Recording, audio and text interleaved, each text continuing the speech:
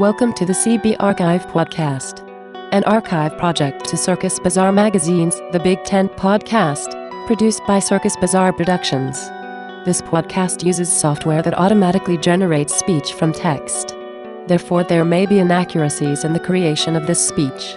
Although we endeavor to provide an accurate representation of the underlying documents, CB takes no responsibility for its accuracy for this reason. As a consequence, this podcast should only ever be used as a guide to the information that is presented. For referencing purposes, please consult with the primary source and original documentation.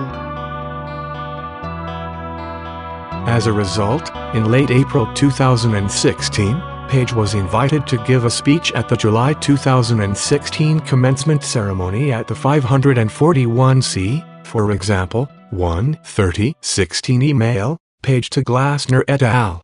3/17/16 email, Page to Clovis attaching a President's daily brief prepared by Page that discussed the severe degradation of Russia relations following Washington's meddling in Ukraine. 542 1/30/16 email, Page to Glassner et al. 543 1/30/16 email, Page to Glassner et al. 544 1/30/16 email, Page to Glassner et al. 546 a transcript of Donald with the Washington Post editorial board, Washington Post, March 21, 2016. 547, 548, 549c, for example, 3/28/16 email, Clovis to Lewandowski et al. Forwarding note.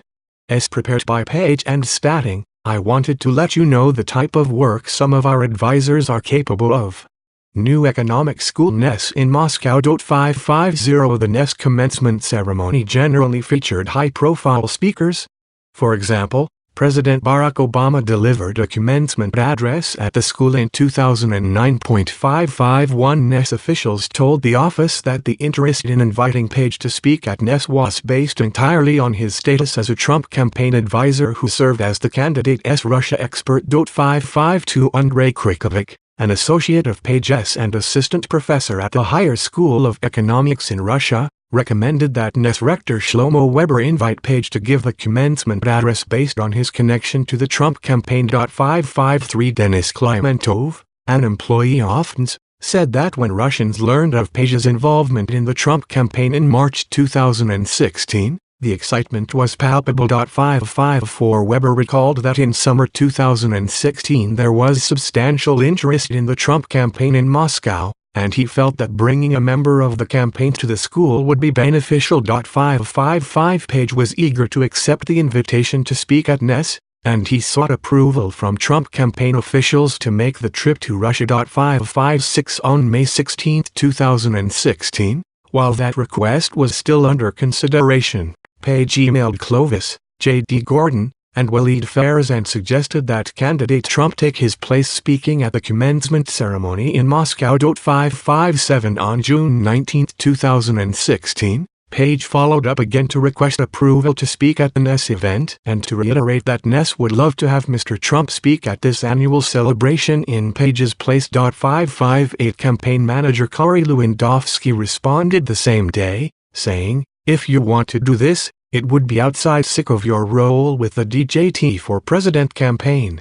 I am certain Mr. Trump will not be able to attend. 559 In early July 2016, Page traveled to Russia for the NES events. On July 5, 2016, Denis Klimentov, copying his brother, Dmitry Klimentov, 560 emailed Maria Zakharova, the director of the Russian Ministry of Foreign Affairs Information and Press Department, about Page's visit and his connection to the Trump campaign. 561 Denis Klimentov said in the email that he wanted to draw the Russian government's attention to Page's visit in Moscow. 562 His message to Zakharova Form A with Circle 6 paragraph signed 5550 page 3, 16, 17, 302, at 2-3. Page 3, 10, 17, 302, at 3. 551 S. Weber 7, 28, 17, 302, at 3. 552 Y Weber 6, 1, 17, 302, at 4-5. S Weber 7, 28, 17, 302, at 3. 553 C Y Weber 6, 1, 17, 302, at 4. S Weber 7, 28, 17, 302, at 3. 550 Klimentov 6, 9, 17, 302, at 2. 555 S Weber 7, 28, 17, 302, at 3. 556 C5, 16, 16 email, page to Fairs et al. Referring to submission of a campaign advisor request 557, 5, 16, 16 email, page to Fairs et al. 558, 6, 19, 16 email, page to Gordon et al. 559, 6, 19, 16 email, Lewandowski to Page et al. 560 Dmitry Klimentov is a New York-based public relations consultant. 561, 7, 5, 16 email, Klimentov to Zakharova translated. 562, 7, 5, 16 email, Klimentov to Zakharova translated. Continued, Page is Trump's advisor on foreign policy. He is a known businessman. He used to work in Russia. If you have any questions, I will be happy to help. Contact him. 563 Dmitry Klimentov then contacted Russian Press Secretary Dmitry Peskov about Page's visit to see if Peskov wanted to introduce Page to any Russian government officials. 564 The following day, Peskov responded to what appears to have been the same Denis Klimentov-Zakharova email thread. Peskov wrote, I have read about Page. Specialists say that he is far from being the main one. So I better not initiate a meeting in the Kremlin. 565 On July 7, 2016, Page delivered the first of his two speeches in Moscow at NES. 566 In the speech, Page criticized the U.S. government's foreign policy toward Russia, stating that Washington and other Western capitals have impeded potential progress through their often hypocritical focus on ideas such as democratization, inequality, corruption and regime change. 567 On July 8, 2016, Page delivered a speech during the NES commencement. 568 After Page delivered his commencement address, Russian Deputy Prime Minister and NES board member Arkady Dvorkovich spoke at the ceremony and stated that the sanctions the United States had imposed on Russia had hurt the NES. 569 Page and Dvorkovich shook hands at the commencement ceremony, and Weber recalled that Dvorkovich made statements to Page about working together in the future. 570 Page said that, during his time in Moscow, he met with friends and associates he knew from when he lived in Russia, including Andrei Burinov, a former Gazprom employee who had become the head of investor relations at Rosneft, a Russian energy company. 572 Page stated that he and Burinov talked about immaterial non-public information. 573 Page believed he and Burinov discussed Rosneft President Igor Sechin, and he thought Burinov might have mentioned 563, 7, 5, 16 email, Klimentov to Zakharova translated. 564 DM. Klimentov 11, 27, 18, 302, at 1-2. 565, 7, 6, 16 email, Peskov to Klimentov translated. 566 Page 3, 10, 17, 302, at 3. 567 C. Carter W. Page, the lecture of Trump's advisor Carter Page in Moscow, YouTube channel Kaitan Think Tank, posted July 7, 2016, available at https://www.youtube.com. Watch time continue equals 28 and V equals Lasif 29 say 9W. Page also provided the FBI with a copy of his speech and slides from the speech. See Carter Page, The Evolution of the World Economy, Trends and Potential, speech at National Economic Speech July 7, 2016. 568 Page 3, 10, 17, 302, at 3. 569 Page 3, 16, 17, 302, at 3. 570 S. Weber 7, 28, 17, 302, at 4. 571 572 page 3, 10, 17, 302, at 3. Page 3, 30, 17, 302, at 3. Page 3, 31, 17, 302, at 2. 573 page 3, 30, 17, 302, at 3.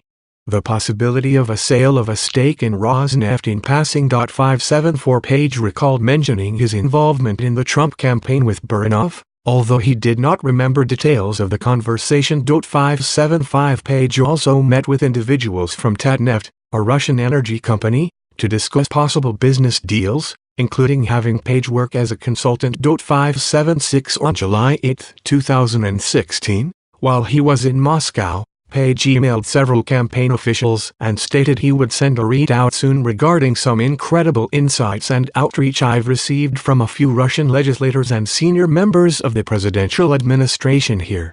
577 on July 9, 2016, Page emailed Clovis, writing in pertinent part, Russian Deputy Prime Minister and Nest board member Arkady Dvorkovich also spoke before the event.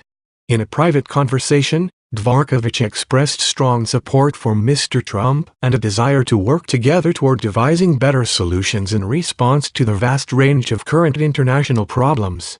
Based on feedback from a diverse array of other sources close to the presidential administration, it was readily apparent that this sentiment is widely held at all levels of government. 578 The office was unable to obtain additional evidence or testimony about who. Page 576 page 3, 10, 17, 302, at 3. Page 3, 30, 17, 302, at 7. Page 3, 31, 17, 302, at 2. 577 578, 579, 580, 581, 582 A with circle 6 paragraph sign 57, 8, 16 email, Page to Dahl and Gordon. A with circle 6 paragraph sign 1 later campaign work and removal from the campaign in July 2016, after returning from Russia. Page traveled to the Republican National Convention in Cleveland. 583 While there, Page met Russian Ambassador to the United States Sergei Kislyak. That interaction is described in Volume I, Section IV.A.6.A, Infra. 584 Page later emailed campaign officials with feedback he said he received from ambassadors he had met at the convention. And he wrote that Ambassador Kislyak was very worried about candidate Clinton's worldviews. 585 Following the convention, Page's trip to Moscow and his advocacy for pro-Russia foreign policy drew the media's attention and began to generate substantial press coverage. The campaign responded by distancing itself from Page, describing him as an informal foreign policy advisor who did not speak for Mr. Trump or the campaign. 587 On September 23, 2016, Yahoo News reported that U.S. intelligence officials were investigating whether Page had opened private communications with senior Russian officials to discuss U.S. sanctions policy under a possible Trump administration. 588 A campaign spokesman told Yahoo News that Page had no role in the campaign and that the campaign was not aware of any of his activities, past or present. 589 On September 24, 2016, Page was formally removed from the campaign. 590 Although Page had been removed from the campaign, after the election he sought a position in the Trump administration. 591 On November 14, 2016, he submitted an application to the transition team that inflated his credentials and experiences, stating that in his capacity as a Trump campaign foreign policy advisor he had met with top world leaders and effectively 5, 3%, 5, 4%, 5 and 5A with circle 6 paragraph sign 5 page 3, 10, 17, 302, at 4. Page 3, 16, 17, 302, at 3. Page 3, 10, 17, 302, at 4. Page 3, 16, 17, 302, at 3. 7, 23, 16 email, Page to Clovis. 7, 25, 16 email, page 2 Gordon and Schmitz. 586, 587c, for example, Stephen Mufson and Tom Hamburger, Trump advisors' public comments, ties to Moscow stir unease in both parties, Washington Post August 5, 2016. 58 News September 23, 2016. 5. 9 and Michael Isikoff, U.S. Intel officials probe ties between Trump advisor and Kremlin, Yahoo News September 23, 2016. See also 9, 25, 16 email, Hicks to Conway and Bannon instructing that inquiries about Page should be answered with he was announced as an informal advisor in March. Since then he has had no role or official contact with the campaign. We have no knowledge of activities past or present, and he now officially has been removed from all lists etc. 590 page 3, 16, 17, 302, at 2. C. For example, 9, 23, 16 email, J. Mueller to Bannon and S. Miller discussing plans to remove Page from the campaign. I. Transition online forum, 11, 14, 16 responded to diplomatic outreach efforts from senior government officials in Asia, Europe, the Middle East, Africa, and the Americas. 592 Page received no response from the transition team. When Page took a personal trip to Moscow in December 2016, he met again with at least one Russian government official. That interaction and a discussion of the December trip are set forth in Volume I, Section IV.B.6, Infra. A with Circle 6 Paragraph Sign 1 Dmitry Simes and the Center for the National Interest members of the Trump campaign interacted on several occasions with the Center for the National Interest CNI, principally through its president and chief executive officer, Dmitry Simes. CNI is a think tank with expertise in and connections to the Russian government. Simes was born in the former Soviet Union and immigrated to the United States in the 1970s. In April 2016, candidate Trump delivered his first speech on foreign policy and national security at an event hosted by the National Interest, a publication affiliated with CNI. Then Senator Jeff Sessions and Russian Ambassador Kislyak both attended the event and, as a result, it gained some attention in relation to Sessions' confirmation hearings to become Attorney General. Sessions had various other contacts with CNI during the campaign period on foreign policy matters, including Russia. Jared Kushner also interacted with Simes about Russian issues during the campaign. The investigation did not identify evidence that the campaign passed or received any messages to or from the Russian government through CNI or Simes.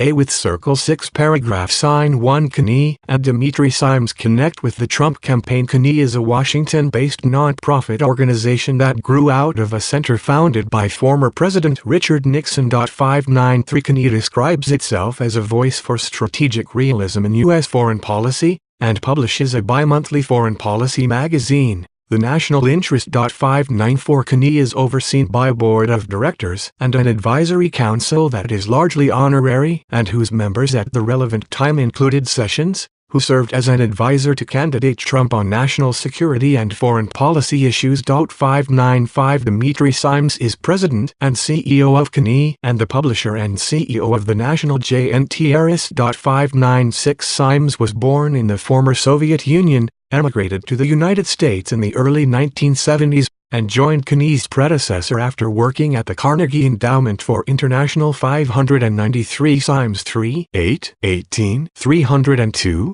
at 1-2. 594 About the Center, CNI, available at https://cftni.org. About 595 Advisory Council, CNL, available at https://web.archive.org. Web 201610300253331 http://cftni.org. About Advisory Council, Simes 3, 8, 18, 302, at 3-4. Saunders 2, 15, 18, 302, at 4. Sessions 1, 17, 18, 302, at 16. 596 Simes 3, 8, 18, 302, at 2. Piece 5. 97 Simes personally has many contacts with current and former Russian government officials. 598 as does Kenney collectively. As Kenney stated when seeking a grant from the Carnegie Corporation in 2015, Kenney has unparalleled access to Russian officials and politicians among Washington think tanks. 599 in part because Kenney has arranged for U.S. delegations to visit Russia and for Russian delegations to visit the United States as part of so-called Track 11 Diplomatic A with Circle 6 paragraph sign 1 efforts. 600 on March 14, 2016, Kenney board member Richard Plepler organized a luncheon for Kenney and its honorary chairman, Henry Kissinger, at the Time Warner Building in New York.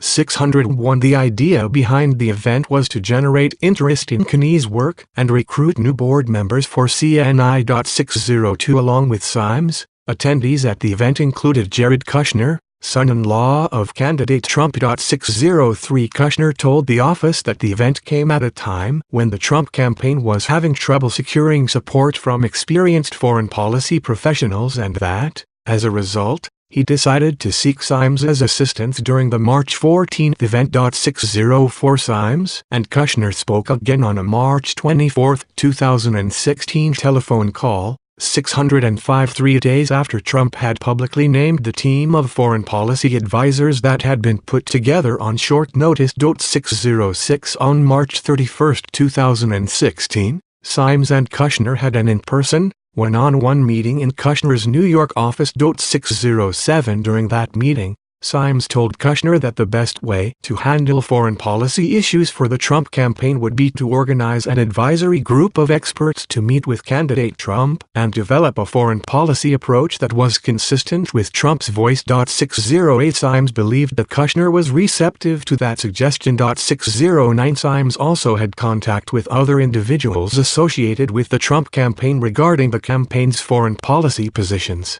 For example, on June 17, 2016, Symes sent J.D. Gordon an email with a memo to Senator Sessions that we discussed at our recent meeting. 597 Symes 3, 8, 18, 302, at 1-2. Symes 3, 27, 18, 302, at 19. 598 Symes 3, 27, 18, 302, at 10-15. 599 C000L 1656 Rethinking U.S.-Russia Relatoin Anna 2nd, Kenney April 18, 2015. 600 Symes 3, 8, 18, 302, at 5. Saunders 2, 15, 18, 302, at 29-30. Zakheim 1, 25, 18, 302, at 3. 601 Symes 3, 8, 18, 302, at 6. C000067843 11, 16 Email, Gilbride to Saunders 3:43 and 12 seconds PM CF Zakheim 1, 25, 18, 302, at 1 Kissinger was Kenney's honorary chairman of the board. Boyd 1, 24, 18, 302, at 2. P. Sanders 2, 15, 18, 302, at 5. 602 Symes 3, 8, 18, 302, at 5-6. Symes 3, 27, 18, 302, at 2. 603 Symes 3, 8, 18, 302, at 6. Kushner 4, 11, 18, 302 at 2. 604 Kushner 4, 11, 18, 302, at 2. 605 Symes 3, 8, 18, 302, at 6-7. 606 C Volume I, Section IV.A.2, Supra. 607 Symes 3, 8, 18, 302, at 7-9. 608 Symes 3, 8, 18, 302, at 7-8. 609 Symes 3, 8, 18, 302, at 8. See also Boyd 1, 24, 18, 302, at 2. And asked Gordon to both read it and share it with Sessions. The memorandum proposed building a small and carefully selected group of experts to assist Sessions with the campaign, operating under the assumption that Hillary Clinton is very vulnerable on national security and foreign policy issues. The memorandum outlined key issues for the campaign, including a new beginning with Russia. 610A with Circle 6 paragraph Sign 1 National Interest hosts a foreign policy speech at the Mayflower Hotel during both their March 24 phone call and their March 31 in-person meeting. Symes and Kushner discussed the possibility of Kenney hosting a foreign policy speech by candidate Trump. 611 Following those conversations, Symes agreed that he and others associated with Kenney would provide behind-the-scenes input on the substance of the foreign policy speech, and that Kenney officials would coordinate the logistics of the speech with Sessions and his staff, including Sessions' chief of staff, Rick Dearborn. 612 In mid-April 2016, Kushner put Symes in contact with senior policy advisor Stephen Mueller and forwarded to Symes an outline of the foreign policy speech that Mueller had prepared. 613 Symes sent back to the campaign bullet points with ideas for the speech that he had drafted with Kenney Executive Director Paul Saunders and board member Richard Burt.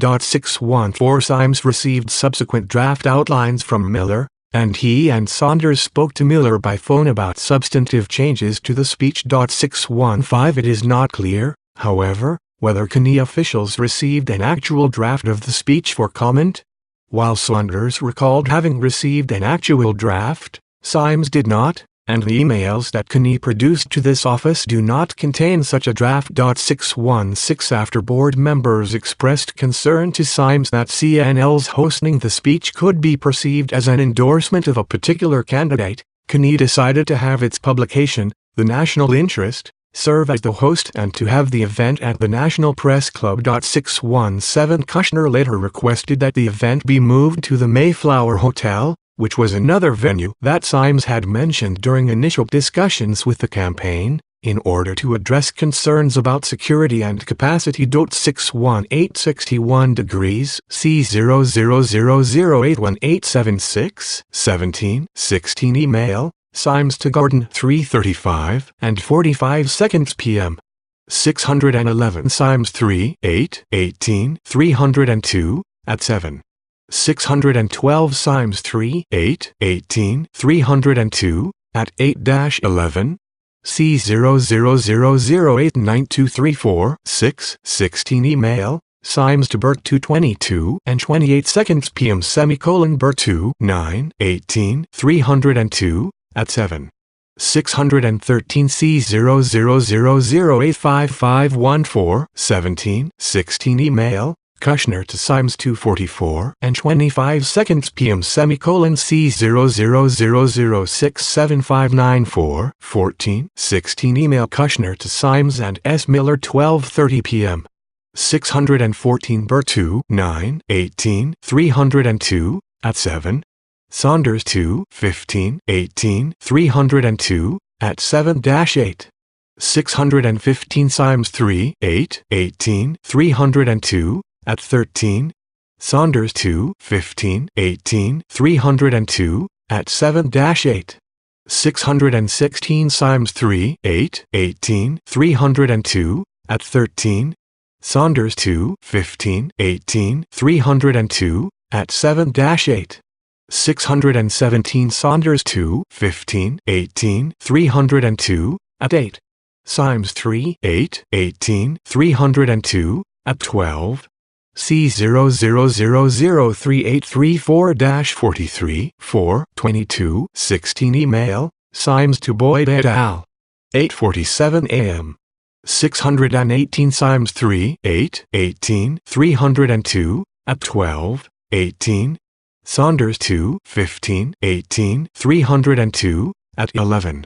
On April 25, 2016, Saunders booked event rooms at the Mayflower to host both the speech and a VIP reception that was to be held beforehand. 619 Saunders understood that the reception of 0 diarises 2 at which invitees would have the chance to meet paragraph T candidate Trump would a small event. 620 Saunders decided who would attend by looking at the list of Kenney's invitees to the speech itself and then choosing a subset for the reception. 621 Kenney's invitees to the reception included Sessions and and Kislyak. 622 The week before the speech, Symes had informed Kislyak that he would be invited to the speech, and that he would have the opportunity to meet Trump. 623 When the pre-speech reception began on April 27, a receiving line was quickly organized so that attendees could meet Trump. 624 Sessions first stood next to Trump to introduce him to the members of Congress who were in attendance. 625 After those members had been introduced, Symes stood next to Trump and introduced him to the Kenney invitees in attendance, including Kislyak. 626 Symes perceived the introduction to be positive and friendly, but thought it clear that Kislyak and Trump had just met for the first time. 627 Kislyak also met Kushner during the pre-0 Diaris's two-speech reception.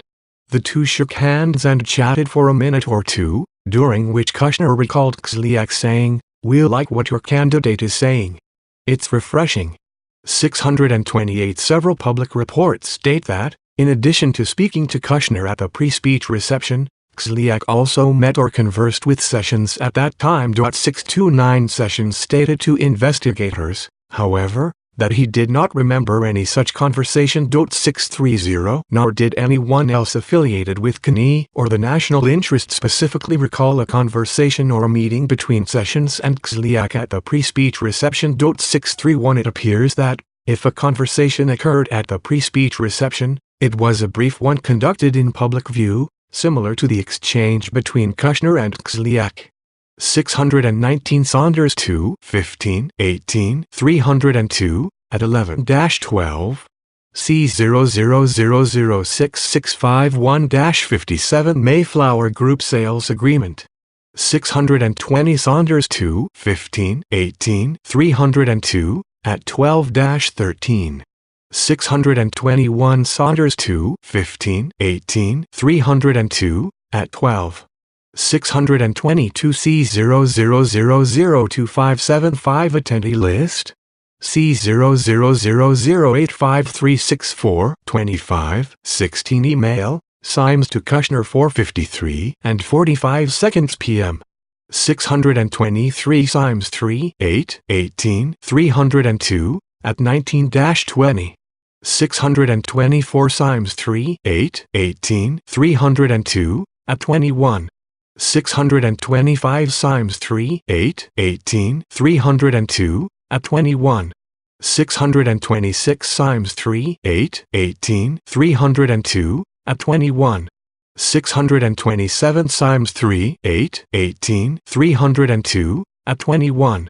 628 Kushner 4, 11, 18, 302, at 4. 629 C, for example, Kendylanian, did Trump, Kushner, Sessions have an undisclosed meeting with Russian? NBC News June 1, 2016. Julia Ioff, why did Jeff Sessions really meet with Sergei Kislyak? The Atlantic June 13, 2017.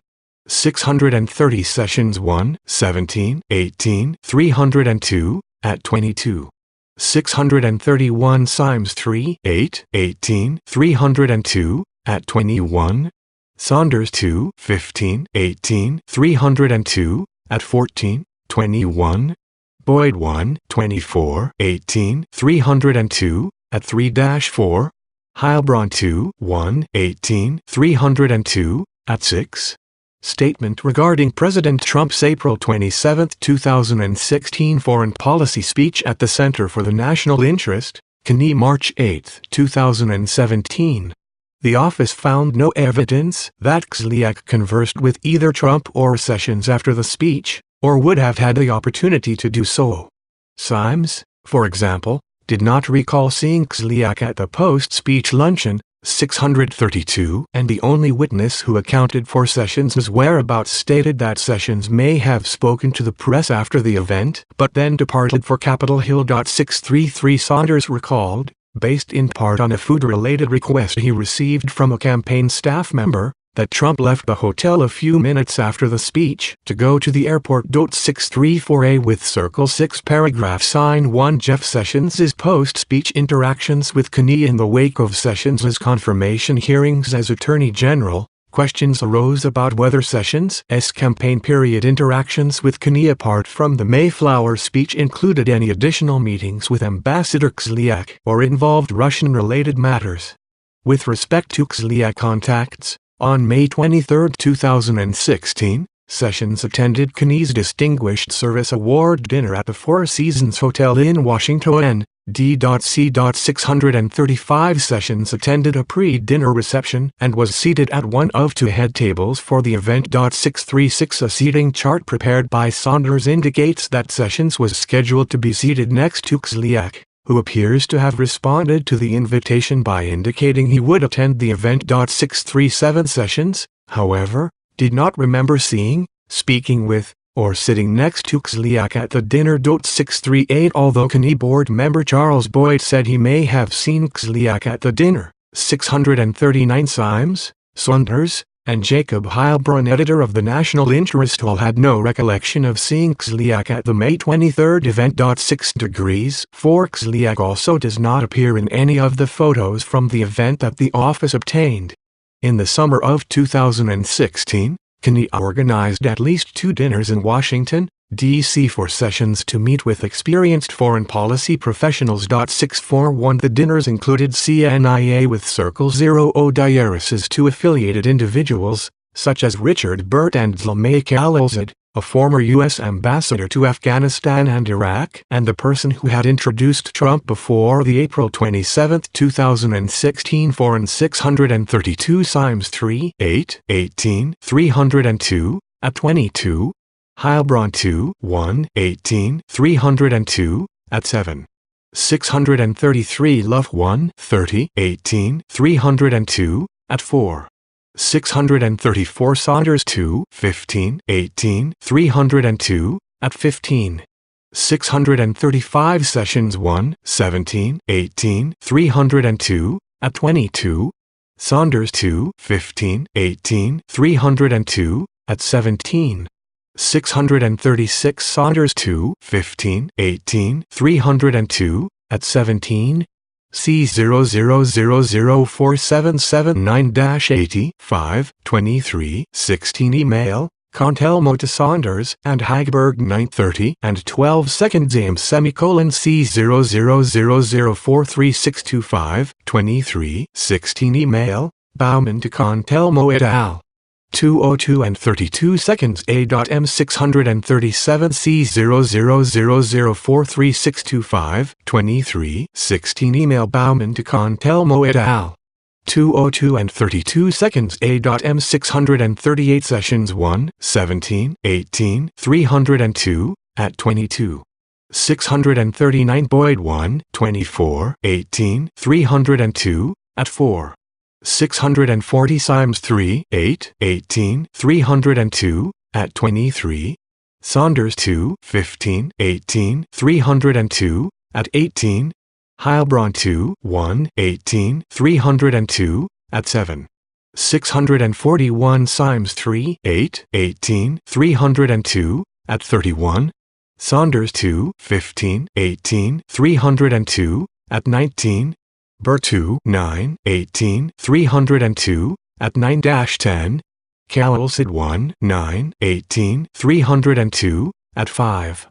Policy speech. 642. Khalilzad also met with Sessions one-on-one separately from the dinners. 643. At the dinners and in the meetings, the participants addressed U.S. relations with Russia, including how U.S. relations with NATO and European countries affected U.S. policy toward Russia. 644. But the discussions were not exclusively focused on Russia. 645. Khalilzad, for example, recalled discussing nation-building and violent extremism with Sessions. 646. In addition, Sessions asked Saunders of Kenney to draft 2 memoranda not specific to Russia, one on Hillary Clinton's foreign policy shortcomings and another on Egypt. 647A. With Circle 6 paragraph sign 1. Jared Kushner's continuing contacts with Symes between the April 2016 speech at the Mayflower Hotel and the presidential election. Jared Kushner had periodic contacts with Symes. 648. Those contacts consisted of both in-person meetings and phone conversations.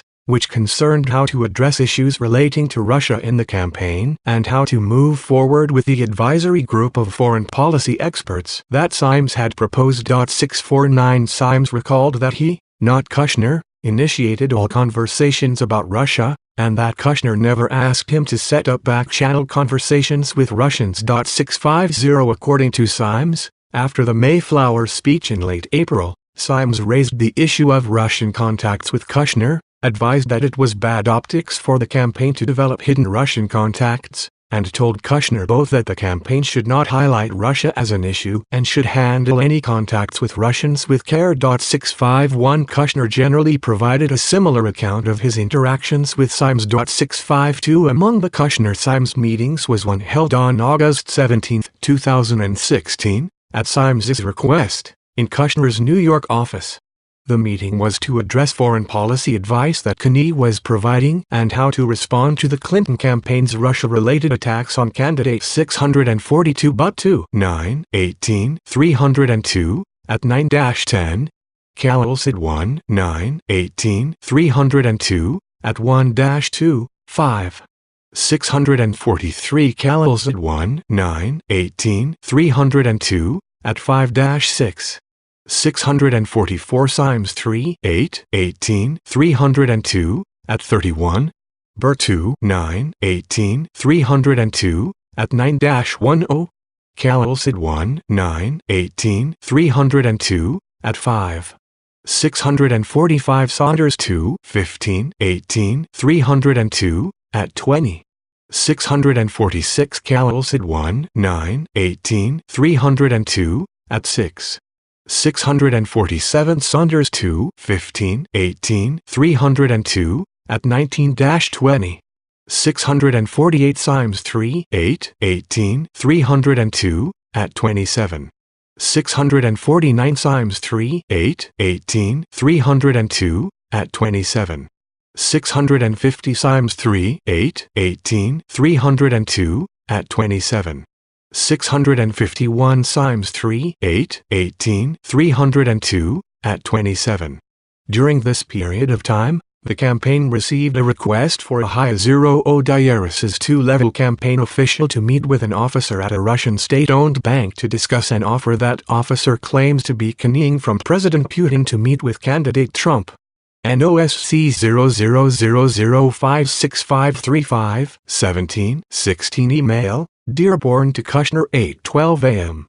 Copying Manafort and Gates, Kushner responded, "Pass on this. A lot of people come claiming to carry messages. Very few are able to verify. For now we decline such meetings. Most likely these people go back home and claim they have special access to gain importance for themselves. Be careful."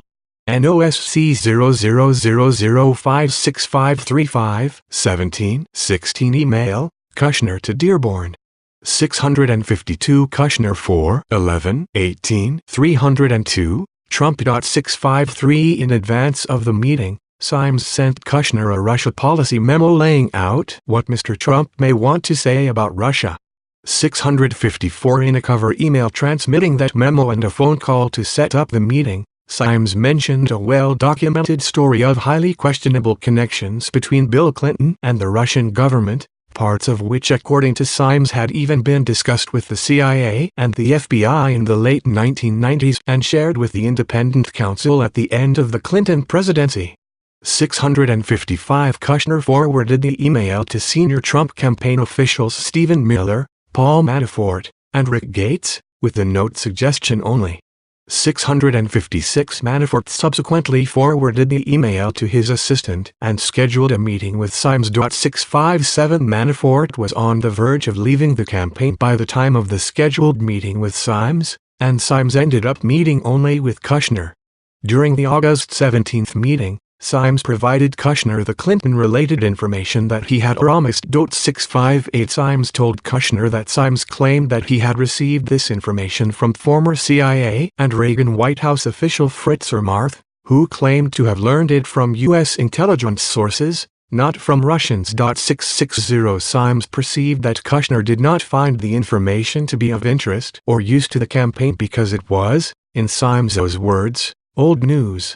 661. When interviewed by The Office, Kushner stated that he believed that there was little chance of something new being revealed about the Clintons given their long career as public figures, and that he never received from Symes information that could be operationalized for the Trump campaign. 662. Despite Kushner's 653, Symes 3, 8, 18, 302, at 29-30, Symes 3, 27, 18, 302, at 6, Kushner 4, 11, 18, 302, at 12, C00007269 10, 16. Meeting invitation, Vargas to Symes et al.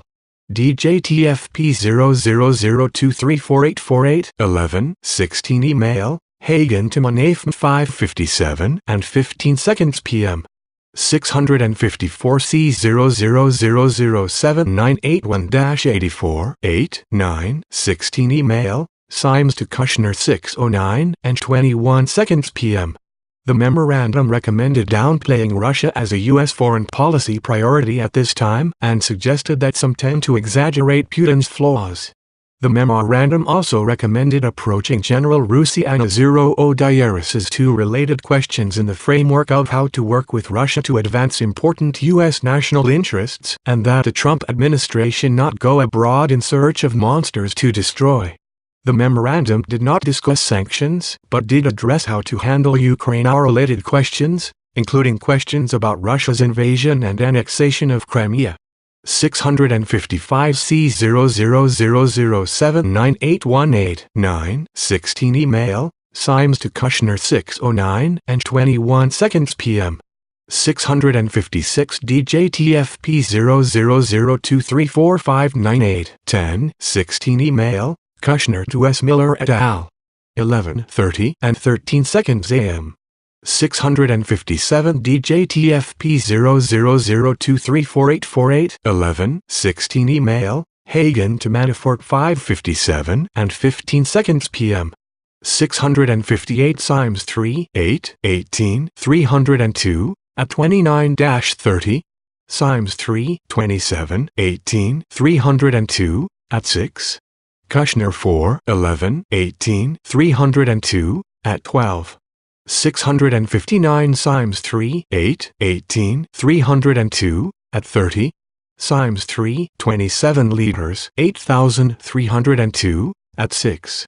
660 Symes 3, 8, 18, 302, at 30. 661 Symes 3, 8, 18, 302, at 30, Symes 3, 27, 18, 302, at 6. 662 Kushner 4, 11, 18, 302, at 12. Reaction: Symes believed that he provided the same information at a small group meeting of foreign policy experts that can be organized for sessions.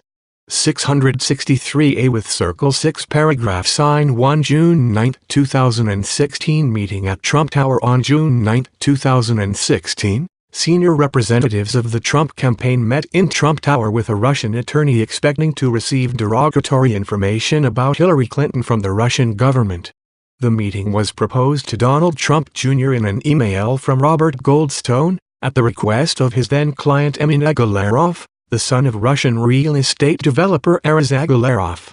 Goldstone relayed to Trump Jr. that the Crown Prosecutor of Russia offered to provide the Trump campaign with some official documents and information that would incriminate Hillary and her dealings with Russia as part of Russia and its government support for Mr. Trump.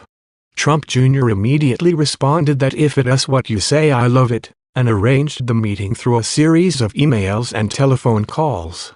Trump Jr. invited campaign chairman Paul Manafort and senior advisor Jared Kushner to attend the meeting, and both attended. Members of the campaign discussed the meeting before it occurred, and Michael Cohen recalled that Trump Jr. may have told candidate Trump about an upcoming meeting to receive adverse information about Clinton, without linking the meeting to Russia. According to written answers submitted by President Trump, he has no recollection of learning of the meeting at the time, and the office found no documentary evidence showing that he was made aware of the meeting or its Russian connection before it occurred. The Russian attorney who spoke at the meeting, Natalia Veselnitskaya, had previously worked for the Russian government and maintained a relationship with that government throughout this period of time. She claimed that funds derived from illegal activities in Russia were provided to Hillary Clinton and other Democrats. Trump Jr. requested evidence to support those claims, but Veselnitskaya did not provide such information. She and her associates then turned to a critique of the origins of the Magnitsky Act, a 2012 statute that imposed financial and travel sanctions on Russian officials and that resulted in a retaliatory ban on adoptions of Russian children. Trump Jr. suggested that the issue could be revisited when and if candidate Trump was elected. After the election, Veselnitskaya made additional efforts to follow up on the meeting, but the Trump transition team did not engage. A with Circle 6 paragraph sign 1 setting up the June 9 meeting. A with Circle 6 paragraph sign 1 outreach to Donald Trump Jr. Arazag Alerov is a Russian real estate developer with ties to Putin and other members of the Russian government, including Russia's Prosecutor General, Yuri Chaika. 664 Arazag Alerov is the president of the Crocus Group, a Russian enterprise that holds substantial Russian government construction contracts and thought as discussed above, Volume I, Section 4. I, Supra 4. A with Circle 6 paragraph sign 5663 Sims 3, 8, 18, 302, at 30. 664 A with Circle 6 paragraph sign 5 Goldstone 2, 8, 18, 302, worked with Trump in connection with the 2013 Miss Universe pageant in Moscow and a potential Trump Moscow real estate project. 665 The relationship continued over time, as the parties pursued the Trump Moscow project in 2013 to 2014 and exchanged gifts and letters in 2016. 666 For example, in April 2016, Trump responded to a letter from Arazag Alerov with a handwritten note. 667 Arazag Alerov expressed interest in Trump's campaign, passed on congratulations for winning in the primary, and according to one email drafted by Goldstone, an offer of his support and that of many of his important Russian friends and colleagues, especially with reference to U.S.-Russian relations. 668 On June 3, 2016, Arazag Alerov called Goldstone, MNS then publicist. 669 Goldstone is A with Circle 6 paragraph sign 1 degrees hatcheck degrees hatcheck degrees hatcheck degrees hatcheck degrees hatcheck degrees hatcheck degrees hatcheck degrees hatcheck degrees hatcheck degrees hatcheck degrees hatcheck degrees hatcheck. Goldstone understood a Russian political connection, and Arazag Alerov indicated that the attorney was a prosecutor. Orem 1674 Kavladze. Goldstone 2, 8, 18, 302, at 10. Group of dashes, Kavladze 11, 16, 17, 302, at 5-6, 4, 25, 16 Email, graph to Goldstone. 667 RG 000033-34, 4, 25, 16 Email, graph to Goldstone attachment. Goldstone 2, 8, 18, 302, at 6. At 3. A with Circle 6 paragraph sign 5670 Goldstone 2, 8, 18, 302, at 1-2.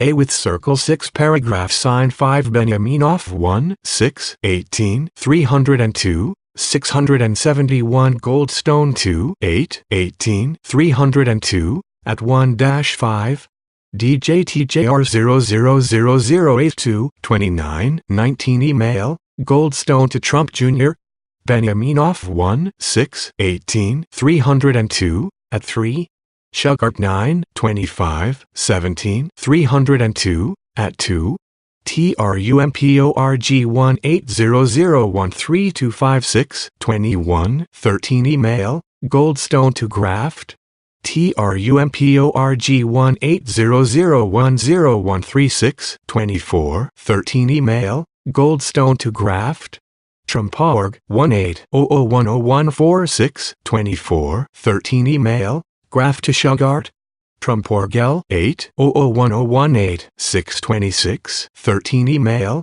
Graph to Goldstone, Trump Orgel 8001022-627-13 email, Graph to L. Kelly, Trumporg 18001333912-13 email, Goldstone to Graph, Shugart, MUO00042897-27-13 email, Goldstone to Graph, Shugart, 672 673 674A with circle 6 paragraph sign 5C Goldstone 2, 8 18302 at 6-7 1675 675,676 in December 2018. A grand jury in the Southern District of New York returned an indictment charging Veselnitskaya with obstructing the Prevazin litigation discussed in the text above.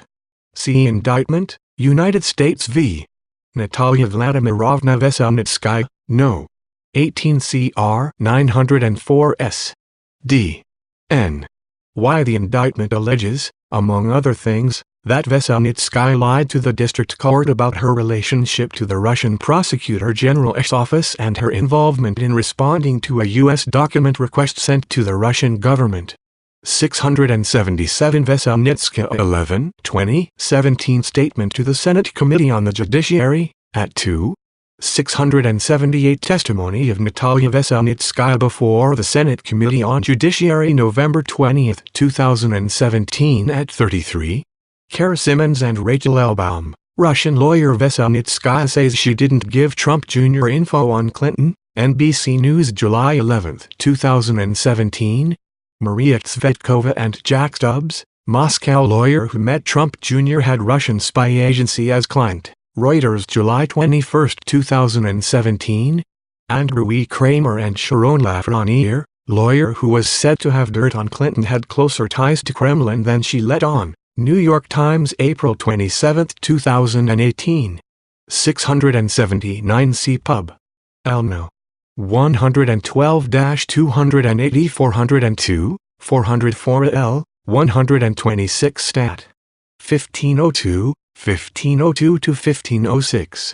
Sergei Magnitsky was a Russian tax specialist who worked for William Browder, a former investment fund manager in Russia. Browder hired Magnitsky to investigate tax fraud by Russian officials, and Magnitsky was charged with helping Browder embezzle money. After Magnitsky died in a Russian prison, Browder lobbied Congress to pass the Magnitsky Act. See, for example, Andrew E. Kramer, Turning Tables in Magnitsky Case, Russia Accuses Nemesis of Murder, New York Times October 22, 2017. Testimony of Natalia Veselnitskaya before the Senate Committee on Judiciary November 20, 2017, exhibits at 1-4. Rosie Gray, Bill Browder's testimony to the Senate Judiciary Committee, The Atlantic July 25, 2017. 680 Ellen Berry, Russia bars 18 Americans after sanctions by U.S., New York Times April 13, 2013. Tom Porter, supporters of the Magnitsky Act claim they've been targets of Russian assassination and kidnapping bids, Newsweek July 16, 2017. 681 Testimony of Natalia Veselnitskaya before the Senate Committee on Judiciary November 20, 2017, at 21. A with circle 6 paragraph sign 5682 C. Veselnitskaya deal. United States v. Prevazin Holdings, Limited, No. 13 CV 6326 SDNY. C. Prevazin Holdings, Second Amended Complaint. Prevazin Holdings, MIM. And Order. Prevazin Holdings, Deposition of Oleg Lurie. Appears to have been involved in an April 2016 approach to a U.S. congressional delegation in Moscow offering confidential information from the Prosecutor General of Russia about interactions between certain political forces in our two countries. 683 I. Shortly after his June 3 call with Emina Galarov, Goldstone emailed Trump Jr.684. The email stated, "Good morning, Elon just asked me to contact you with something very interesting. The Crown Prosecutor of Russia met with his father Aras this morning and in their meeting offered Low provide the Trump campaign with some official documents and information that would incriminate Hillary and her dealings with Russia and would be very useful to your father. This is obviously very high-level and sensitive information, but is part of Russia and its government support for Mr. Trump helped along by Aras and Emin. What do you think is the best way to handle this information, and would you be able to speak to Emin about it directly? I can also send this info to your father Verona, but it is ultra sensitive, so wanted to send to you first. Best Rob Goldstone. Within minutes of this email, Trump Jr. responded, emailing back, "Thanks Rob, I appreciate that. I am on the road at the moment, but perhaps I just speak to Emin first. Seems we have some time, and if it's what you say, I love it, especially later in the summer. Could we do a call first thing next week when I am back?" 685 Goldstone conveyed Trump Jr.'s interest to Emin Agalarov, emailing that Trump Jr. wants to speak personally on the issue. 686 On June 6, 2016, Emin Agalarov asked Goldstone if here was any news, and Goldstone explained that Trump Jr. was likely still traveling for the final elections, where Tirant will be crowned the official nominee. 687 On the same day, Goldstone again emailed Trump Jr. and asked when Trump Jr. was free to talk with Emin about this Hillary info. 688 Trump Jr. asked if 683 see Gribben 8 31 17 302 at 1-2 and law undated one-page document given to congressional delegation. The Russian Prosecutor General is an official with broad national responsibilities in the Russian legal system. See Federal Law on the Prosecutor's Office of the Russian Federation 1992, amended 2004. 684 RG 0000616 16 email, Goldstone to Trump Jr., DJTJR 004466 16 email, Goldstone to Donald Trump Jr., Donald Trump Jr. 07 11 17 11 o'clock tweet. 685 DJTJR 004466 16 email, Trump Jr. to Goldstone, Donald Trump Jr. 07 11 17 11 o'clock tweet. RG 0000616 16 email, Trump Jr. to Goldstone. 686 RG 0000626 16 email, Goldstone and Trump Jr. 687 RG 0000636 16 email, A. Agalarov to Goldstone, RG 0000646 16 email, Goldstone to A with circle 6 paragraph sign 1 Agalarov. 688 RG 0000656 16 email, Goldstone to Trump Jr., DJTJR 004466 16 email, Goldstone to Trump Jr. They could speak now, and Goldstone arranged a call between Trump Jr. and Emin Agalarov. 689 On June 6 and June 7, Trump Jr. and Emin Agalarov had multiple brief calls. 690 Also on June 6, 2016, Aras Agalarov called Kavlidze and asked him to attend a meeting in New York with the Trump Organization. 691 Kavlidze is a Georgia-born, naturalized U.S. citizen who worked in the United States for the Crocus Group and reported to Aras Agalarov. 692 Kavlidze told the office that, in a second phone call on June 6, 2016, Aras Agalarov asked Kavlidze if he knew anything about the Magnitsky Act, and Aras sent him a short synopsis for the meeting and Veselnitskaya's business card. According to Kavlidze, Aras Agalarov said the purpose of the meeting was to discuss the Magnitsky Act, and he asked Kavlidze to translate. 693A with circle 6 paragraph sign 1 Awareness of the meeting within the campaign. On June 7, Goldstone emailed Trump Jr. and said that Emin asked that I schedule a meeting with you and he Russian government attorney who is flying over from Moscow. 694 Trump Jr. replied that Manafort identified as the campaign boss, Jared Kushner, and Trump Jr. would likely attend. 695 Godi to learn that Trump Jr., Manafort, and Kushner would attend. 696 Kavladze puzzled by the list of attendees, and that he checked with one of Emina Galerov's assistants, Roman Benyaminov, who said that the purpose of the meeting was for Veselnitskaya to convey negative information on Hillary Clinton. 697 Benyaminov, however, stated that he did not recall having known or said that. 698 Early on June 8, 2016, Kushner emailed his assistant, asking her to discuss a 3 p.m. 689 DJTJR 004456 email, Goldstone and Trump Jr., RG 000065-67 email, Goldstone and Trump Jr., 690 DJTJR 00499 Call records of Donald Trump Jr. 691 Kavladze 11, 16, 17, 302, at 6. 692 Kavladze 11, 16, 17, 302, at 1-2, 302, at 2-3, 693 Kavladze 11, 16, 17, 302, at 6. 694 DJTJR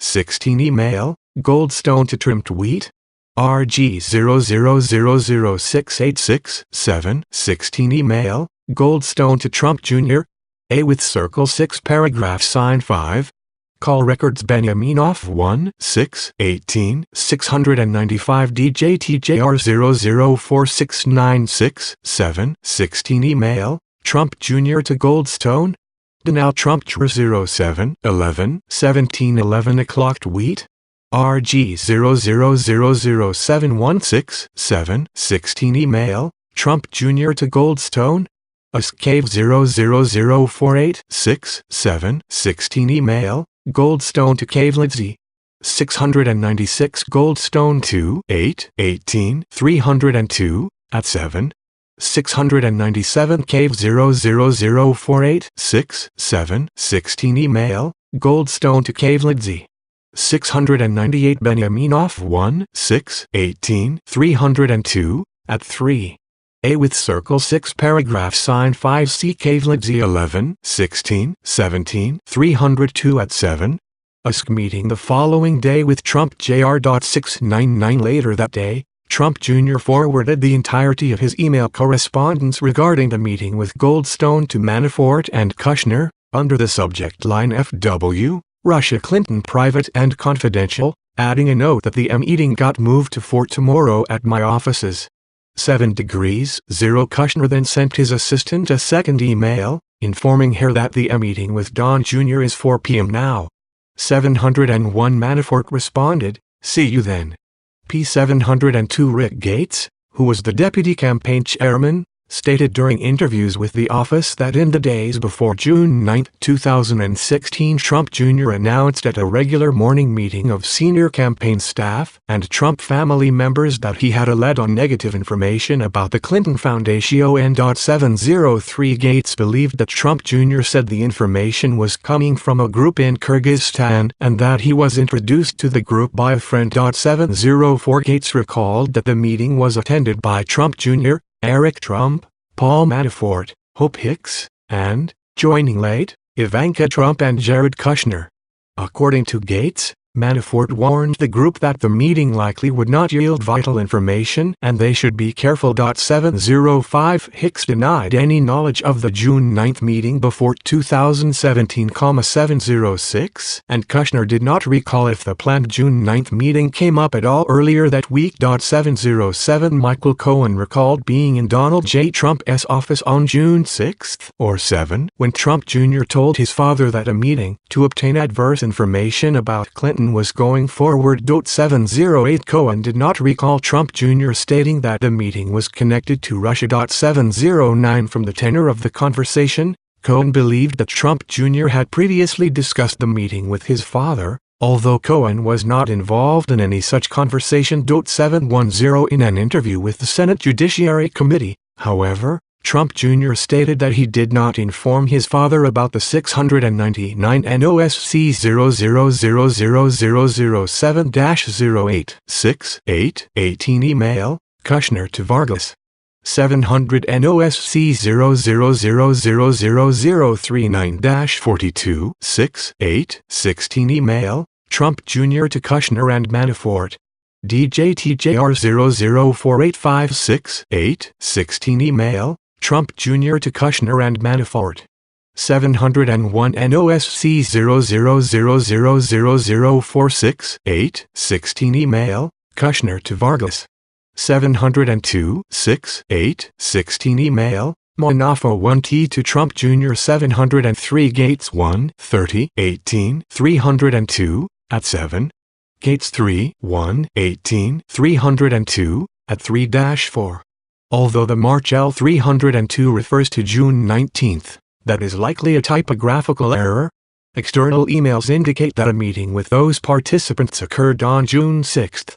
CNOSC 000236036-16 email, Gates to Trump Jr. at L 704 Gates 1 30 18 302 at 7. Araz Agalarov is originally from Azerbaijan, and public reporting indicates that his company, the Crocus Group, has done substantial work in Kyrgyzstan. C. Neil McFarquhar, a Russian developer, helps out the Kremlin on occasion. Was he a conduit to Trump? New York Times, July 16, 2017. 705 Gates 3 1 18 302 at 3-4. 706 Hicks 12 7117 302 at 6.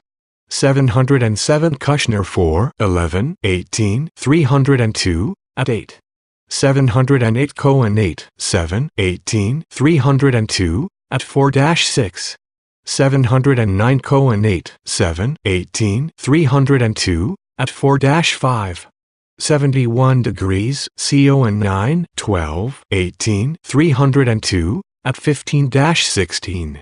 Emails for the upcoming meeting. 711 Similarly, neither Manafort nor Kushner recalled anyone informing candidate Trump of the meeting, including Trump Jr. 712 President Trump has stated to this office, in written answers to questions, that he has no recollection of learning at the time that his son, Manafort, or Kushner was considering participating in a meeting in June 2016 concerning potentially negative information about Hillary Clinton. 713A with Circle 6 paragraph sign 1 The events of June 9, 2016 A with Circle 6 paragraph sign 1 Arrangements for the meeting Veselnitskaya was in New York on June 9, 2016, for appellate proceedings in the Privation civil forfeiture litigation. 714 That Veselnitskaya called Rinat Akhmetshin, a Soviet-born U.S. lobbyist, and when she learned that he was in New York, invited him to lunch. Akhmetshin told the office that he had worked on issues relating to the Magnitsky Act and had worked on the Privation litigation. 716 Kavlitsia and Anatoly Simakranov, a 711 interview of Donald J. Trump, Jr., Senate Judiciary Committee, 115th Cong. 28-29, 84, 94-95 September 7, 2017. The Senate Judiciary Committee interview was not under oath, but Trump Jr. was advised that it is a violation of 18 U.S. C. 1001 to make materially false statements in a congressional investigation. Id.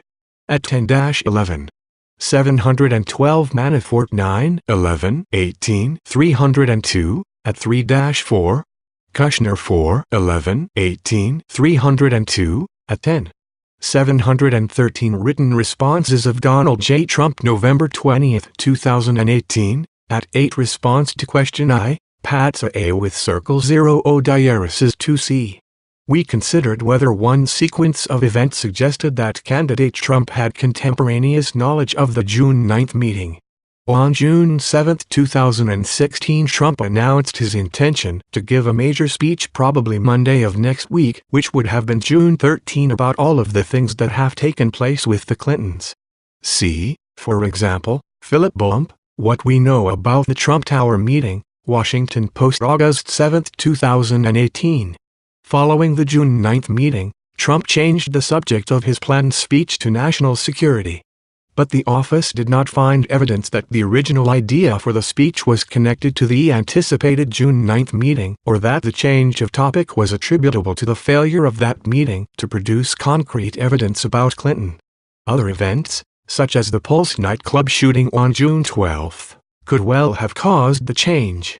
The president's written answers to our questions state that the speech's focus was altered in light of the Pulse nightclub shooting. See written responses, supra. As for the original topic of the June 13 speech, Trump has said that he expected to give a speech referencing the publicly available, -Inf01 Matian about the Clintons, and that the draft of the speech prepared by campaign staff was based on publicly available material, including, in particular, information from the book Clinton Cash by Peter Schweizer. Written responses, supra. In a later June 22 speech, Trump did speak extensively about allegations that Clinton was corrupt, drawing from the Clinton Cash book. See full transcript, Donald Trump Nike speech on stakes of the election, Politico.com June 22, 2016. 714 Testimony of Natalia Veselnitskaya before the Senate Committee on Judiciary November 20, 2017 at 41:42. Alison Frankel, how did Russian lawyer Veselnitskaya get into U.S. for Trump Tower meeting? Reuters, November 6, 2017. Michael Kranish et al. Russian lawyer who met with Trump Jr. has long history fighting sanctions. Washington Post, July 11, 2017. CSKAV 00L13-6-8-16 email, Goldstone to Kavlidze. RG 000736-8-16 email, Goldstone to Trump Jr. Lieberman 12-13-17 302 at 5. See also Pervazin Holdings Order October 17, 2016. 71. 5 Russian-born translator who had assisted Veselnitskaya Prevezo also attended the lunch. 717 meeting ASTA KH single quote AMIA 6 paragraph sign 1 TS single quote H in WH 6 paragraph sign 1 TH 6 paragraph sign 1 second H 6 paragraph sign 1 EA 6 paragraph sign 1 second H 6 paragraph sign 1 O 6 paragraph sign 1 U 6 paragraph sign 11 D single quote TELIH M1 1, eta, K6 paragraph sign 1 or DA with circle 6 paragraph sign 1 INA 6 paragraph sign 1 gram to 6 paragraph sign 1 AVA 6 paragraph sign 1 E single quote LA with circle 6 paragraph sign 1 R single quote A with circle 6 paragraph sign 1 PA 6 paragraph sign 1 ERA 6 paragraph sign 1 T single quote UPA 6 paragraph sign 1 A 6 paragraph sign 1 N 6 paragraph sign 1 TH 6 paragraph sign 1 second into H 6 paragraph sign 1 E lunch. Veselnitskaya showed Mention a document alleging financial misconduct by Bill Browder and the Ziff brothers, Americans with business in Russia, and those individuals subsequently making political donations to the DNC. 719 The group then went to Trump Tower for the meeting. 721A with circle 6 paragraph sign 1 Conduct of the meeting. Trump Jr., Manafort, and Kushner participated on the Trump side, while Kavlidze, Samakomov, Akronatian, and Goldstone attended with Veselnitskaya. 722 The office spoke to every participant except Veselnitskaya and Trump Jr., the latter of whom declined to be voluntarily interviewed. BV The office Goldstone recalled that Trump Jr. invited Veselnitskaya to begin but did not say anything about the subject of the meeting. 725 Participants agreed that Veselnitskaya stated that the Ziff brothers had broken Russian laws and had donated their profits to the DNC or the Clinton campaign. 726 She asserted that the Ziff brothers had engaged in tax evasion and money laundering. 717 Kavlidze 11, 16, 17, 302, at 7, 302, at 2, 4, A with circle 6 paragraph sign 5 Zamakranov 7, 13, 17 Kavlidze 11, 16, 17,302, at 7, degrees Hatchek subject matter of the Trump Tower meeting coming up at lunch. Samagomo 7, 12, 17, 302, at 4. In her later Senate statement and interactions with the press, Veselnitskaya produced what she claimed were the talking points that she brought to the June 9 meeting. 720, 721 for example, Samagomo 7, 12, 17, 302, at 4. 722 for example, Samagomo 7, 12, 17, 302, at 4. 723 for example, Samagomo 7, 12, 17, 302, at 4. Goldstone 2, 8, 18, 302, at 9. 724, 725, 726 in both the United States and Russia. 727, group of dashes, A with circle 6 paragraph sign 5728 a CCOR. D1. N. G2. KHMET, SHIN, single quote tiru MPJ single quote R. A SKED. A with circle 0 and tilde 5. O. L. L.OW-UP questions about how the alleged payments could be tied specifically to the Clinton campaign, but Veselnitskaya indicated that she could not trace the money once it entered the United States. 729 Kavlidze similarly recalled that Trump Jr. asked what they have on Clinton, and Kushner became aggravated and asked what are we doing here. 730 Akhmetshin then spoke about U.S. sanctions imposed under the Magnitsky Act and Russia's response prohibiting U.S. adoption of Russian children. 731 Several participants recalled that Trump Jr. commented that Trump is a private citizen, and there was nothing they could do at that time. 732 Trump Jr. also said that they could revisit the issue if and when they were in government. 733 notes that Manafort took on his phone reflect the general flow of the conversation, although not all of its details. 734 At some point in the meeting, Kushner sent a message to Manafort stating waste of time, followed immediately by 2 separate emails to assistants at Kushner companies with requests. That 732 for example, Akhmetshin 11, 14 L 7302, at 12-13. 734 Manafort's notes state, Bill Browder offshore Cyprus 133 meters shares companies not invest loan value in Cyprus as Intriolici active sponsors offering Browder hire Joanna Glover teed into Cheney Russian adoption by American families. PJMSJC 0000001-02 notes produced to Senate Judiciary Committee. They call him to give him an excuse to leave. 735 Zamokranov recalled that Kushner departed the meeting before it concluded. Veselnitskaya recalled the same when interviewed by the press in July 2017. 736 Veselnitskaya's press interviews and written statements to Congress differ materially from other accounts. In a July 2017 press interview, Veselnitskaya claimed that she has no connection to the Russian government and had not referred to any derogatory information concerning the Clinton campaign when she met with Trump campaign officials. 737 Veselnitskaya's November 2017 written submission to the Senate Judiciary Committee stated that the purpose of the June 9 meeting was not to connect with the Trump campaign, but rather to have a private meeting with Donald Trump Jr., a friend of my good acquaintance's son, on the matter of assisting me or my colleagues in informing the Congress members as to the criminal nature of manipulation and interference with the legislative activities of the U.S. Congress. 738 In other words, Veselnitskaya claimed her focus was on Congress and not a campaign. No witness, however, recalled any reference to Congress during the meeting. Veselnitskaya also maintained that she attended the meeting as a lawyer of Denis Katsev, the previously mentioned owner of Privazin Holdings, but she did not introduce herself in this capacity. 739 In a July 2017 television interview, Trump Jr. stated that while he had no way to gauge the reliability, credibility, or accuracy of what Goldstone had stated was the purpose of the meeting, if someone has information on our opponent, maybe this is something I should hear them out. 740 Trump Jr. Fu Wanther stated in September 2017 congressional testimony that he thought he should listen to what Rob and his colleagues had to say. 741. Depending on what, if any, information was provided, Trump Jr. stated he could then consult with counsel to make an informed decision as to whether to give it any further consideration. 742, 735 NOSC 000039926-9, 16 text message, Kushner to Manafort.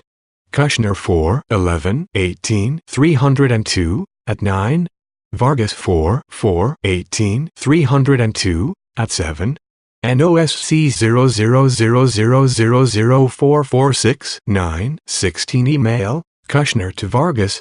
NOSC 000000456-9, 16 email, Kushner to Kane. 736 Samokranov 7, 12, 17, 302, at 4. Kushner 4, 11, 18, 302, at 9-10. See also Interview of Donald J. Trump, Jr., Senate Judiciary Committee, 115th Cong. 48-49 September 7, 2017.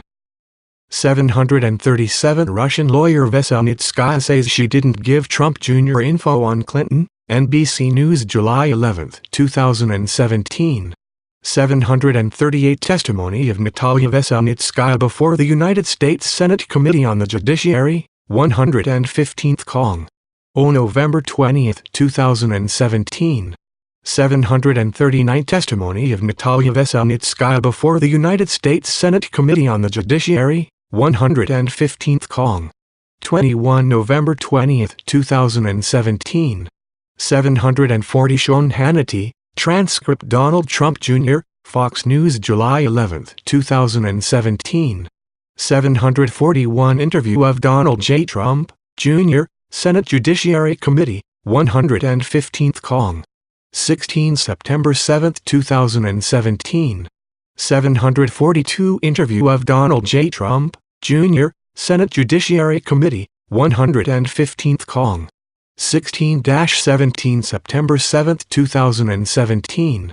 After the June 9 meet in Goldstone, he told Trump Jr. told Emin Agalarov 745A with Circle 6 paragraph sign 5JR.743 according to 744, and Aras Agalarov asked Kavlidze to report in after the meeting, but before Kavlidze could call, Aras Agalarov called him. 747 with Veselnitskaya next to him. Kavlidze reported that the meeting had gone well, but he later told Aras Agalarov that the meeting about the Magnitsky Act had been a waste of time because it was not with lawyers and they were preaching to the wrong crowd. 748C. Post-June 9 events degrees, Goldstone 2, 8, 18, 302, Group of Dashes, Agalarovi and Kavlidze 10:09 a.m. The investigation did not identify evidence connecting the events of June 9 to the Gruz hack and dump operation. Cave 00029-36, 14, 16 email, Goldstone to E. Agalarov. 746 748 Kavlidze 11, 16, 17, 302, at 8. Call records of Ike Kavlidze on June 14, 2016. Kavlidze's teenage daughter emailed asking how the June 9 meeting had gone, and Kavlidze responded, "Meeting was boring. The Russians did not have any bad info on Hillary." OSCA with Circle 0 O Diaresis 2 Cave 00257 6, 14, 16 email, I Kavlidze to A Kavlidze. 749 Goldstone 2, 8, 18, 302, at 11. 750 Cave 00138, 11, 23, 16 email, Goldstone to Kavlidze. 751 RG 0001996 11, 26-29, 16 text messages, Goldstone and Kavlidze. In New York currently and happy to meet with any member of his transition team. 752 According to Goldstone, around January 2017, Kavlidze contacted him again to set up another meeting, but Goldstone did not make the request. 753 The investigation did not identify evidence of the transition team following up. Participants in the June 9, 2016 meeting began RECE1 VMG incomes from attorneys representing the Trump Organization starting in approximately June 2017. 754 on approximately June 2, 2017, Goldstone spoke with Alan Garton, General Counsel of the Trump Organization, about his participation in the June 9 meeting. 755 the same day, Goldstone emailed Veselnitskaya's name to Garton, identifying her as the woman who was the attorney who spoke at the meeting from Moscow.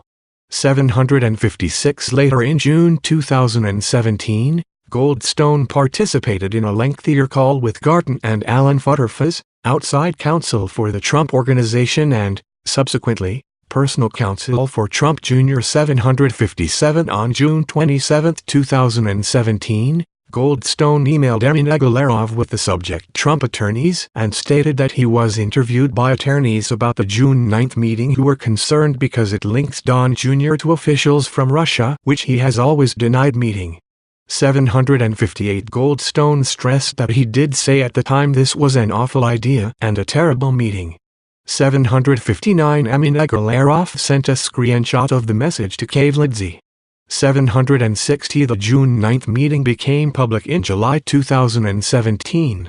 In a July 9, 2017 text message to Emin Agalarov, Goldstone wrote, "I made sure I kept you and your father out of his story." 761 And I have contacted I Can Do a Dance and keep you out of it.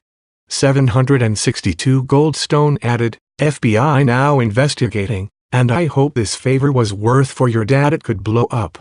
763 On July 12, 2017 Emin Agalarov complained to Kavladze that his father, Aras, never listens to him and that their 752 Goldstone 2-8-18 302 at 11.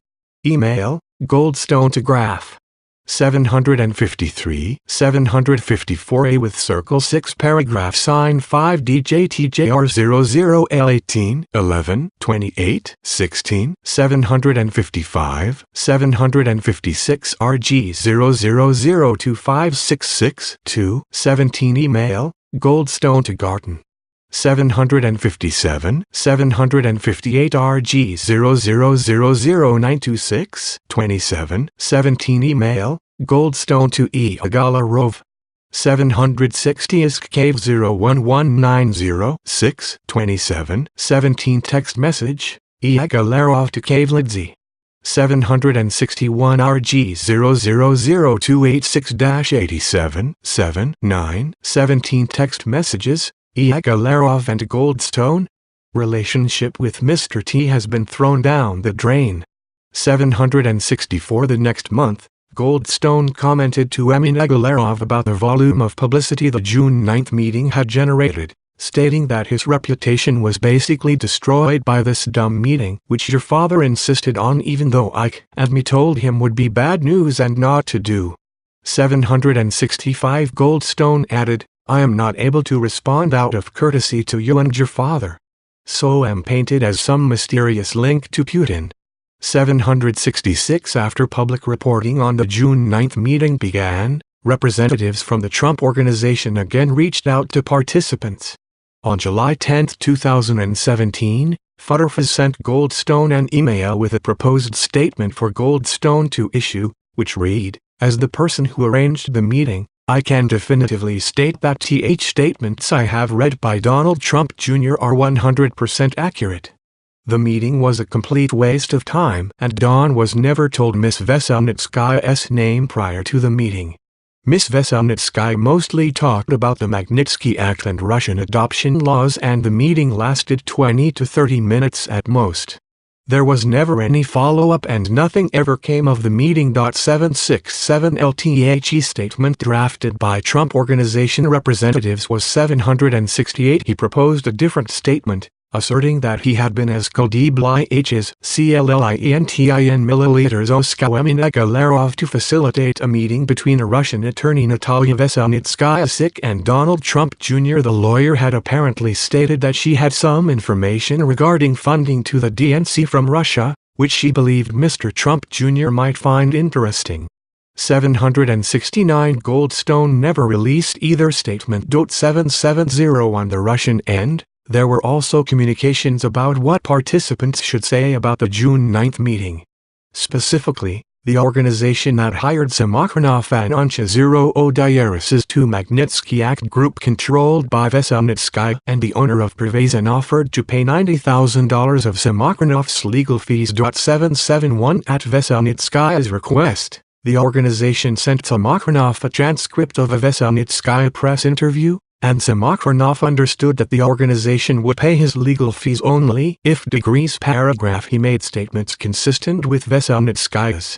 772 Samakhanov declined, telling the office that he did not want to perjure. 764's Cave 01197-7 11-12 text messages, Kavlitsy and Yagolarov.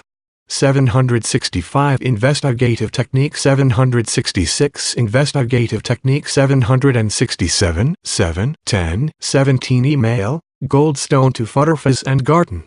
768 770,772 Himself. 773 The individual who conveyed Veselnitskaya's request to Samakhanov stated that he did not expressly condition payment on following Veselnitskaya's answers but, in hindsight, recognized that by sending the transcript, Samakhanov could have interpreted the offer of assistance to be conditioned on his not contradicting Veselnitskaya's account. 774 Volume 2, Section ILG, Infra, discusses interactions between President Trump, Trump Jr., and others in June and July 2017 regarding the June 9 meeting. A with Circle 6 Paragraph Sign 1 Events at the Republican National Convention. Trump campaign officials met with Russian Ambassador Sergei Kislyak during the week of the Republican National Convention.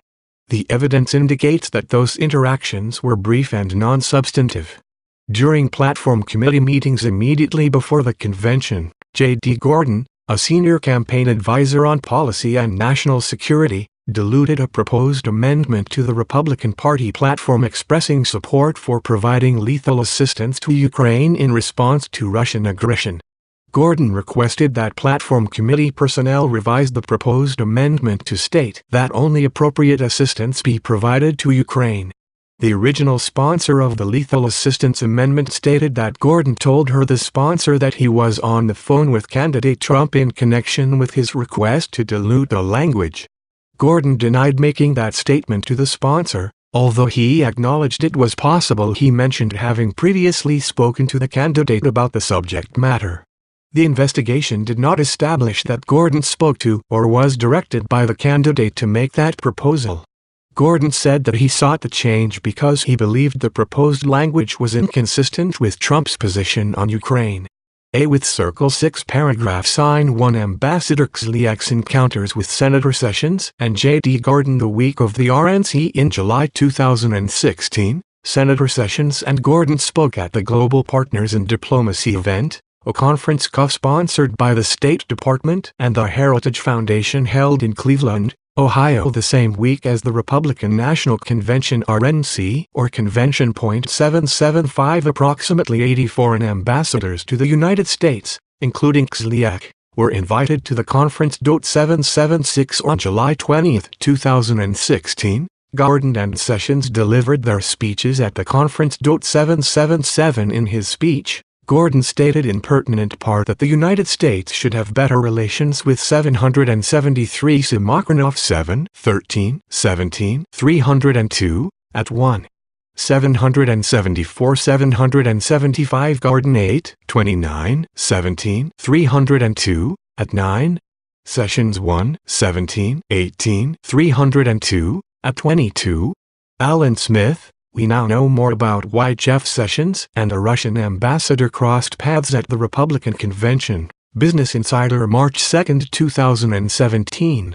776 Gordon 8-29-17-302, at 9. Laura DeMarco, Global Cleveland and Senator Bob Corker welcome International Republican National Convention guests. Cleveland Plain Dealer July 20, 2016. 777 Gordon 8-29-17-302, at 9. Sessions 1, 17, 18, 302, at 22. Russia.778 During Sessions O's speech, he took questions from the audience, one of which may have been asked by Xliak.779 agrees paragraph. When the speech is concluded, several ambassadors lined up to greet the speakers. 780 Gordon shook hands with Xliak and reiterated that he had meant what he said in the speech about improving U.S.-Russia relations. 781 Sessions separately spoke with between 6 and 12 ambassadors, including Xliak. 782 Although Sessions stated during interviews with the office that he had no specific recollection of what he discussed with Xliak, he believed that the two spoke for only a few minutes and that they would have exchanged pleasantries and said some things about U.S.-Russia relations. 783 Later that evening, Gordon attended a reception as part of the conference. 784 Gordon ran into Xliak as the two prepared plates of food, and they decided to sit at the same table to eat. 785 They were joined at that table by the ambassadors from Azerbaijan and Kazakhstan,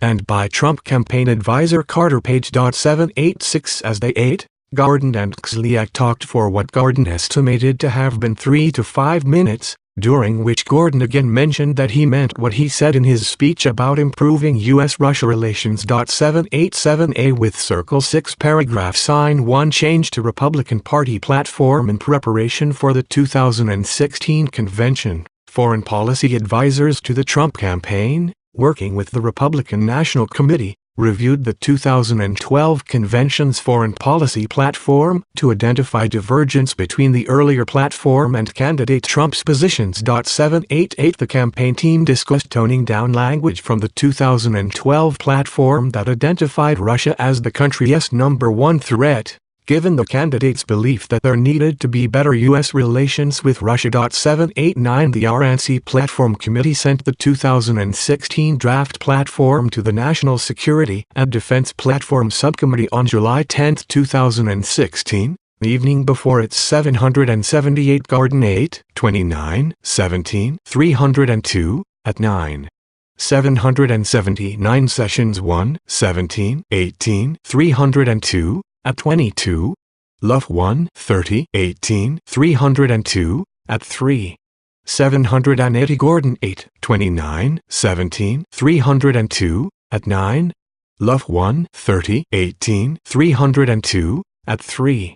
781 Gordon 8, 29, 17, 302, at 9. 782 Sessions 1, 17, 18, 302, at 22, Luff 1, 30, 18, 302, at 3. See also Volume I, Section IV.A.4.B, Super explaining that Sessions and Xliak may have met 3 months before this encounter during a reception held on April 26, 2016, at the Mayflower Hotel. 783 Sessions 1, 17, 18, 302, at 22. 784 Garden 8, 29, 17, 302, at 9-10. 785 Garden 8, 29, 17, 302, at 9-10. 786 Garden 8, 29, 17, 302, at 10. See also Volume I, Section IV.A.3.D, Super explaining that Page acknowledged meeting Xliak at this event. 787 Gordon 8, 29, 17, 302, at 10. 788 Gordon 8, 29, 17, 302, at 10. 789 Gordon 8, 29, 17, 302, at 10.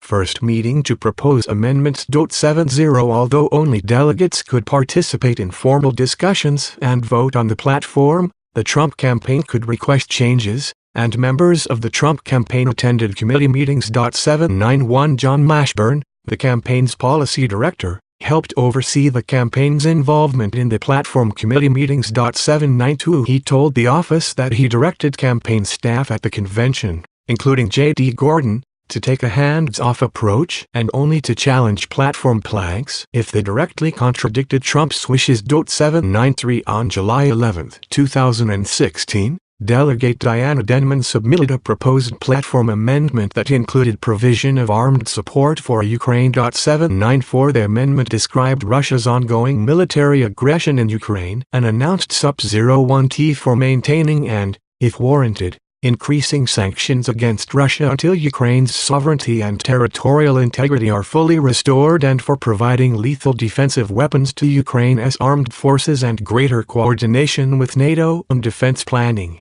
795 Gordon reviewed the proposed platform changes, including Denman's.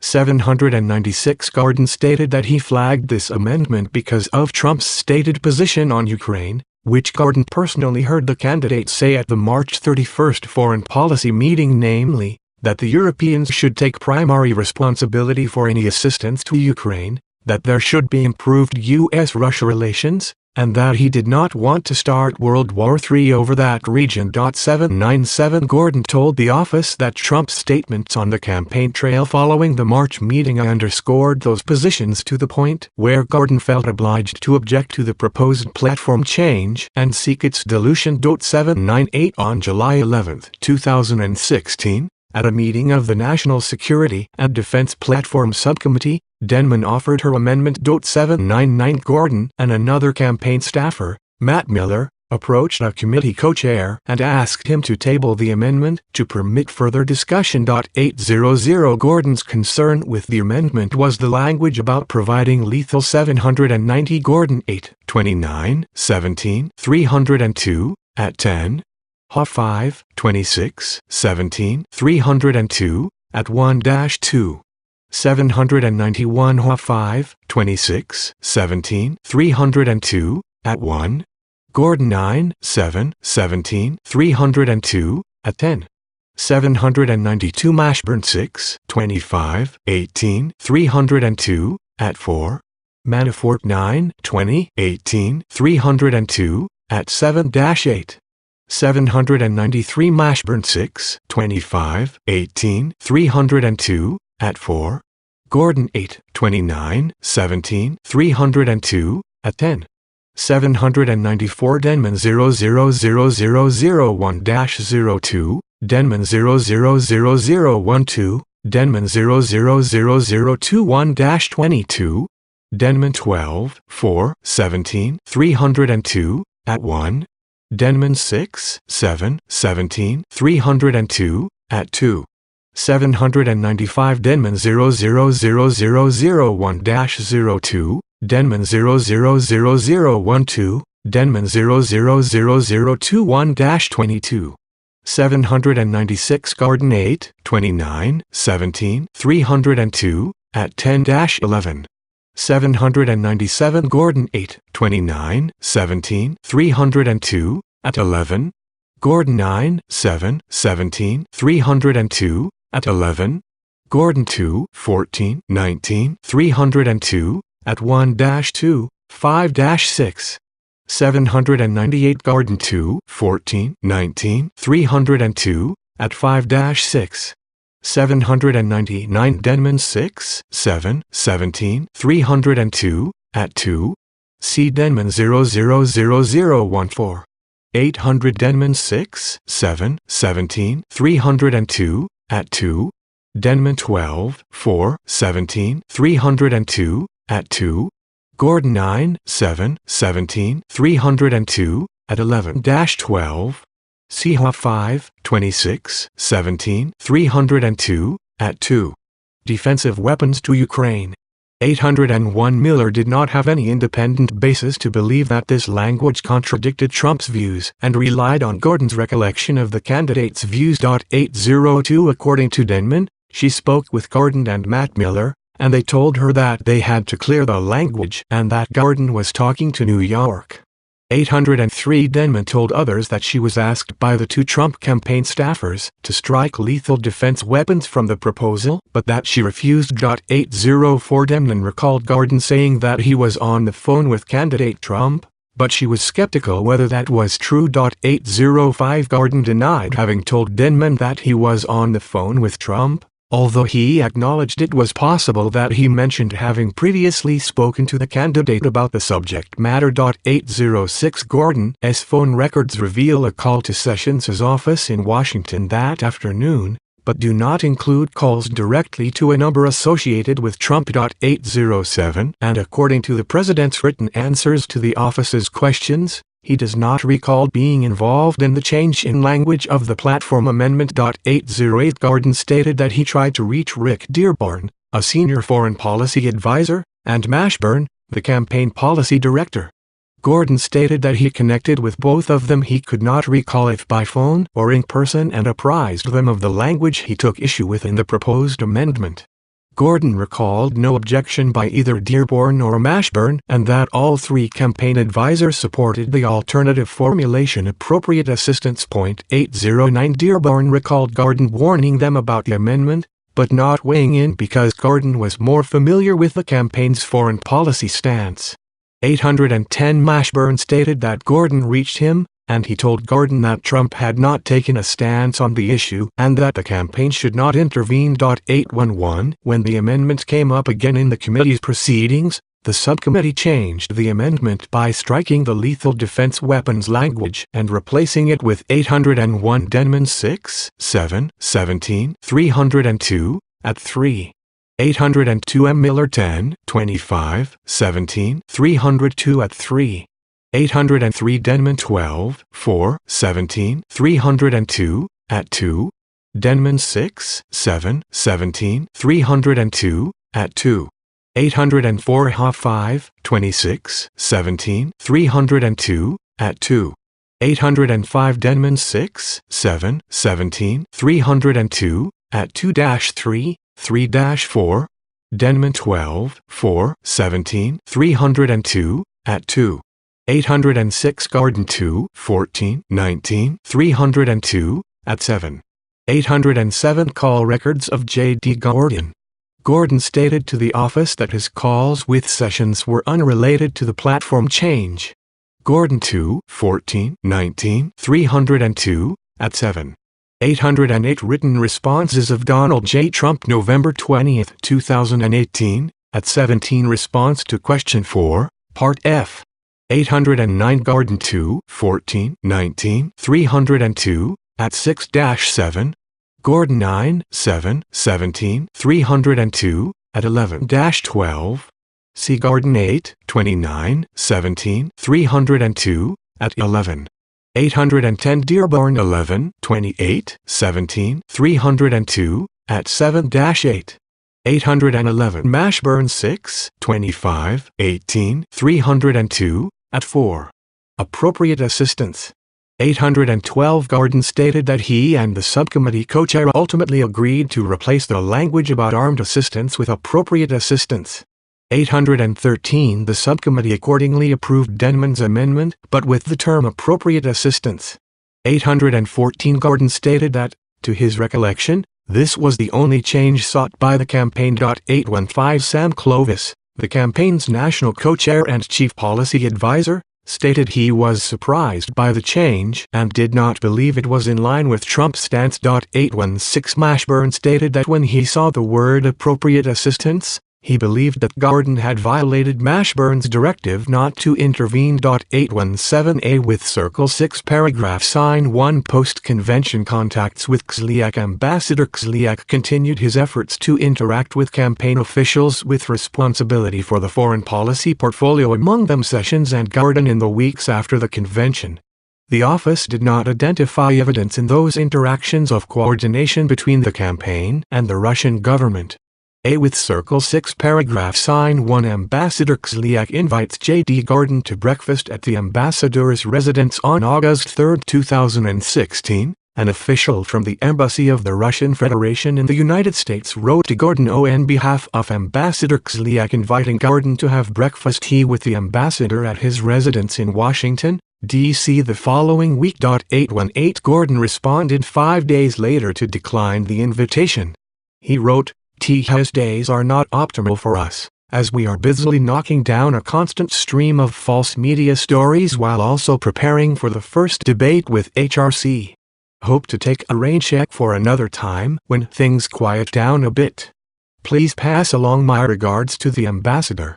819. The investigation did not identify evidence that Gordon made any other arrangements to meet or met with Kislyak after this email. A. With Circle 6 paragraph sign 1 Senator Sessions' September 2016 meeting with Ambassador Kislyak. Also in August 2016, a representative of the Russian embassy contacted Sessions' Senate office about setting up a meeting with Kislyak. 820 At the time, Sessions was a member of the 812 5, 26, 17, 302, at 2-3. See Denman 12, 4, 17, 302, at 2-3. Gordon 8, 29, 17, 302, at 11. 813. Gordon 8, 29, 17, 302, at 11. Gordon 9, 7, 17, 302, at 12. 814. 5, 26, 17, 302, at 2-3. 815. Gordon 2, 14, 19, 302, at 6. 816. Clovis 10, 3, 17, 302, at 10-11. 817. Mashburn 6, 25, 18, 302, at 4. 818. DJTFP 00004828 3, 16. Email, Chelyakov Embassy RussianEmbassy.org to Gordon. 819. DJTFP 0000495388 8, 16. Email, Gordon to Embassy RussianEmbassy.org. 820. Luff 1, 30, 18, 302, at 5. Senate Foreign Relations Committee and would meet with foreign officials in that capacity. 821. But Sessions' staff reported, and Sessions himself acknowledged, that meeting requests from ambassadors increased substantially in 2016, as Sessions assumed a prominent role in the Trump campaign and his name was mentioned for potential cabinet-level positions in a future Trump administration. 822. On September 8, 2016, Sessions met with Kislyak in his Senate office. 823. Sessions said that he believed he was doing the campaign a service by meeting with foreign ambassadors, including Kislyak. 824. He was accompanied in the meeting by at least 2 of his Senate staff, Sandra Luff, his legislative director, and Pete Landrum, who handled military affairs. 825. The meeting lasted less than 30 minutes. 826. Sessions voiced concerns about Russia's sale of a Missilia 0O Diaresis-2 defense system to Iran, Russian planes buzzing U.S. military assets in the Middle East, and Russian aggression in emerging democracies such as Ukraine and Moldova. 827. Kislyak offered explanations on these issues and complained about NATO land forces in former Soviet bloc countries that border Russia. 828. Landrum recalled that Kislyak referred to the presidential campaign as an interesting campaign. 829. And Sessions also recalled Kislyak saying that the Russian government was receptive to the overtures Trump had laid out during his campaign. 830. None of the attendees, though, remembered any discussion of Russian election interference or any request that Sessions convey information from the Russian government to the Trump campaign. 831. During the meeting, Kislyak invited Sessions to further discuss U.S.-Russia relations with him over a meal at the ambassador's residence. 832. Sessions was non-committal when Kislyak extended the invitation. After the meeting ended, Luff advised Sessions against accepting the Onia 0O Diaresis-2 on one meeting with Kislyak, whom she assessed to be an old-school KGB guy. 833. Neither Luff nor Landrum recalled that Sessions followed up on the invitation or made any further effort to dine. 821. Sessions 1, 17, 18, 302, at 23-24. Luff 1, 30, 18, 302, at 5. 822. Sessions 1, 17, 18, 302, at 23-24. Luff 1, 30, 18, 302, at 5. Landrum 2, 27, 18, 302, at 3-5. 823. Sessions 1, 17, 18, 302, at 23. 824 Sessions 1, 17, 18, 302, at 23. 825 Sessions 1, 17, 18, 302, at 23. Luff 1, 30, 18, 302, at 5-6. Landrum 2, 27, 18, 302, at 4-5, stating he could not remember if election was discussed. 826 Luff 1, 30, 18, 302, at 6. Landrum 2, 27, 18, 302, at 5. 827 Luff 1, 30, 18, 302, at 6. Landrum 2, 27, 18, 302, at 4-5. 828 Luff 1, 30, 18, 302, at 6. Landrum 2, 27, 18, 302 at 4-5. 829 Landrum 2, 27, 18, 302, at 5. 830 Sessions 1, 17, 18, 302, at 23. Sessions also noted that ambassadors came to him for information about Trump and hoped he would pass along information to Trump. Sessions 1, 17,118, 302, at 23-24. 831 Sessions 1, 17, 18, 302, at 23. Luff 1, 30, 18, 302, at 6. Landrum 2, 27 L 8302, at 5. 832 Luff 1, 30, 18, 302, at 5. Landrum 2, 27, 18, 302, at 4. 833 Luff 1, 30, 18, 302, at 5. Or meet with Kislyak before the November 2016 election. 834 Sessions and Landrum recalled that, after the election, some efforts were made to arrange a meeting between Sessions and Kislyak. 835 According to Sessions, the request came through Kenney and would have involved a meeting between Sessions and Kislyak, two other ambassadors, and the governor of Alabama. 836 Sessions, however, was in New York on the day of the anticipated meeting and was unable to attend. 837 The investigation did not identify evidence that the two men met at any point after their September 8 meeting.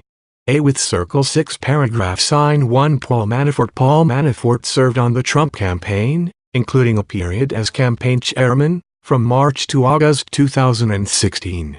838 Manafort had connections to Russia through his prior work for Russian oligarch Oleg Deripaska and later through his work for a pro-Russian regime in Ukraine. Manafort stayed in touch with these contacts during the campaign period through Konstantin Kilimnik, a longtime Manafort employee who previously ran Manafort's office in Kiev and who the FBI assesses to have ties to Russian intelligence. Manafort instructed Rick Gates, his deputy on the campaign and a longtime employee, 839 to provide Kilimnik with updates on the Trump campaign including internal polling data, although Manafort claims not to recall that specific instruction. Manafort expected Kilimnik to share that information with others in Ukraine and with Deripaska. Gates periodically sent such polling data to Kilimnik during the campaign. 834 Luff 1, 30, 18, 302, at 6. Landrum 2, 27, 18, 302, at 4-5. 835 Sessions 1, 17 liters 8302, at 23. 836 Sessions 1, 17, 18, 302, at 23. 837 Sessions 1, 17, 18, 302, at 23. 838 On August 21, 2018, Manafort 1T was convicted in the Eastern District of Virginia on 8 tax, foreign bank account registration FBAR, and bank fraud charges. On September 14, 2018, Manafort pleaded guilty in the District of Columbia to 1 conspiracy to defraud the United States and conspiracy to commit offenses against the United States money laundering, tax fraud, FBAR, Foreign Agents Registration Act FARA, and FARA false statements, and 2 conspiracy to obstruct justice witness tampering. Manafort also admitted criminal conduct with which he had been charged in the Eastern District of Virginia, but as to which the jury hung. The conduct at issue in both cases involved Manafort's work in Ukraine and the money he earned for that work, as well as crimes after the Ukraine work ended. On March 7, 2019, Manafort 1T was sentenced to 47 months of imprisonment in the Virginia prosecution. On March 13, the district court in D.C. sentenced Manafort 1T to a total term of 73 months, 60 months on the Count 1 conspiracy with 30 of those months to run concurrent to the Virginia sentence, and 13 months on the Count 1 conspiracy, to be served consecutive to the other two sentences. The two sentences resulted in a total term of 90 months. 839 as noted in Volume I, Section 3.d.l. B. Supra, Gates pleaded guilty to 2 criminal charges in the District of Columbia, including making a false statement to the FBI, pursuant to a plea agreement. He has provided information and in-court testimony that the office has deemed to be reliable. See also transcript at 16, United States v. Paul J. Manafort, Jr., L. 17 CR 201 DDC February 13, 2019, Doc. 514 Manafort 2, 13, 19 Transcript Court's explanation of reasons to credit Oates' statements in one instance. Manafort also twice met Kilimnik in the United States during the campaign period and conveyed campaign information. The second meeting took place on August 2, 2016, in New York City. Kilimnik requested the meeting to deliver in person a message from former Ukrainian President Viktor Yanukovych, who was then living in Russia. The message was about a peace plan for Ukraine that Manafort has since acknowledged was a backdoor means for Russia to control eastern Ukraine. Several months later, after the presidential election, Kilimnik wrote an email to Manafort expressing the view which Manafort later said he shared that the plan's success would require U.S. support to succeed. All that is required to start the process is a very minor wink or slight push from Donald Trump. 840 The email also stated that if Manafort were designated as the U.S. representative and started the process, Yanukovych would ensure his reception in Russia at the very top level. Manafort communicated with Kilimnik about peace plans for Ukraine on at least 4 occasions after their first discussion of the topic on August 2, December 2016. The Kilimnik email described above. January 2017, February 2017, and again in the spring of 2018. The office reviewed numerous Manafort email and text communications, and asked President Trump about the plan in written questions. 841 The investigation did not uncover evidence of Manafort's passing along information about Ukrainian peace plans to the candidate or anyone else in the campaign or the administration. The office was not, however, able to gain access to all of Manafort's electronic communications. In some instances, messages were sent using encryption applications.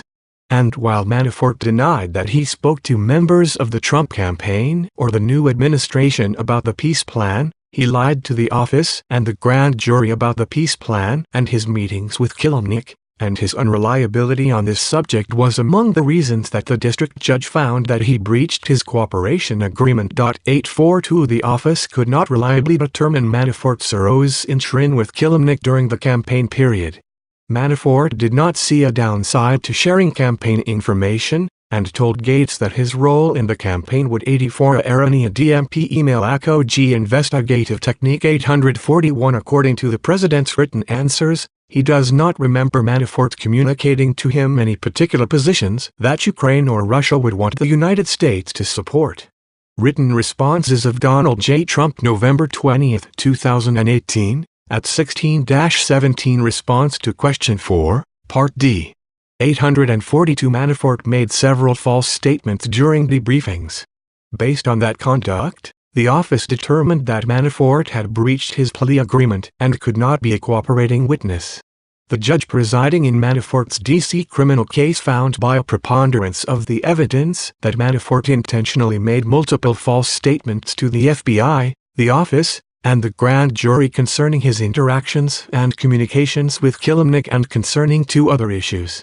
Although the report refers at times to Manafort's statements, it does so only when those statements are sufficiently corroborated to be trustworthy, to identify issues on which Manafort's untruthful responses may themselves be of evidentiary value, or to provide Manafort's explanations for certain events, even when we were unable to determine whether that explanation was credible. Be good for business and potentially a way to be made whole for work he previously completed in the Ukraine.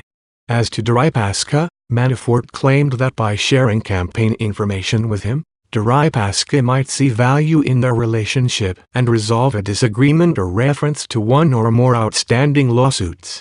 Because of questions about Manafort's credibility and our limited ability to gather evidence on what happened to the polling data after it was sent to Kilimnik, the office could not assess what Kilimnik or others he may have given it to did with it.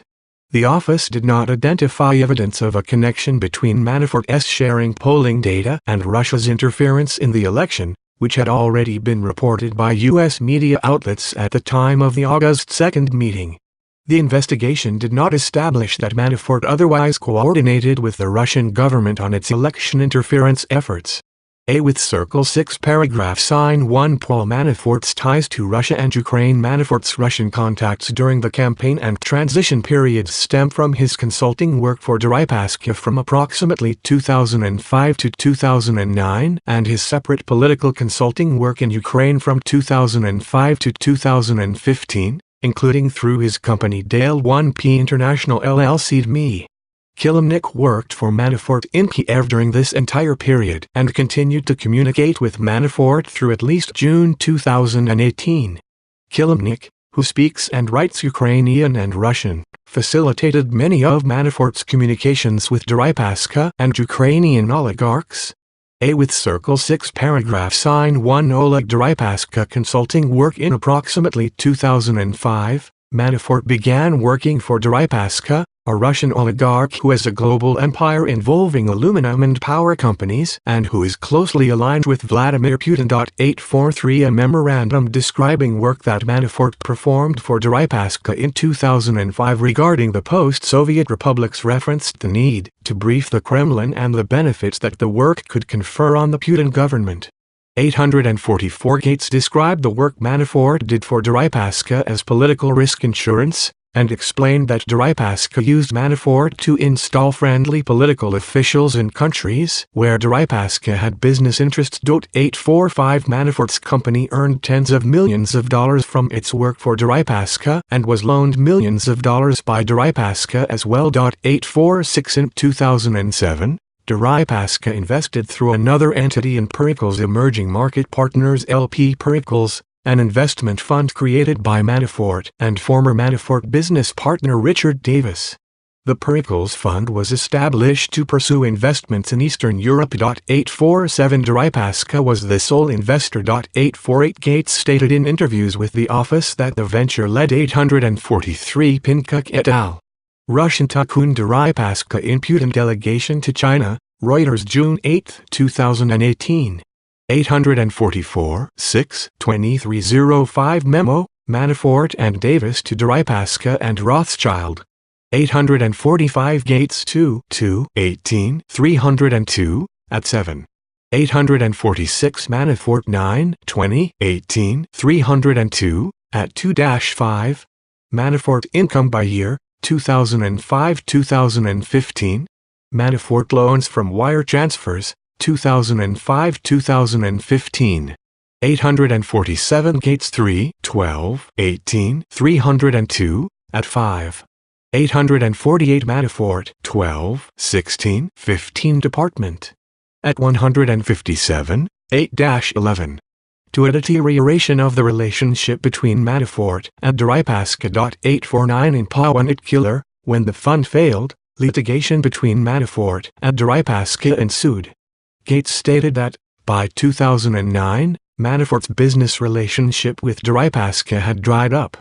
850 According to Gates, various interactions with Deripaska and his intermediaries over the past few years have involved trying to resolve the legal dispute. 851 As described below, in 2016, Manafort, Gates, Kilimnik, and others engaged in efforts to revive the Deripaska relationship and resolve the litigation. A with Circle 6 paragraph sign 1 political consulting work through Deripaska. Manafort was introduced to Renat Akhmetov, a Ukrainian oligarch who hired Manafort as a political consultant. T.852 in 2005, Akhmetov hired Manafort to engage in political work supporting the Party of Regions, 853, a political party in Ukraine that was generally understood to align with Russia. Manafort assisted the Party of Regions in regaining power, and its candidate, Viktor Yanukovych, won the presidency in 2010. Manafort became a close and trusted political advisor to Yanukovych during his time as president of Ukraine. Yanukovych served in that role until 2014, when he fled to Russia amidst popular protests. 854a with Circle 6 paragraph sign 1 Konstantin Kilimnik. Kilimnik is a Russian national who has lived in both Russia and Ukraine and was a longtime Manafort employee. 855 Kilimnik had direct and close access to Yanukovych and his senior entourage, and he facilitated communications between Manafort and his clients, including Yanukovych and multiple Ukrainian oligarchs. 856 Kilimnik also maintained a relationship with Deripaska's deputy, Viktor Boyarkin, 857, a Russian national who previously served in the defense attaché office of the Russian embassy to the United States. 858 849 Gates 2 18 302, at 9. 850 Gates 2 18 302, at 6. 851 Gates 2 18 302, at 9-10. 852 Manafort 7 30 14 302, at 1. Manafort 9 20 18 302, at 2. 853 Manafort 9 11 18 302, at 5-6. 854 Gates 3 16 18 302, at 1. Davis 2 8 18 302, at 9. Devine 7 6 18 302, at 2-3. 855 Patton 5 22 18 302, at 5. Gates 1 29 18 302, at 18-19. 10 28 97 Kilimnik visa record, U.S. Department of State. 856 Gates 1 29 18302, at 18-19. Patton 5 22 18 302, at 8. Gates 1 31 18 302, at 4-5. Gates 1 30 18 302, at 2. Gates 2 18 302, at 11. 857 Gates 1 29 18 302, at 18. Patton 5 22 18 302, at 8. 858 Boyarkin visa record, U.S. Department of State. Manafort told the office that he did not believe Kilimnik was working as a Russian spy.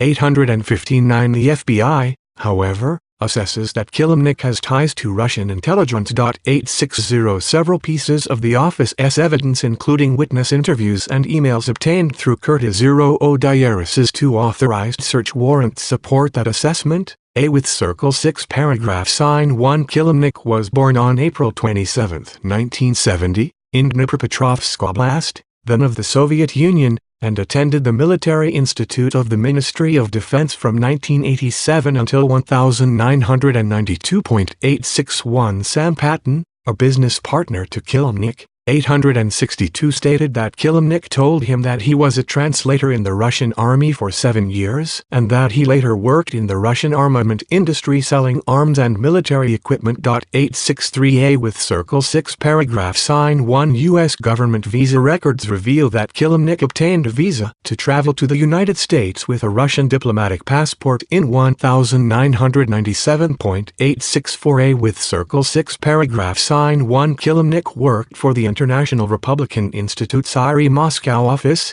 where he did translation work and general office management from 1998 to 2005.865. While another official recalled the incident differently, 866. One former associate of Kilimnik's at TRI told the FBI that Kilimnik was fired from his post because his links to Russian intelligence were too strong.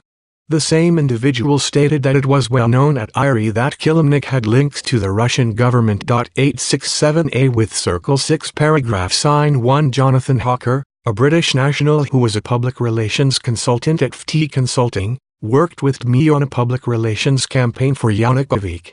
After Hawker's work for DME ended, Kilimnik contacted Hawker about working for a Russian 859 Manafort 9, 11, 18, 302, at 5. 860. The office has noted Kilimnik's assessed ties to Russian intelligence in public court filings. For example, Government Op. 2 To modify, United States v.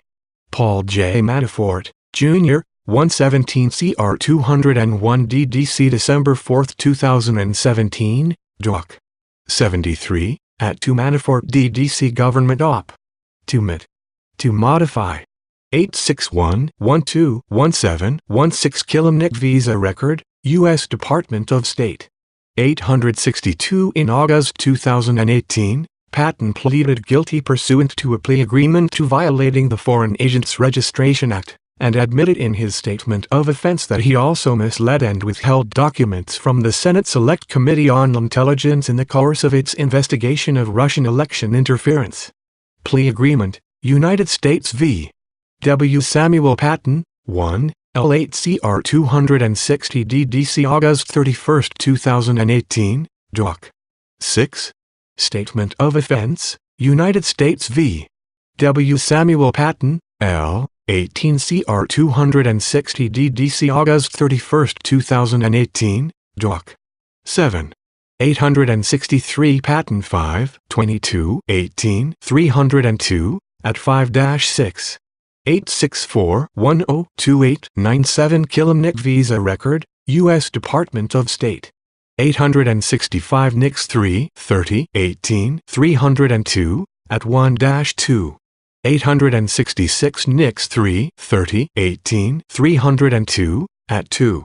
867 Lenzi 1, 30, 18, 302, at 2. Government entity on a public relations project that would promote, in Western and Ukrainian media, Russia's position on its 2014 invasion of Crimea. 868A with Circle 6 paragraph sign 1 Gates suspected that Kilimnik was a spy, a view that he shared with Manafort, Hawker, and Alexander van der Zwaan, 869 an attorney who had worked with DME on a report for the Ukrainian Ministry of Foreign Affairs. 870 Investigative Technique A with Circle 6 paragraph sign 1 Contacts during Paul Manafort's time with the Trump campaign A with Circle 6 paragraph sign 1 Paul Manafort joins the campaign. Manafort served on the Trump campaign from late March to August 19, 2016. On March 29, 2016, the campaign announced that Manafort would serve as the campaign's convention manager. 871 On May 19, 2016, Manafort was promoted to campaign chairman and chief strategist, and Gates, who had been assisting Manafort on the campaign, was appointed deputy campaign chairman. 872 Thomas Barrack and Roger Stone both recommended Manafort to candidate Trump. 873 In early 2016, at Manafort's request, Barrack suggested to Trump that Manafort joined the campaign to manage the Republican convention. 874 Stone had worked with Manafort from approximately 1980 until the mid-992 through various consulting and lobbying firms. Manafort met Trump in 1982 when Trump hired the Black, Manafort, Stone and Kelly lobbying firm. 875 Over the years, Manafort saw Trump at political and social events in New York City and at Stone's wedding, and Trump requested VIP status at the 1988 and 1996 Republican conventions worked by Manafort. 876 868 Hawker 1, 9, 18, 302, at 13, 3, 18, 14 Email, Hawker and Cheluk-Bave.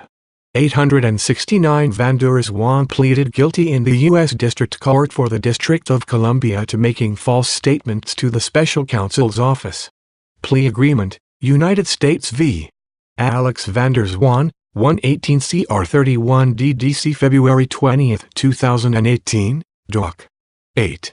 870 Hawker 6, 9, 18, 302, at 4. Vanders 111, 3, 17, 302, at 22. Manafort said in an interview that Gates had joked with Kilimnik about Kilimnik's going to meet with his KGB handler. Manafort 10, 16, 18, 302, at 7. 871 press release Donald Trump announces campaign convention manager Paul Manafort, the American Presidency Project UC Santa Barbara March 29, 2016. 872 Gates 1, 29, 18, 302, at 8. Meghan Keneally, timeline of Manafort's role in the Trump campaign, ABC News October 20, 2017. 873 Gates 1, 29, 18, 302, at 7-8. Manafort 9, 11, 18, 302, at 1-2. Berg 12, 12, 17, 302, at 3. 874 Berg 12, 12, 17, 302, at 3. Gates 1, 29, 18, 302, at 7-8. 875 Manafort 10, 16, 18, 302, at 6. 876 Manafort 10, 16, 18, 302, at 6. According to Gates, in March 2016, Manafort traveled to Trump's Mar-a-Lago estate in Florida to meet with Trump. Trump hired him at that time. 877 Manafort agreed to work on the campaign without pay. Manafort had no meaningful income at this point in time, but resuscitating his domestic political campaign career could be financially beneficial in the future. Gates reported that Manafort intended, if Trump won the presidency, to remain outside the administration and monetize his relationship with the administration. 878A with Circle 6 paragraph sign 1 Paul Manafort's campaign period contacts immediately upon joining the campaign. Manafort directed Gates to prepare for his review separate memoranda addressed to Deripaska, Akhmetov, Serhiy Lyovochkin, and Boris Kolesnikov, 879 the last three being Ukrainian oligarchs who were senior opposition bloc officials. 880 The memoranda described Manafort's appointment to the Trump campaign and indicated his willingness to consult on Ukrainian politics in the future.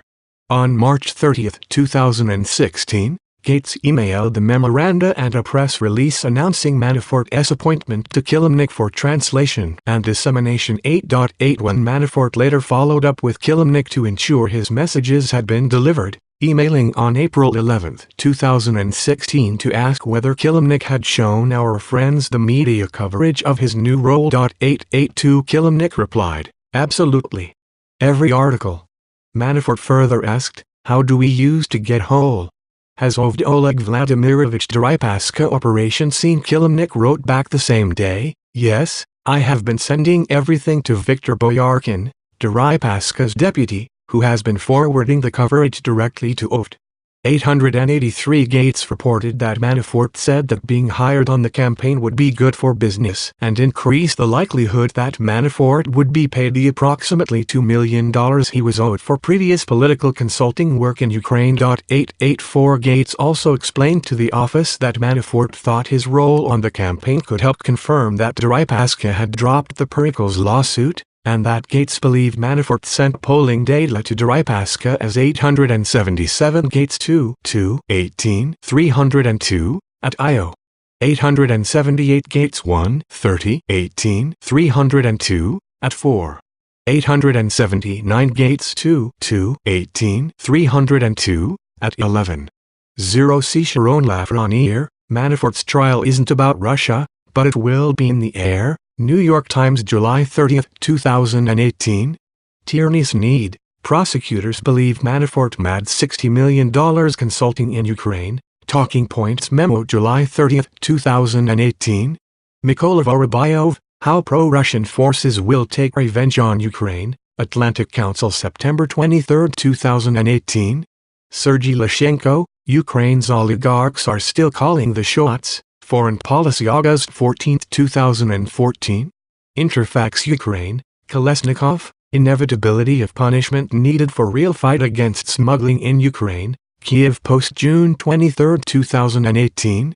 Igor Kosov, Kiev Hotel Industry Makes Room for New Entrants, Kiev Post March 7, 2019.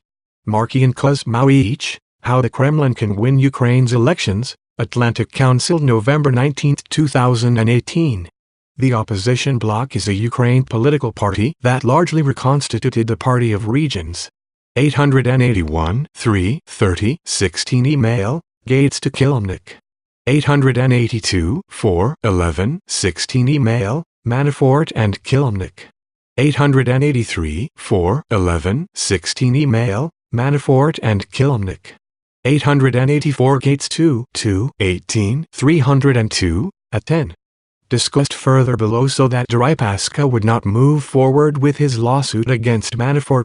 885 Gates further stated that Deripaska wanted a visa to the United States, that Deripaska could believe that having Manafort in a position inside the campaign or administration might be helpful to Deripaska, and that Manafort's relationship with Trump could help Deripaska in other ways as well. 886 Gates stated, however, that Manafort never told him anything specific about what, if anything, Manafort might be offering Deripaska.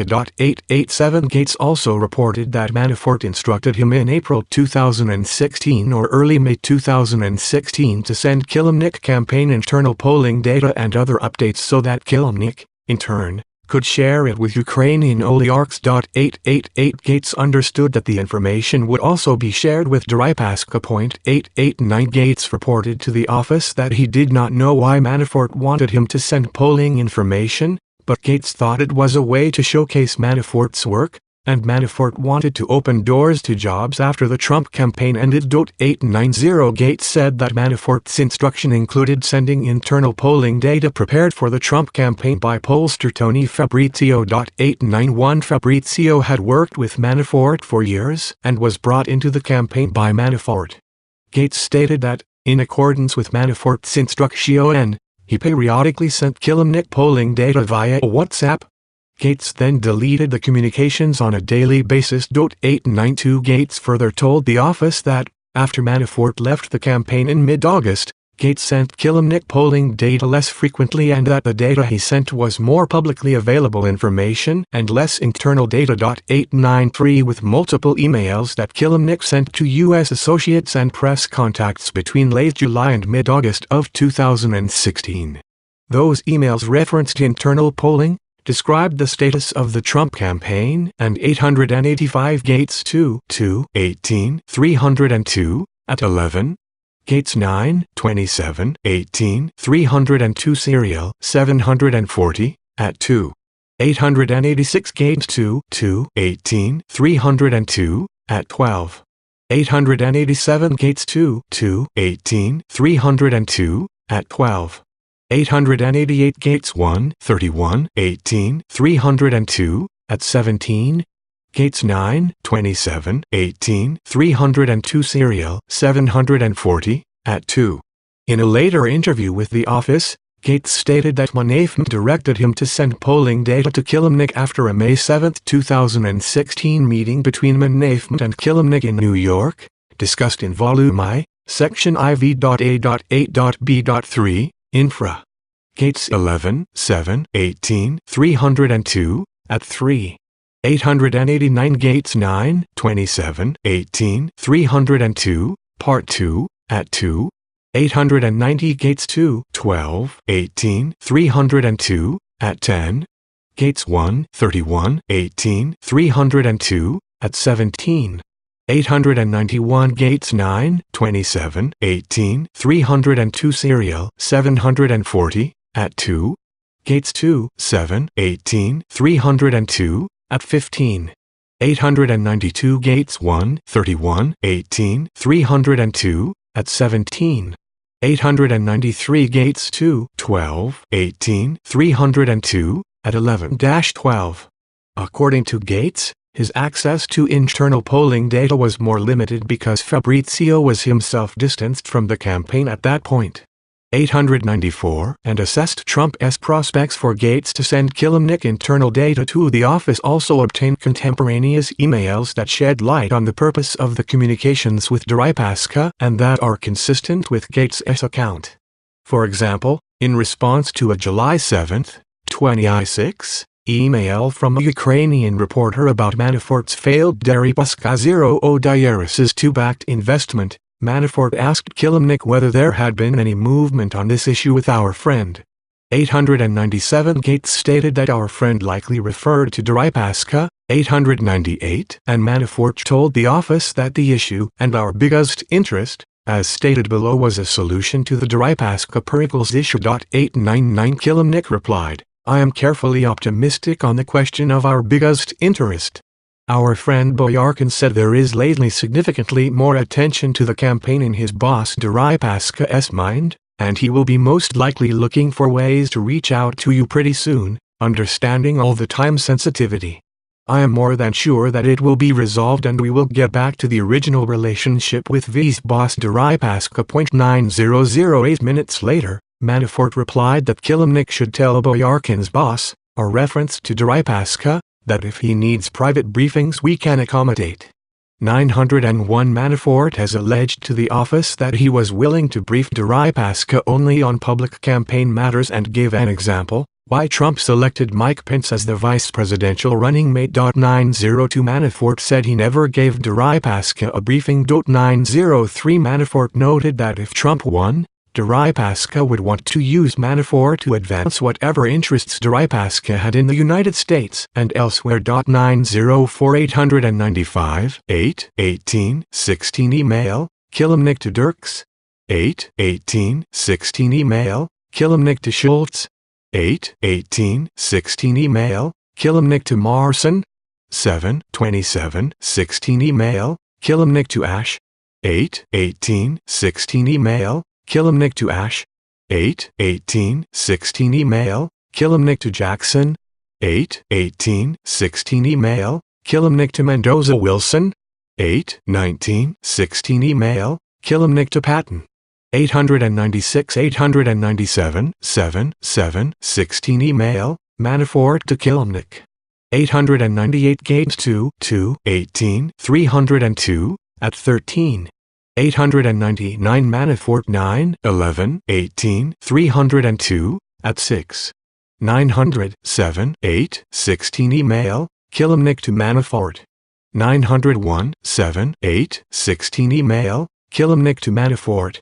Gates 18 302 at 13.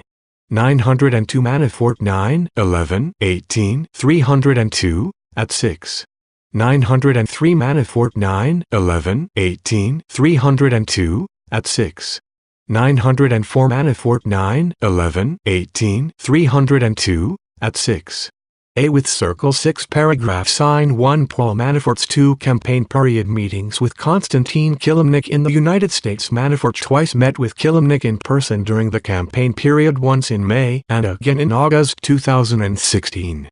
The first meeting took place on May 7, 2016, in New York City. 905 In the days leading to the meeting, Kilimnik had been working to gather information about the political situation in Ukraine.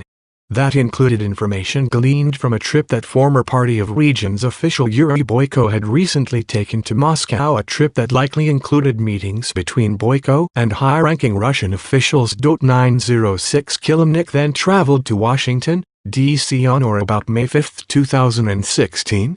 While in Washington, Kilimnik had pre-arranged meetings with State Department employees. 907 degrees Manafort met with Kilimnik a second time at the Grand Havana Club in New York City on the evening of August 2, 2016.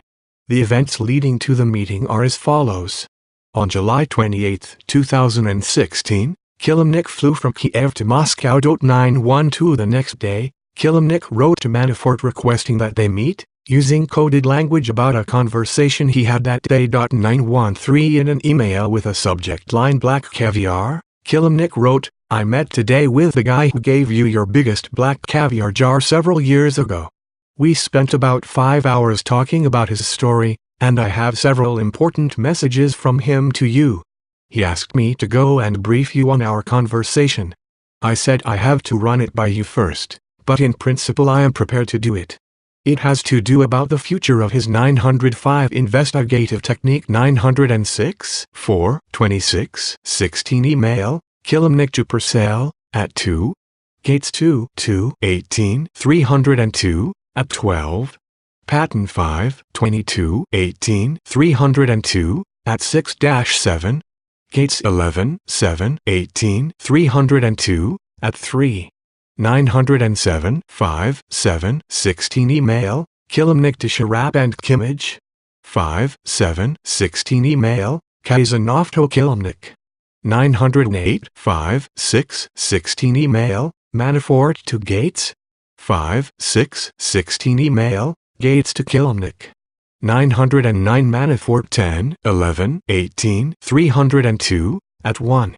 910 Manafort 10 11 18 302, at 1. 911 Manafort 10 11 18 302, at 1. 912 7 25 16 email, Kilimnik to Katrinyana.Kiev.U8217 and 34 seconds A.M 913 7 29 16 email, Kilimnik to Manafort 1051 A.111 country, and is quite interesting. 914 Manafort identified the guy who gave you your biggest black caviar jar as Yanukovych. He explained that, in 2010, he and Yanukovych had lunch to celebrate the recent presidential election. Yanukovych gave Manafort a large jar of black caviar that was worth approximately $30,000 to $40,000 and 915 cents. Manafort's identification of Yanukovych as the guy who gave you your biggest black caviar jar is consistent with Kilimnik being in Moscow, where Yanukovych resided when Kilimnik wrote "I met today" in December 2016 email in which Kilimnik referred to Yanukovych as Berg. 916 Manafort replied to Kilimnik's July 29 email, Tuesday August 2 is best. Twos or weds in Nike. 917 3 days later, on July 31, 2016, Kilimnik flew back to Kiev from Moscow, and on that same day, wrote to Manafort that he needed about 2 hours for their meeting because it is a long caviar story to tell. 918 Kilimnik wrote that he would arrive at JFK on August 2 at 7:30 p.m., and he and Manafort agreed to a late dinner that night. 919 Documentary evidence including flight, phone, and hotel records, and the timing of text messages exchanged. 920 confirms the dinner took place as planned on August 2. 921 as to the contents of the meeting itself. The accounts of Manafort and Gates, who arrived late to the dinner, differ in certain respects. But their versions of events, when assessed alongside available documentary evidence and what Kilimnik told business associate Sam Patton, indicate that at least 3 principal topics were discussed. First, Manafort and Kilimnik discussed a plan to resolve the ongoing political problems in Ukraine by creating an autonomous republic in its more industrialized eastern region of Donbas. 922 914 7 29 16 email, Kilimnik to Manafort 1051 A.M 915 Manafort 9 12 18 302, at 3. 916 7 29 16 email, Manafort to Kilimnik. Investigative technique 917 7 29 16 email, Manafort to Kilimnik. 918 7 31 16 email, Manafort to Kilimnik. 919 7 31 16 email, Manafort to Kilimnik. 92 degrees, Kilimnik 8 2 16 CBP record. Call records of Konstantin Kilimnik dash. Call records of Rick Gates. 82-316, K-.il single quote MN single quote E single quote KPRKLNEH hotel receipt. 921 Deripaska's private plane also flew to Teterboro Airport in New Jersey on the evening of August 2, 2016. According to Customs and Border Protection records, the only passengers on the plane were Deripaska's wife, daughter, mother, and father-in-law, and separate records obtained by our office confirm that Kilimnik flew on a commercial flight to New York. 922 The Luhansk and Donetsk People's Republics, which are located in the Donbas region of Ukraine, declared themselves independent in response to the popular unrest in 2014 that removed President Yanukovych from power. Pro-Russian Ukrainian militia forces, with backing from the Russian military, have occupied the region since 2014.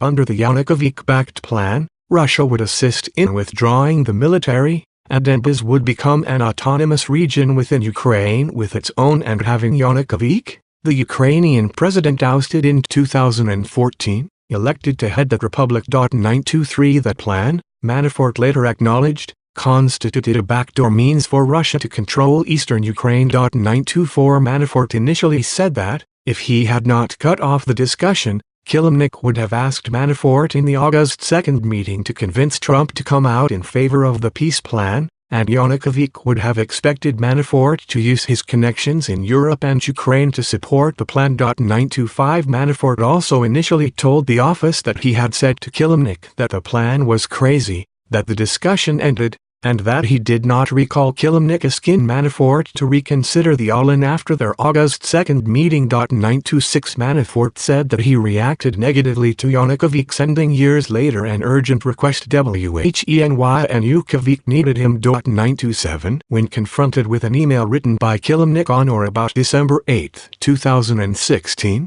however, Manafort acknowledged Kilimnik raised the peace plan again in that email. 928 Manafort ultimately acknowledged Kilimnik also raised the peace all-in Early 2017 meetings with Manafort.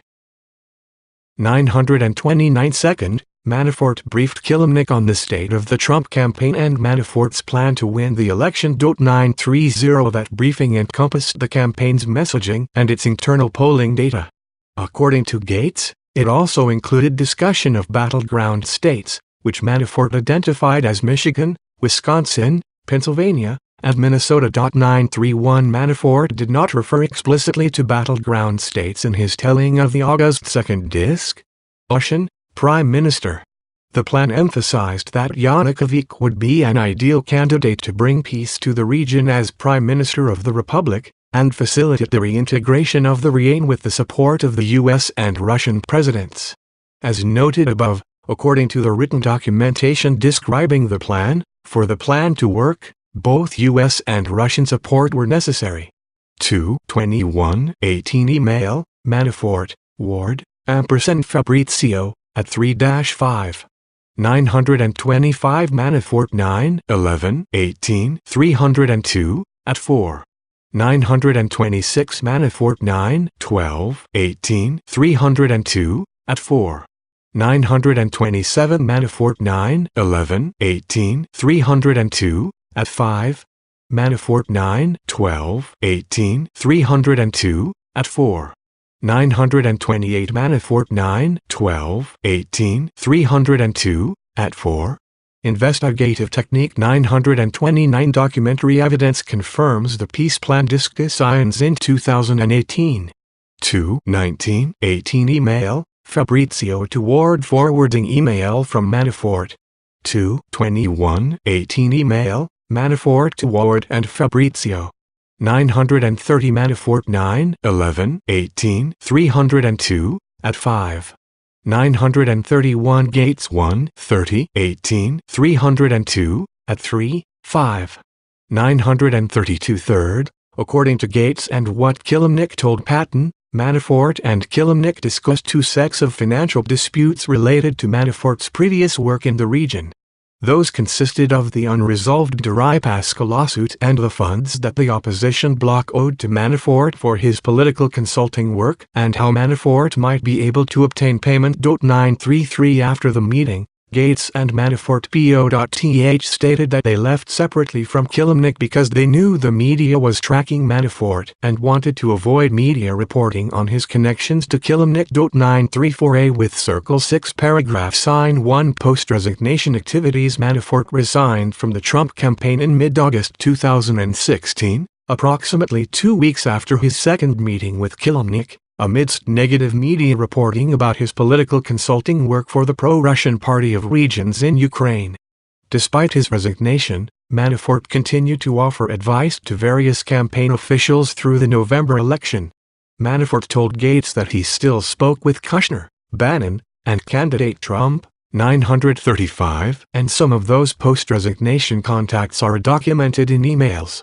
For example, on October 21, 2016, Manafort sent Kushner an email and attached a strategy memorandum proposing that the campaign make the case against Clinton as the failed and corrupt champion of the establishment, and that WikiLeaks provides the Trump campaign the ability to make the case in a very credible way by using the words of Clinton, its campaign officials and DNC members. 936 later, in a November 5, 2016 email to Kushner entitled Securing the Victory, Manafort stated that he was really feeling good about our prospects on Tuesday and focusing on preserving the victory, and that he was concerned the Clinton campaign would respond to a loss by moving immediately to discredit the Trump victory and claim voter fraud and cyber fraud, including the claim that the Russians have hacked into the voting machines and tampered with the results. 937 Trump was elected president on November 8, 2016. Manafort told the office that, in the wake of Trump's victory, he was not interested in an administration job. Manafort instead preferred to stay on the outside and monetize his campaign position to generate business given his familiarity and relationship with Trump and the incoming administration. 938 Manafort appeared to follow that plan, as he traveled to the Middle East, Cuba, South Korea, Japan, and China and was paid to explain what a Trump presidency would entail. 939 Manafort's activities in early 2017 included meetings relating to Ukraine and Russia. The 933 Gates 1 30 18 302 at 2-4, Patton 5 22 18 302 at 7. 934 Gates 1 30 18 302 at 5. Manafort 9 11 18 302 at 5. 935 Gates 2 12 18 302 at 12. 936 NOSC 0002115L7-20 10 21 16 email, Monafo 11 to Kushner. 937 NOSC 000211573-75 11 5 16 email, Manafort to Kushner. 938 Manafort 9 12 18 302 at 1 4-5. Gates 1 30 18 302 at 4.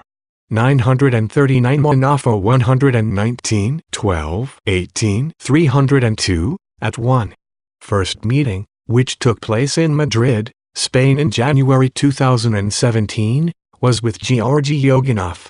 Oganov, who had previously worked at the Russian embassy in the United States, was a senior executive at a Deripaska company and was believed to report directly to Deripaska. 940 Manafort initially denied attending the meeting. When he later acknowledged it, he claimed that the meeting had been arranged by his lawyers and concerned only the Pericles lawsuit. 941 Other evidence, however, provides reason to doubt Manafort's statement that the sole topic of the meeting was the Pericles lawsuit. In particular, text messages to Manafort from a number associated with Kilimnik suggest that Kilimnik and Boyarkin, not Manafort's counsel, had arranged the meeting between Manafort and Oganov. 942 Kilimnik's message states that the meeting was supposed to be not about money or Pericles but instead about recreating the old friendship ostensibly between Manafort and Deripaska and talking about global politics. 943 Manafort also replied by text that he needs this finished before January 20, 944, which appears to be reference to resolving Pericles before the inauguration. On January 15, 2017, 3 days after his return from Madrid, Manafort emailed K.T. McFarland, who was at that time designated to be Deputy National Security Advisor and was formally appointed to that position on January 20, 2017. 945 Manafort's January 15 email to McFarland stated, I have some important information I want to share that I picked up on my travels over the last month. 946 Manafort told the office that the email referred to an issue regarding Cuba, not Russia or Ukraine, and Manafort had traveled to Cuba in the past month. 947 Either way, McFarland, who was advised by Flynn not to respond to the Manafort inquiry 0 Diarises 2, appears not to have responded to Manafort. 948 Manafort told the office that around the time of the presidential inauguration in January, he met with Kilimnik and Ukrainian oligarch Serhiy Lyovochkin at the Westin Hotel in Alexandria, Virginia. 949 During this meeting, Kilimnik again discussed the Yanukovych peace plan that he had broached at the August 2 meeting, and in a detailed December 8, 2016 message found in Kilimnik's DMP email account. 950 In that December 8 email, which Manafort 94 degrees Kalashnikova 5, 17, 18, 302, at 4. Gary Lee, Soviet Embassy's Identity Crisis, Washington Post December 20, 1991. Georgy S. Oganov Executive Profile and Biography, Bloomberg March 12, 2019. 941 Manafort 9, 11, 18, 302, at 7. 942 Text message, Manafort and Kilimnik. 943 Text message, Manafort and Kilimnik. Manafort 9, 12, 18, 302, at 5. 944 Text message, Manafort and Kilimnik. 945, 1, 15, 17 Email, Manafort, McFarland, Flynn. 946, 1, 15, 17 Email, Manafort, McFarland, Flynn. 947 Manafort 9, 11, 18, 302, at 7. 948, 1, 15, 17 Email, Manafort, McFarland, Flynn. McFarland 12, 22, 17, 302, at 18-19. 949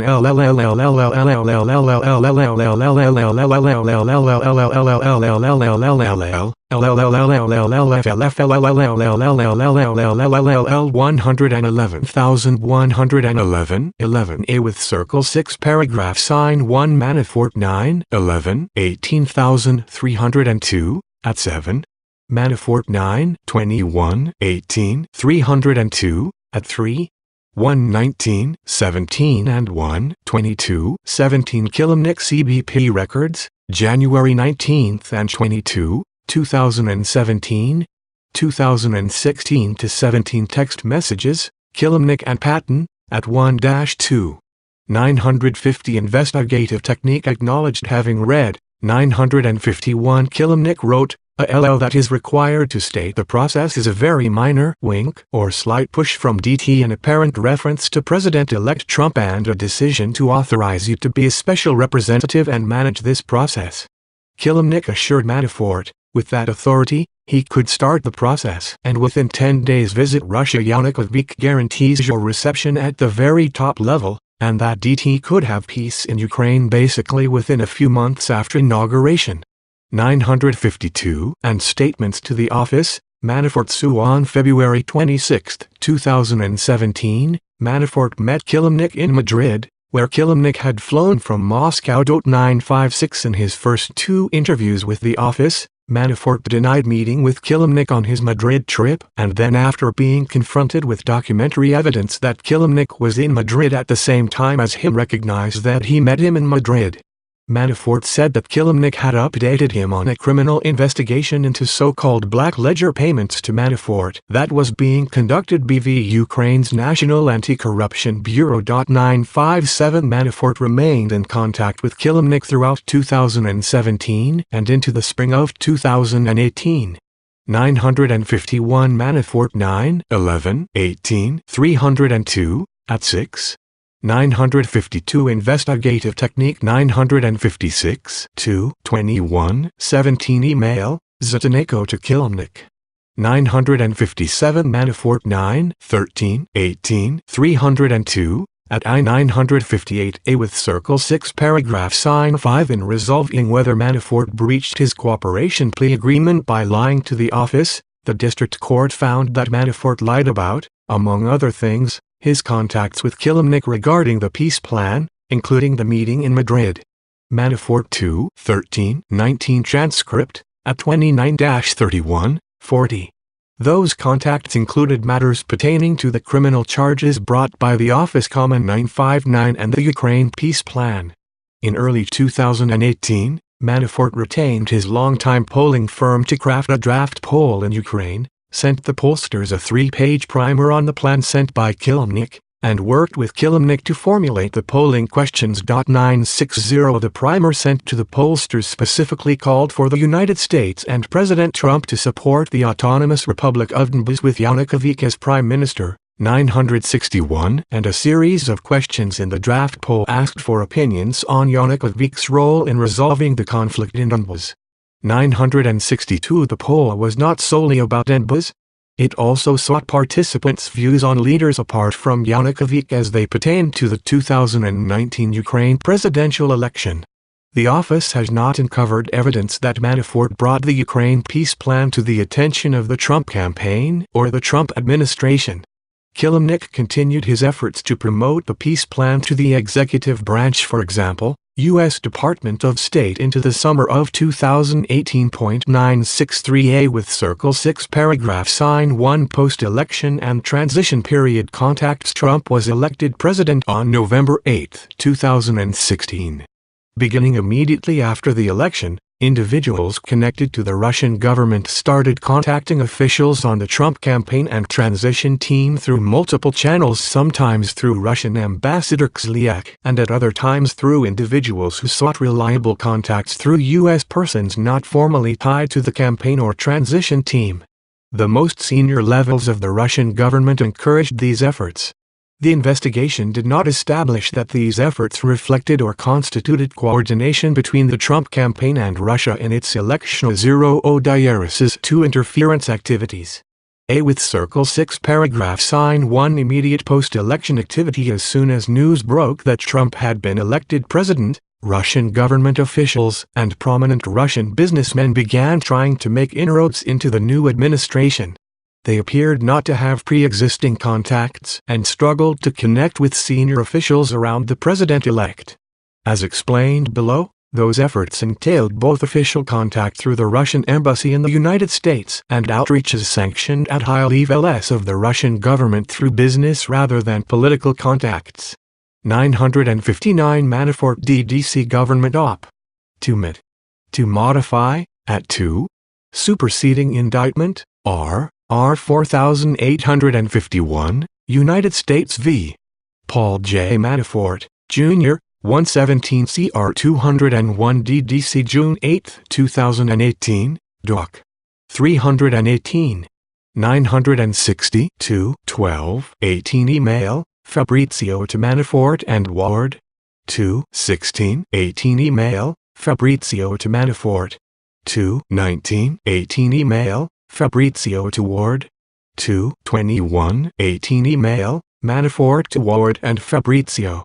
961 2-21-18 email, Manafort to Ward and Fabrizio. 7:16 and 49 seconds AM attachment. 962 3-9-18 email, Ward to Manafort and Fabrizio attachment. A with Circle 6 paragraph sign 1 outrage from the Russian government. At approximately 3 a.m. on election night, Trump campaign press secretary Hope Hicks received a telephone call on her personal cell phone from a person who sounded foreign but was calling from a number with a DC area code. 964 Although Hicks had a hard time understanding the person, she could make out the words Putin call. 965 Hicks told the caller to send her an email. 966 The following morning, on November 9, 2016, Sergei Kuznetsov, an official at the Russian embassy to the United States, emailed Hicks from his Gmail address with the subject line, "Message from Putin." 967 Attached to the email was a message from Putin, in both English and Russian, which Kuznetsov asked Hicks to convey to the president-elect. 968 In the message, Putin offered his congratulations to Trump for his electoral victory, stating he looked forward to working with Trump on leading Russian-American relations out of crisis. 969 degrees. Russian ambassador's name. Kushner emailed Dmitry Simzovkiny, whom he had consulted previously about Russia, see Volume I, Section IV.A.4, Supra, and asked, "What is the name of Russian ambassador?" 972 Kushner forwarded Simz's response, which identified Kislyak by name, to Hicks. 973 After checking with Kushner to see what he had learned, Hicks conveyed Putin's letter to transition officials. 974 5 days later, on November 14, 2016, Trump and Putin spoke by phone in the presence of transition team members, including incoming National Security Advisor Michael Flynn. 975 964 Hicks 12 8 17 302, at 3. 965 Hicks 12 8 17 302, at 3. 966 Hicks 12 8 17 302, at 3. 967 NOSC 000443811 9 16 Email, Kuznetsov to Hicks 5:27 a.m. 968 NOSC 000443881-82 11 9 16 Email, Kuznetsov to Hicks 5:27 a.m. 969 NOSC 000443882 11 9 16 Letter from Putin to President-elect Trump, November 9, 2016. Translation. 970 NOSC 000443881 11 9 16 Email, Hicks to Kushner 10:26 a.m. 971 Statement of Jared C. Kushner to Congressional Committees, at 4 July 24, 2017. 972 NOSC 000005811 9 16 Email, Kushner to Simes 10:28 a.m. Statement of Jared Kushner to Congressional Committees, at 4 July 24, 2017. 973 NOSC 000005811 9 16 Email, Kushner to Hicks 11:05 and 44 seconds a.m. 974 Hicks 12 8 17 302, at 3-4. 975 Flynn 11 16 17 302, at 8-10. See Doug G. Ware, Trump, Russia's Putin talk about Syria, icy relations in phone call, UPI November 14, 2016. A with Circle 6 paragraph Sign 1 High-level encouragement of contacts through alternative channels. As Russian officials in the United States reached out to the president-elect and his team, a number of Russian individuals working in the private sector began their own efforts to make contact. Petr Ivan, a Russian national who heads Alfa Bank, Russia's largest commercial bank, described to the office interactions with Putin during this time period that might account for the flurry of Russian activity. 976 degrees paragraph Ivan told the office that he is one of approximately 50 wealthy Russian businessmen who regularly meet with Putin in the Kremlin. These 50 men are often referred to as oligarchs.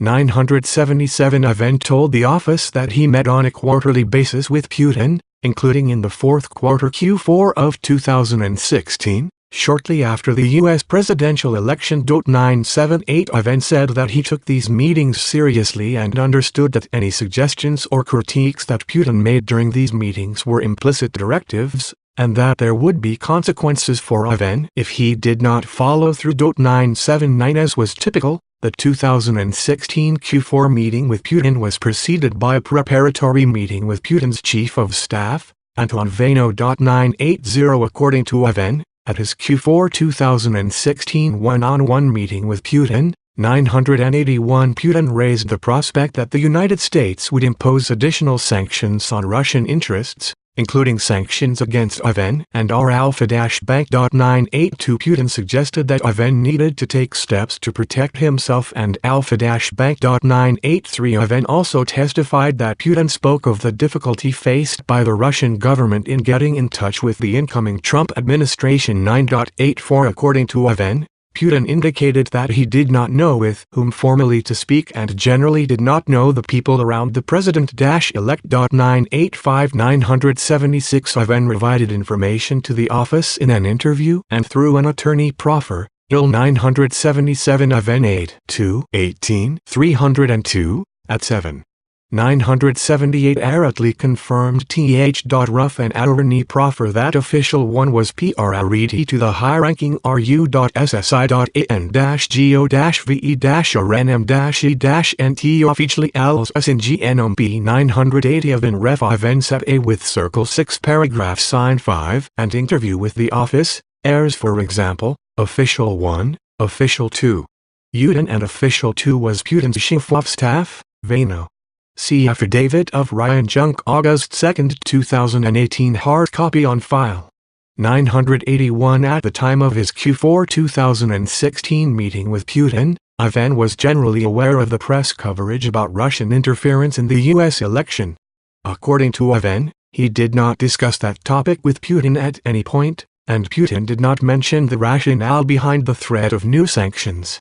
Ivan 8-2-18-302, at 5-7.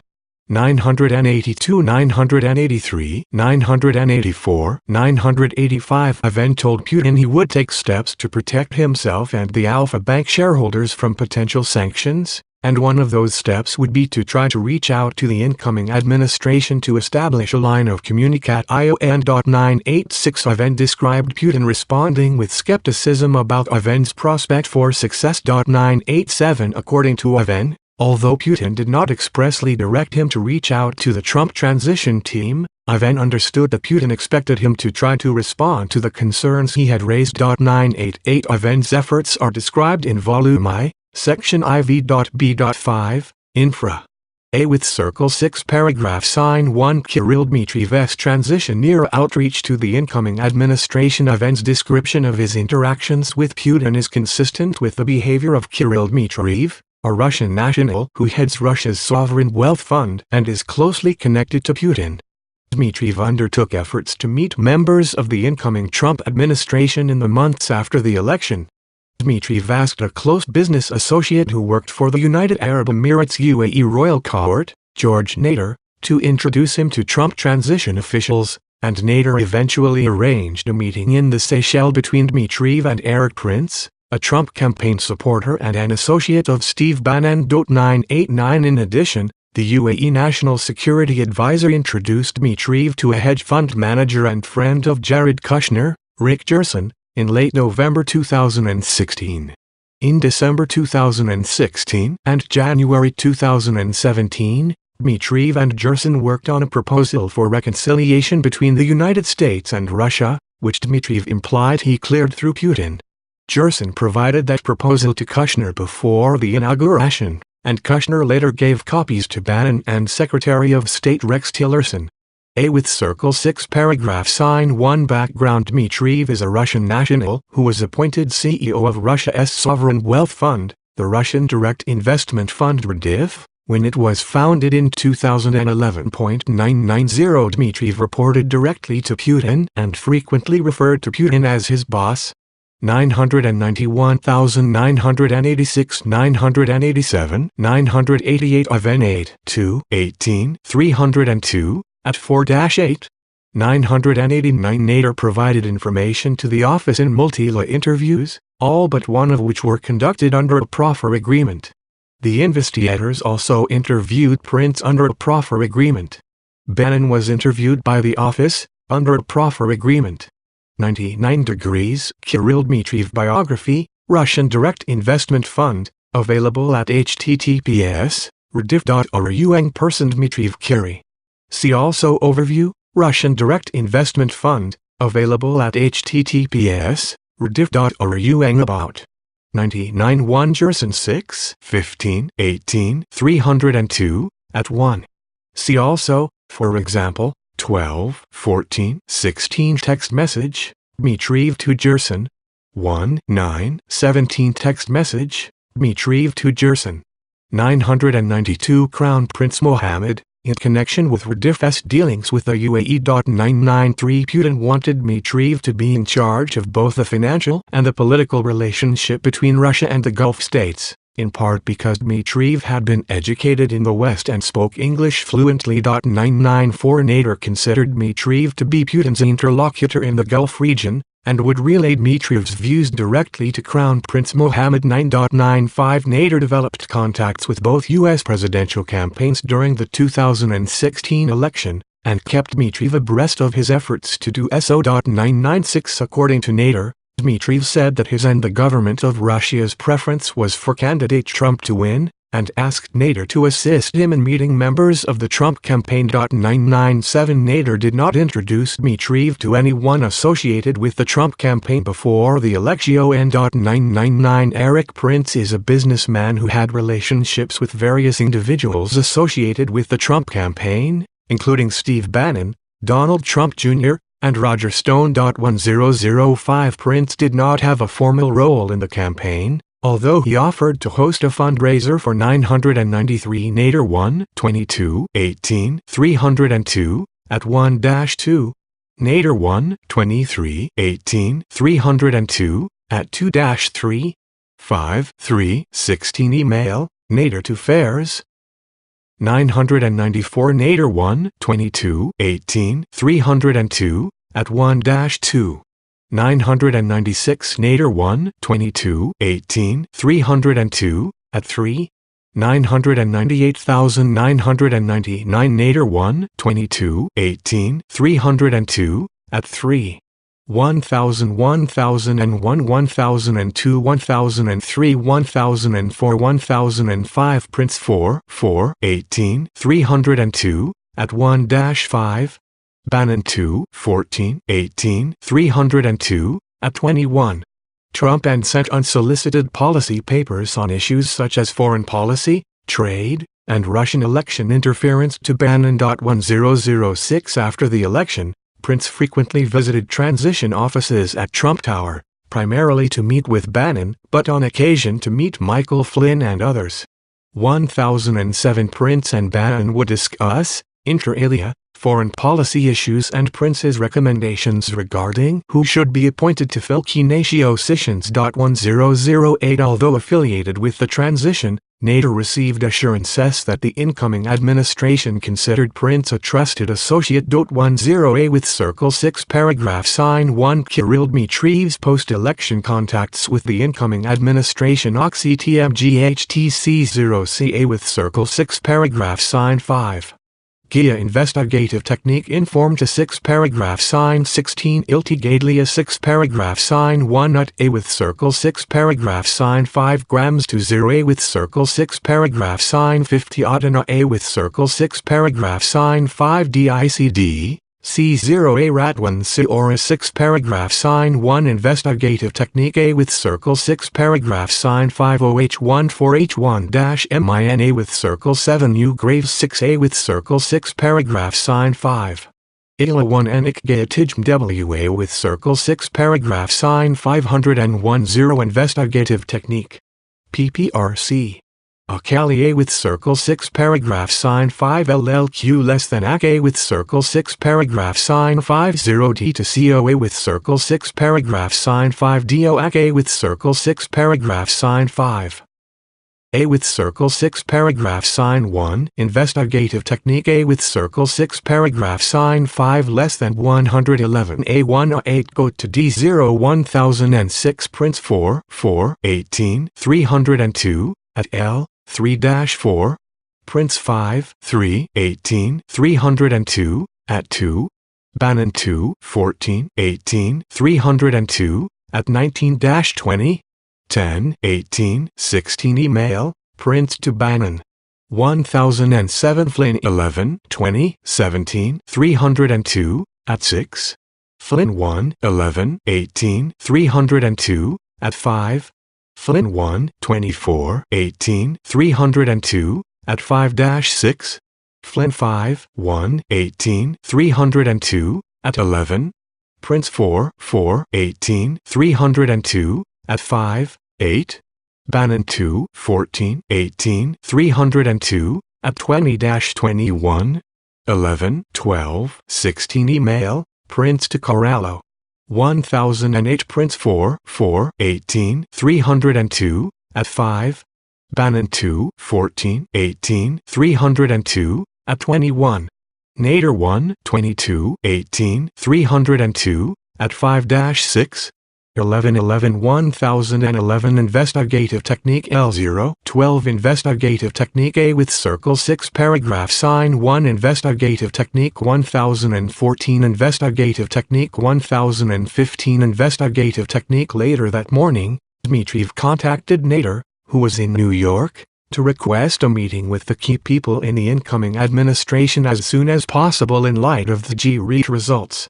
1016 He asked Nader to convey to the incoming administration that we want to start rebuilding the relationship in whatever is a comfortable pace for them.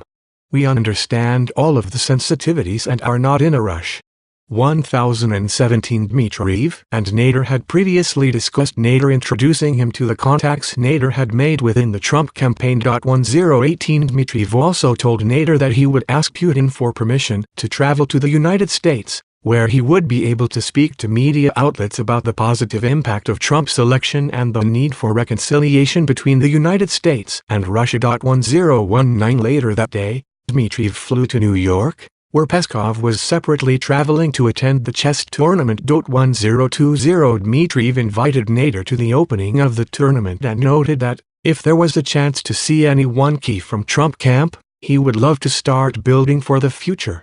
102 Dmitriev also asked Nader to invite Kushner to the event so that Dmitriev could meet him. 1022 Nader did not pass along Dmitriev's invitation to anyone connected with the incoming administration. 1023 Although one World Chess Federation official recalled hearing from an attendee that President-elect Trump had stopped by the tournament, the investigation did not establish that Trump or any campaign or transition team official attended the event. 1024 And the president's written answers denied that he had. 1025 Nader stated that Dmitriev continued to press him to set up a meeting with transition officials, and was particularly focused on Kushner and Trump. Jr. 1026 Dmitriev told Nader that Putin would be very grateful to Nader and that a meeting would make history. 1027 1016 11-9-16 Text message, Dmitriev to Nader 9:34 a.m. Nader 1-22-18 302, at 4. 1017 11-9-16 Text message, Dmitriev to Nader 11:58 p.m. 1018 Nader 1-22-18 302, at 3. 1019 11-9-16 Text message, Dmitriev to Nader 10:06 a.m. 11-9-16 Text message, Dmitriev to Nader 10:10 a.m. 1020 11-9-16 Text message, Dmitriev to Nader 10:08 a.m. 11-9-16 Text message, Dmitriev to Nader 3:40 p.m. Nader 1-22-18 302, at 5. 1021 11-9-16 Text message, Dmitriev to Nader 7:10 p.m. 1022 11-10-16 Text message, Dmitriev to Nader 5:28 m. 1023 Nader 1-22-18 302, at 5-6. 1024 Marinello 5:31-18 302, at 2-3. Nader 1-22-18 302, at 5-6. 1025 Written responses of Donald J. Trump November 20, 2018, at 17-18 Response to Question V, Parta. 1111A with Circle 6 Paragraph Sign 5 1026 Nader 1-22-18 302, at 6. 1027 Nader 1-22-18 302, at 6. According to Nader, Dmitriev was very anxious to connect with the incoming administration and told Nader that he would try other routes to do so besides Nader himself. 1030 Nader did not ultimately introduce Dmitriev to anyone associated with the incoming administration during Dmitriev's post-election trip to New York. 1031 In early December 2016, Dmitriev again broached the topic of meeting incoming administration officials with Nader in January or February. 1032 Dmitriev sent Nader a list of publicly available quotes of Dmitriev speaking positively about Donald Trump in case they were helpful. 1033 A with Circle 6 Paragraph Sign 1 Eric Prince and Kirill Dmitriev meet in the Seychelles. A with Circle 6 Paragraph Sign 1 George Nader and Eric Prince arrange Seychelles meeting with Dmitriev. Nader traveled to New York in early January 2017 and had lunchtime and dinner meetings with Eric Prince. Paragraph on January 3, 2017. 1034 Nader and Prince discussed Dmitriev. 1035 Nader informed Prince that the Russians were looking to build a link with the incoming Trump administration. 1036 He told Prince that Dmitriev had been ushering Nader to the incoming administration. 1037 Nader suggested, in light of Prince's team officials, that Prince and Dmitriev meet to discuss issues of mutual concern. 1038 Prince told Nader that he needed to think further about it and to check with transition team officials. 1039 After his dinner with Prince, Nader sent Prince a link to a Wikipedia entry about Dmitriev, and sent Dmitriev a message stating that he had just met with some key people within the family and inner circle, a reference to Prince, and that he had spoken at length and positively about 1028, 1029, 1030 Nader 1, 22, 18, 302, at 6. 1031 Nader 1, 22, 18, 302, at 5-7. 1032, 12, 8, 16 Text messages, Dmitriev to Nader 12:10 and 31 seconds AM Nader 1, 22, 18, 302, at 11.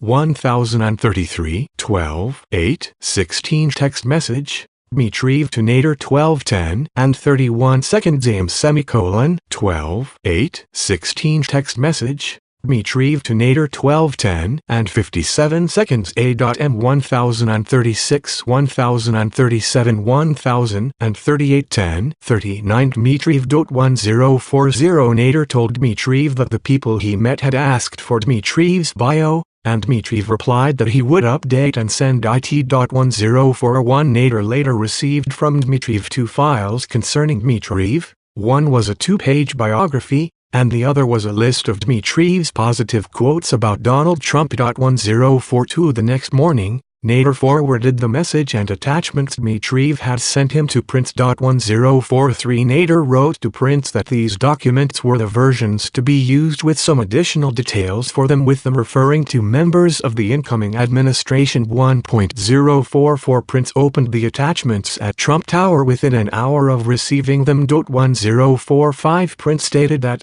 while he was at Trump Tower that day, he spoke with Kellyanne Conway, Wilbur Ross, Steve Mnuchin, and others while waiting to see Bannon. 1046 Cell site location data for Prince's mobile phone indicates that Prince remained at Trump Tower for approximately 3 hours. 1047 Prince said that he could not recall whether, during those 1048 2 hours, he met with Bannon and discussed Dmitriev with him.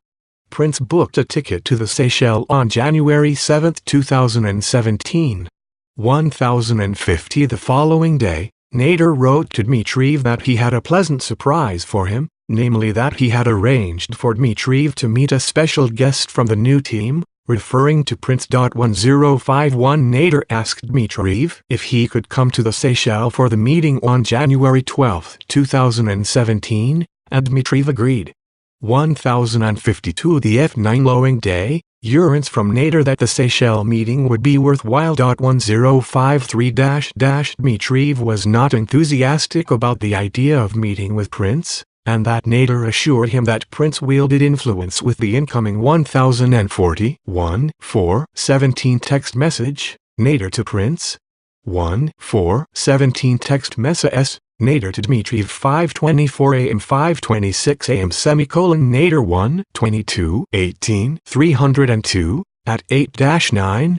1041 1-4-17 text messages, Nader and Dmitriev 7:24 and 27 seconds. A.M 1042 1:4:17 text messages, Dmitriev to Nader 7:25-7, 29 M 1043 1:4:17 text messages, Nader to Prince 1044 1:4:17 text messages, Nader to Prince 1045 Prince 5:3:18 302 at 1-3 1046 Prince 5:3:18 302 at 2-3 1047 Cell site location data for Prince's mobile phone investigative technique 1048 Prince 5:3:18 302 at 3 1049 1050 1:5:17 email,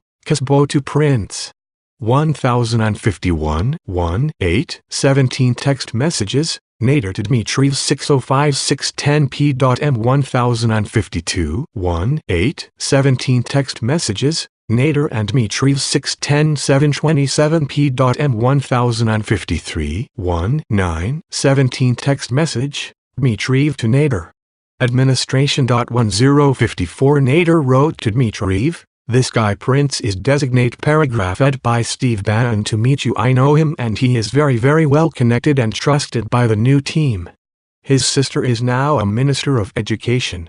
1055 According to Nader, Prince had led him to believe that Bannon was aware of Prince's upcoming meeting with Dmitriev, and Prince acknowledged that it was fair for Nader to think that Prince would pass information on to the transition team. 1056 Bannon, however, told the office that Prince did not tell him in advance about his meeting with Dmitriev. 1057A with circle 6 paragraph sign 1 The Seychelles meetings. Dmitriev arrived with his wife in the Seychelles on January 11, 2017, and checked into the Four Seasons Resort where Crown Prince Mohammed and Nader were staying. 1058 Prince arrived that same day. 1059 Prince and Dmitriev met for the first time that afternoon in Nader's villa, with Nader present. 1060 The initial meeting lasted approximately 30-45 minutes. 1061 Prince described the 8 years of the Obama administration in negative terms, and stated that he was looking forward to a new era of cooperation and conflict resolution. 1063 According to Prince, he told Dmitriev that Bannon was effective if not conventional, and that Prince provided policy papers to Bannon. 1064 1054 1056 Nader 1:19:18 302 at 13 1057 Bannon 2:14:18 302 at 25-26 A with circle 6 paragraph sign 5 Prince 5:3:18 302 at 3 1058 1:10:17 text messages, Dmitriev and Nader 2:05 and 54 seconds 3:30 and 25 seconds p.m. 1:11:17 text messages, Dmitriev and Nader 2:16 and 16 seconds 5:17 and 59 seconds p.m. 1059 1:7:17 email, Casbo to Prince 1062 1063 1064 Prince 5:3:18 302 at 4 1065 Topic of Russian interference in the 2016 election did not come up. Prince added that he would inform Bannon about his meeting with Dmitriev, and that if there was interest in continuing the discussion, Bannon or someone else on the transition team would do so. 1011 Afterwards, Prince returned to his room, where he learned that a Russian aircraft carrier had sailed to Libya, which led him to call Nader and ask him to set up another meeting with Dmitriev. 1073 According to Nader, Prince called and said he had checked with his associates back home and needed to convey to Dmitriev that Libya was off the table. 1074 Nader wrote to Dmitriev that Prince had received an urgent message that he needs to convey to you immediately, and arranged for himself, Dmitriev, and Prince to meet at a restaurant on the Four Seasons property. 101 At the second meeting, Prince told Dmitriev that the United States could not achieve Russian involvement in Libya because it would make the situation there much worse. 1076 1066 1067 1068 1069 Prince 5, 3, 18, 302, at 4-5. 1070 1072 1073 Prince 4, 4, 18, 302, at 10. Prince 5, 3, 18, 302, at 4. 1074 Nader 1, 22, 18, 302, at 14. 1075 1024 and 25 seconds p.m. A with circle 6 paragraph sign 51 11 17 text messages Dmitriev and Nader 9:13 and 54 seconds. However, denied that and recalled that he was making these remarks to Dmitriev not in an official capacity for the transition but based on his experience as a former naval officer. Prince 5, 3, 18, 302, at 4.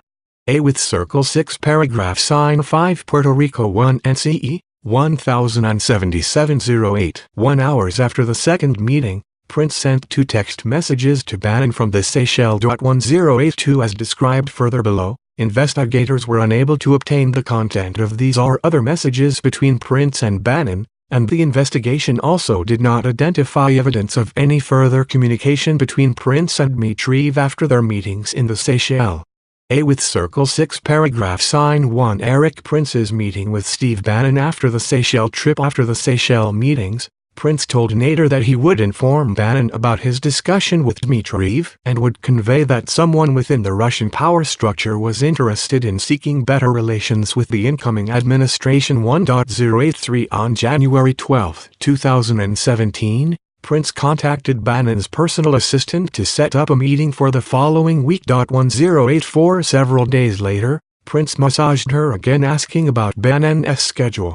1085 Prince said that he met Bannon at Bannon's home after returning to the United States in mid-January and briefed him about several topics, including his meeting with Dmitriev. 1086 Prince told the office that he explained to Bannon that Dmitriev was the head of a Russian sovereign wealth fund and was interested in improving relations between the United States and Russia. 1087 Prince had on his cell phone a screenshot of Dmitriev's Wikipedia page dated January 16, 2017. 1079 Nader 1, 22, 18, 302, at 9. 15. 1081 1083 Prince 4, 4, 18, 302, at 10. Prince 5, 3, 18, 302, at 4. 1084 1, 12, 17 text messages, Prince to Preet. 1085 1, 15, 17 text message, Prince to Preet. 1086 Prince 4, 4, 18, 302, at 11. Prince 5, 3, 18, 302, at 5. 1087 Prince 4, 4, 18, 302, at 11. Prince 5, 3, 18, 302, at 5. And Prince told the office that he likely showed that image to Bannon. 1088 Prince also believed he provided Bannon with Dmitriev's contact information. 1089 According to Prince, Bannon instructed Prince not to follow up with Dmitriev, and Prince had the impression that the issue was not a priority for Bannon. 1090 Prince related that Bannon did not appear angry, just relatively uninterested.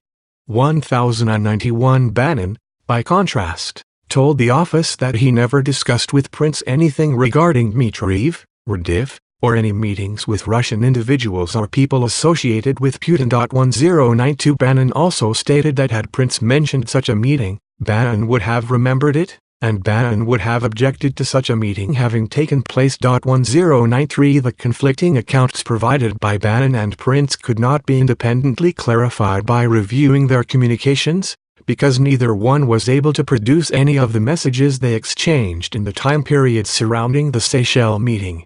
Prince's phone contained no text messages prior to March 2017, though provider records indicate that he and Bannon exchanged dozens of messages. 1094 Prince denied deleting any messages, but claimed he did not know why there were no messages on his device before March 2017. 1095 Bannon's devices similarly contained no messages in the relevant time period, and Bannon also stated he did not know why messages did not appear on his device. 1096 Bannon told the office that, during both the months before and after the Seychelles meeting, he regularly used his personal BlackBerry and personal email for work-related communications, including those with Prince, and he took no steps to preserve these work communications. 1097 with Circle 6 paragraph sign 1 Kirill Dmitriev's post-election contact with Rick Gerson regarding use. With Circle 0 Diaris's to Russia relations. Dmitriev's contacts during the transition period were not limited to those facilitated by Nader. In approximately late November 2016, the UAE National Security Advisor introduced Dmitriev to Rick Gerson, a friend of Jared Kushner who runs a hedge fund in New York.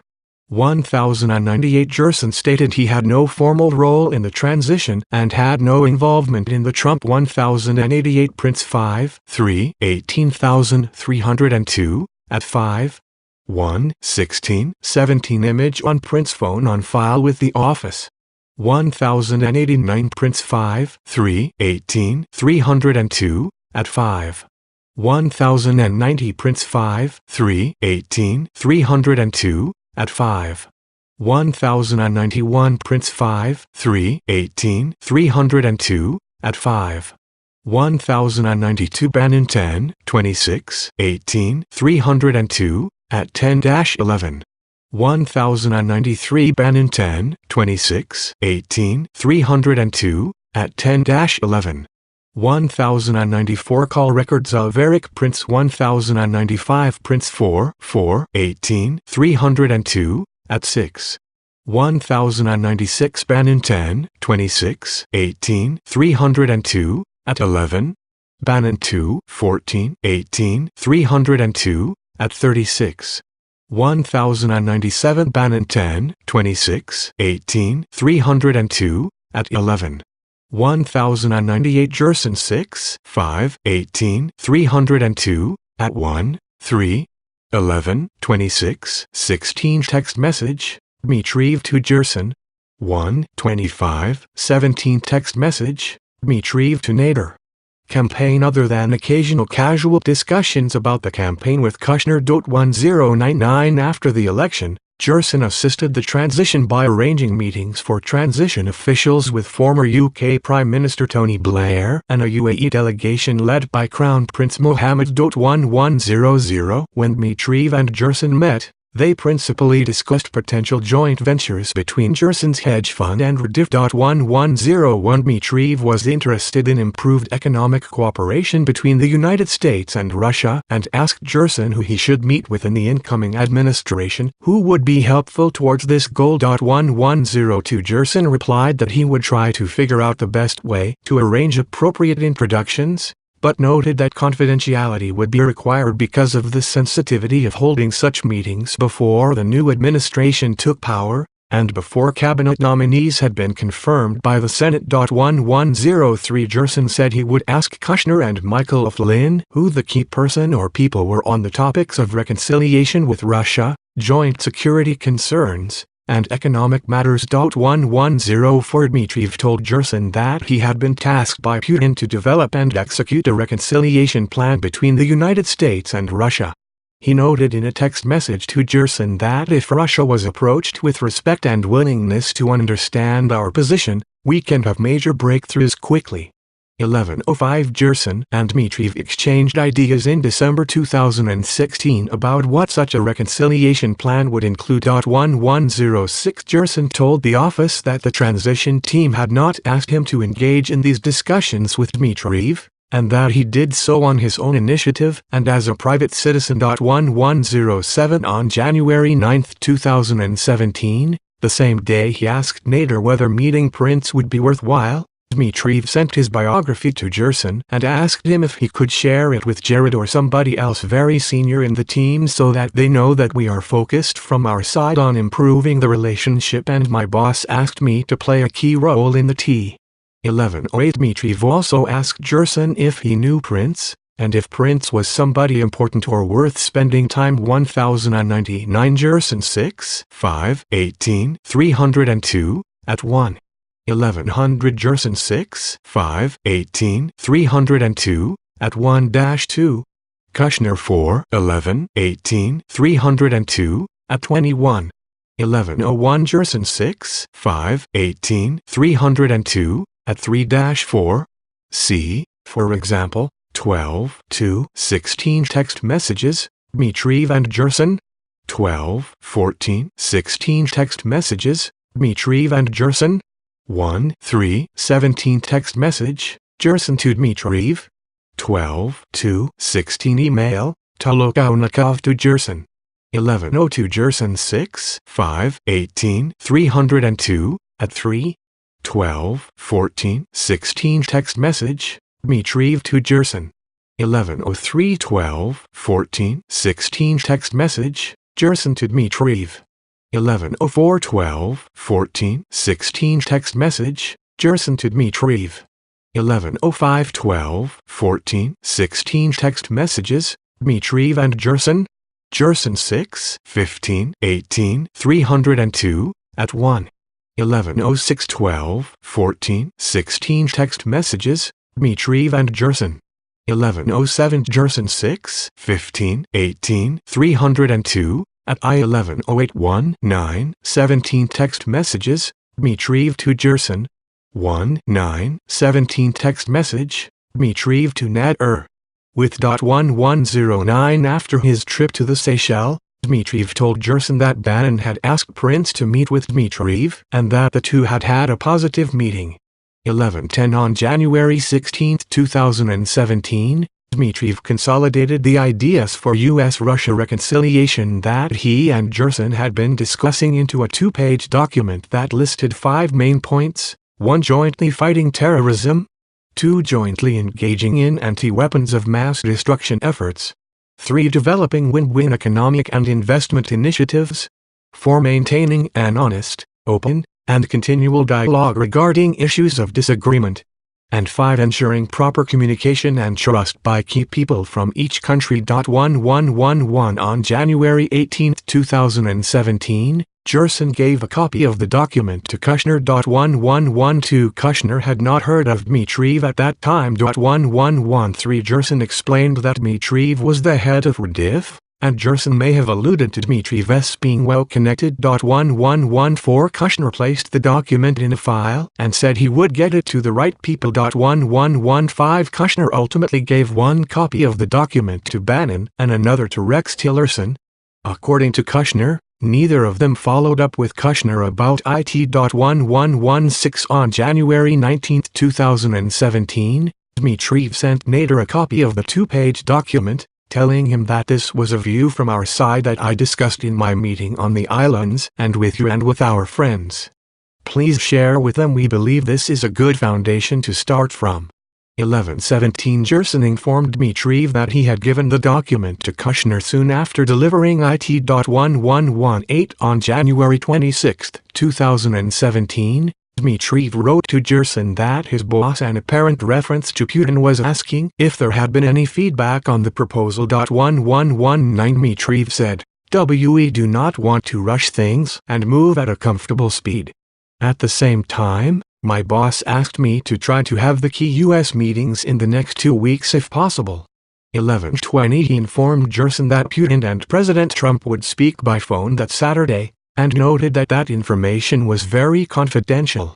1121 The same day, Dmitriev wrote to Nader that he had seen his boss again yesterday, who had emphasized that this is a great priority for us and that we need to build this communication. 1109 Gerson 6 5 18 302 at 4. 1110 1 18 17 text messages, Dmitriev and Gerson. 1111 1 16 17 text messages, Dmitriev and Gerson. 11:12 Jerson 6, 5, 18, 302, at 3. Jerson 6, 15, 18, 302, at 2. 11:13 Jerson 6, 5, 18, 302, at 3. 11:14 Jerson 6, 5, 18, 302, at 3. Jerson 6, 15, 18.302, at 1-2. Kushner 4, 11, 18, 302, at 22. 11:15 Jerson 6, 5, 18, 302, at 3. 11:16 Kushner 4, 11, 18, 302, at 32. 11:17, 1, 19, 17 text message, Dmitriev to Nader 11:11 and 56 seconds A.M 11:18, 1, 18, 17 text message, Jerson to Dmitriev. Jerson 6, 15, 18, 302, at 2. 11:19, 1, 26, 17 text message, Dmitriev to Jerson. 11:20, 1, 26, 17 text message, Dmitriev to Jerson. 11:21, 1, 26, 17 text message, Dmitriev to Jerson. Channel to avoid bureaucracy. 11:22 on January 28, 2017, Dmitriev texted Nader that he wanted to see if I can confirm to my boss that your friends may use some of the ideas from the two-pager I sent you in the telephone call. That will happen at 12 Eastern Standard Time. 11:23 an apparent reference to the call scheduled between President Trump and Putin. Nader replied, "Definitely paper was so submitted to Team Bayrak and me. They took it seriously." 11:24 after the call between President Trump and Putin occurred, Dmitriev wrote to Nader that the call went very well. "My boss wants me to continue making some public statements that US-Russia cooperation is good and important." 11:25 Jerson also wrote to Dmitriev to say that the call had gone well, and Dmitriev replied that the document they had drafted together played an important role. 11:26 Jerson and Dmitriev appeared to stop communicating with one another in approximately March 2017, when the investment deal they had been working on together showed no signs of progressing. 1127a with Circle 6 paragraph sign 1 Ambassador Kislyak's meeting with Jared Kushner and Michael Flynn M. Trump Tower following the election on November 16, 2016, Catherine Vargas, an executive assistant to Kushner, received a request for a meeting with Russian Ambassador Sergei Kislyak. 1128 that same day, Vargas sent Kushner an email with the subject, "Missed call, Russian Ambassador to the U.S., Sergei Ivanovich Kislyak 112 T9." He text of the email read, setting up a time to meet WU on 12/1. LMK how to proceed. Kushner responded in relevant part, "I think I do this one confirm with Dmitry Simes of Kani that this is the right guy." 11:30 after reaching out to a colleague of Simes at Kani, Vargas reported back to Kushner that Kislyak was the best go-to guy for routine matters in the U.S., while Yuri Ushakov, a Russian foreign policy advisor, was the contact for more direct substantial matters. 11:31 Bob Forsman, the UBS investment bank executive who had previously tried to transmit to candidate Trump an invitation to speak at an economic forum in Russia, see volume I, section IV.A.L. D.II, Supra, may have provided similar information to the transition team. According to 1122, 1, 26, 17 text message, Dmitriev to Nader 10:04 and 41 seconds P.M 1123, 1, 28, 17 text message, Dmitriev to Nader I single Kotel, 05, 39 A.M 1124, 1, 28, 17 text message, Nader to Dmitriev 11:11 and 33 seconds A.M 1125, 1, 29, 17 text message, Dmitriev to Nader 11:06 and 35 seconds A.M 1126, 1, 28, 17 text message, Jerson to Dmitriev. 1, 29, 17 text message, Dmitriev to Jerson. 11:27 Jerson 6, 15, 18, 302, at 4. 3, 21, 17 text message, Jerson to Dmitriev. 11:28 Statement of Jared C. Kushner to Congressional Committees Kushner SDMT. At 6/7/24/17 Written Statement by Kushner to the Senate Judiciary Committee. 11:29 NOSC 000043561116 Email, Vargas to Kushner 6:44 p.m. 11:30 NOSC 000043561116 Email, Kushner to Vargas 9:54 p.m. 11:31 11:17 Email, Brown to Symes 10:41 a.m. Brown 10:13 302 at 4. 11:17 Email, Vargas to Kushner 12:31 and 18 seconds. Forsman, at the end of an early December 2016 meeting with incoming National Security Advisor Michael Flynn and his designated deputy K.T. McFarland in New York, Flynn asked Forsman for his thoughts on Kislyak. Forsman had not met Kislyak but told Flynn that, while Kislyak was an important person, Kislyak did not have a direct line to Putin. 1132 Forsman subsequently traveled to Moscow, inquired of a source he believed to be close to Putin, and heard back from that source that Ushakov would be the official channel for the incoming U.S. National Security Advisor. 1133 Forsman acknowledged that Flynn had not asked him to undertake that inquiry in Russia, but told the office that he nonetheless felt obligated to report the information back to Flynn, and that he worked to get a face-to-face meeting with Flynn in January 2017 so that he could do so. 1134 Email correspondence suggests that the meeting ultimately went forward, 1135, but Flynn has no recollection of it or of the earlier December meeting. 1136 The investigation did not identify evidence of Flynn or Kushner meeting with Ushakov after being given his name. 1137 In the meantime, although he had already formed the impression that Kislyak was not necessarily the right point of contact, 1138 Kushner went forward with the meeting that Kislyak had requested on November 16. It took place at Trump Tower on November 30, 2016. 1139 At Kushner's invitation, Flynn also attended.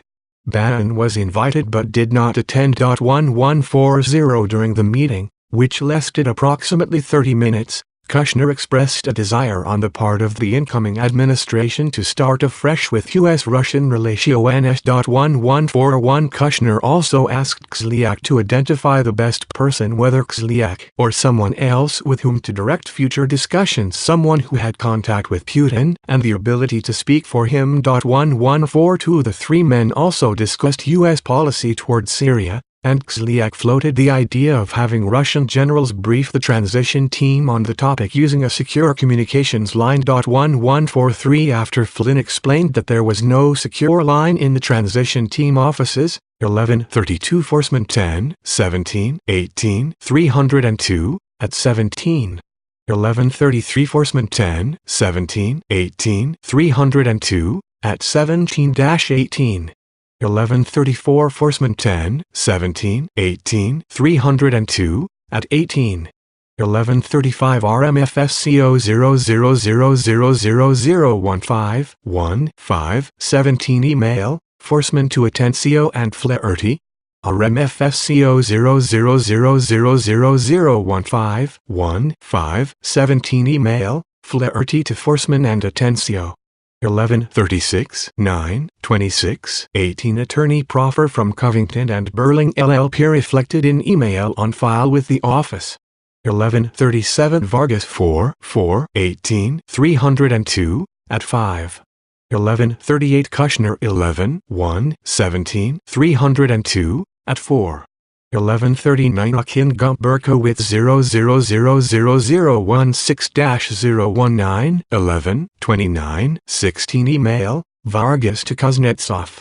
114 degrees Flynn 1/11/18 302 at 2. NOS 00004240 Calendar invite, Vargas to Kushner and Flynn. 1141 Kushner strut. At 6. 1142 Kushner strut. At 6. Kushner 4/11/18 302 at 18. 1143 Kushner SDMT. at 7. Kushner 4, 11, 18, 302, at 18. Flynn 1, 11, 18, 302, at 2. Kushner asked Kislyak if they could communicate using secure facilities at the Russian embassy. 1144 Kislyak quickly rejected that idea. 1145a with Circle 6 paragraph sign 1 Jared Kushner's meeting with Sergei Gorkov on December 6, 2016. The Russian embassy reached out to Kushner's assistant to set up a second meeting between Kislyak and Kushner. 1146 Kushner declined several proposed meeting dates, but Kushner's assistant indicated that Kislyak was very insistent about securing a second meeting. 1147 Kushner told the office that he did not want to take another meeting because he had already decided Kislyak was not the right channel for him to communicate with Russia, so he arranged to have one of his assistants, Ava Berkowitz, meet with Kislyak in his stead. 1148 Although embassy official Sergei Kuznetsov wrote to Berkowitz that Kislyak thought it important to continue the conversation with Mr. Kushner in person, 1149 Kislyak nonetheless agreed to meet with Circle 6 paragraph sign 1 instead with Berkowitz once it became apparent that Kushner was unlikely to take a meeting.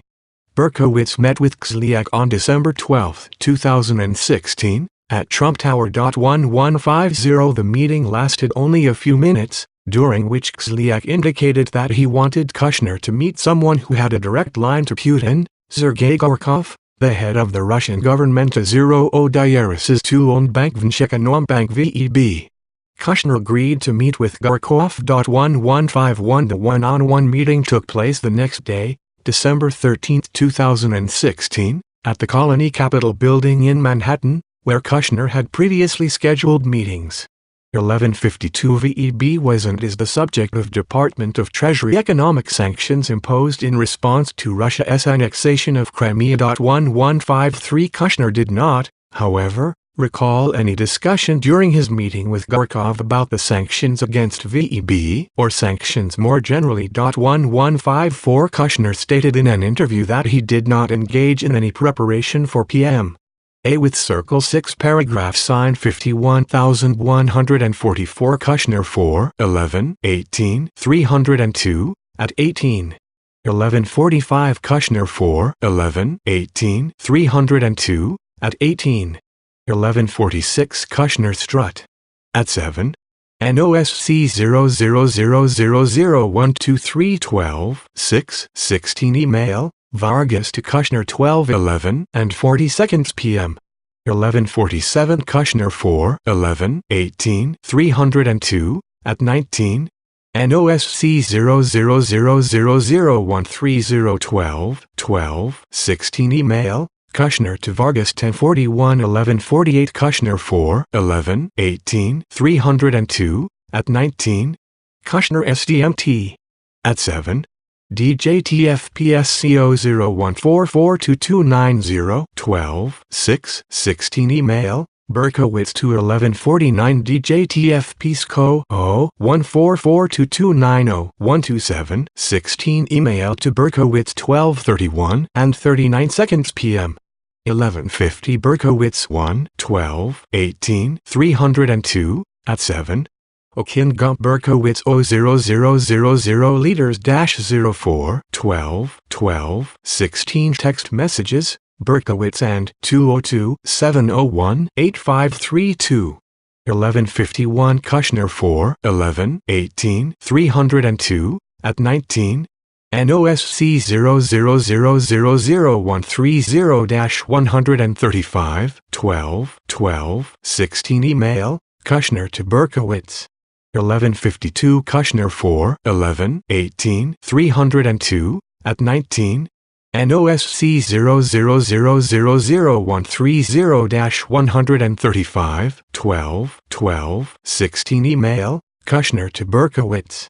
1153 Announcement of Treasury sanctions on entities within the financial services and energy sectors of Russia, against arms or related material entities, and those undermining Ukraine's sovereignty. United States Department of the Treasury July 16, 2014.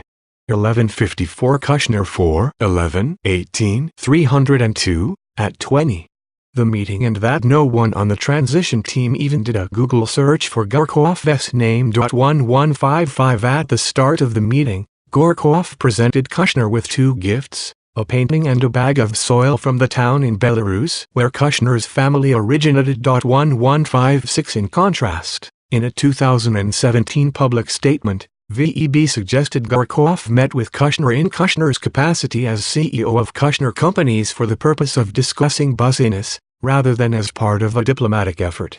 In particular, VEB characterized Gorkov's meeting with Kushner as part of a series of roadshow meetings with representatives of major U.S. banks and business circles, which included negotiations and discussion of the most promising business lines and sectors. 1160 Forsman, the investment bank executive mentioned in Volume L, Sections IV.A. I and IV.B.3, Supra, told the office that he met with Gorkov and VEB Deputy Chairman Nikolai Tsikholmsky in Moscow just before Gorkov left for New York to meet Kushner. 1161 According to Forsman, Gorkov and Tsikholmsky told him that they were traveling to New York to discuss post-0 Diaris's two election issues with U.S. financial institutions, that their trip was sanctioned by Putin, and that they would be reporting back to Putin upon their return. 1162 1155 Kushner 4 11 18 302, at 19. Berkowitz, by contrast, stated to the office that he had Googled Gorkov's name and told Kushner that Gorkov appeared to be a banker. Berkowitz 1 12 18 302, at 8. 1156 Kushner 4 11 18 302, at 19-20. 1157 Kushner SDMT, at 8. 1158 Kushner SDMT, at 8. 1159 C, for example, Peter Grant, Donald Trump's son-in-law Jared Kushner could face his own conflict. 0 Diaris's two of interest questions, Wall Street Journal November 29, 2016. 1160 Patrick Rayavale and Matthew Mosk, Russian banker Sergei Gorkov brushes off questions about meeting with Jared Kushner, ABC News June 1, 201-7. 1161 Forsman 10 17 18 302, at 14-15. 1162 Forsman 10 17 18302, at 15-16. The investigation did not resolve the apparent conflict in the accounts of Kushner and Gorkov or determine whether the meeting was diplomatic in nature as Kushner stated, focused on business as VEB's public statement indicated, or whether it involved some combination of those matters or other matters. Regardless, the investigation did not identify evidence that Kushner and Gorkov engaged in any substantive follow-up after the meeting.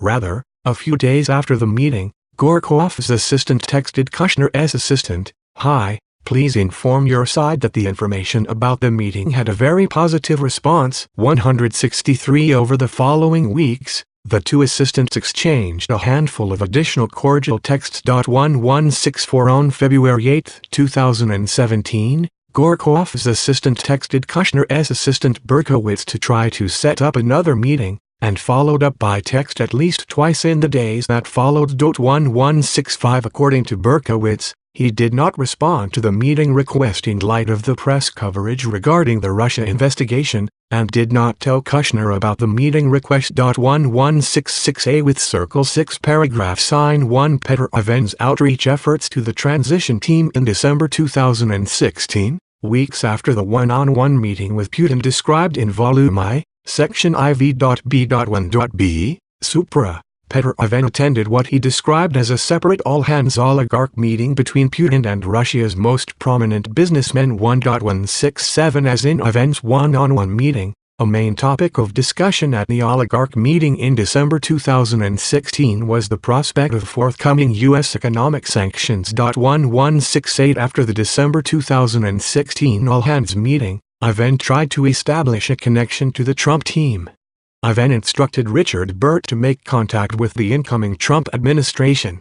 Burt was on the board of directors for Letter Onel One, another company headed by Ivan, and had done work for Alpha-Bank. 1169 Burt had previously served as U.S. Ambassador to Germany and Assistant Secretary of State for European and Canadian Affairs, and one of his primary roles with Alpha-Bank and LL was to facilitate introductions to business contacts in the United States and other Western countries. 1170 While at a LL board meeting held in Luxembourg in late December 2016, Ivan pulled Burt aside and told him that he had spoken to someone high in the Russian government who expressed 1163 Akin Gium Berkowitz 00000 LL 12 19 16 text message. Ivantchenko to Berkowitz 9:56 a.m.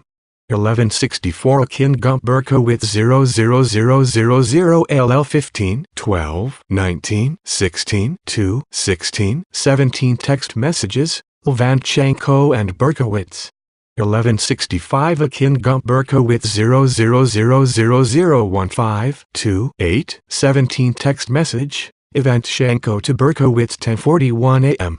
1166 Berkowitz 3 22 18 302 at 4-5 1168 11 69 117 0 Ivan 8 2 18 302 at 6 Burt 2 9 18 302 at 2.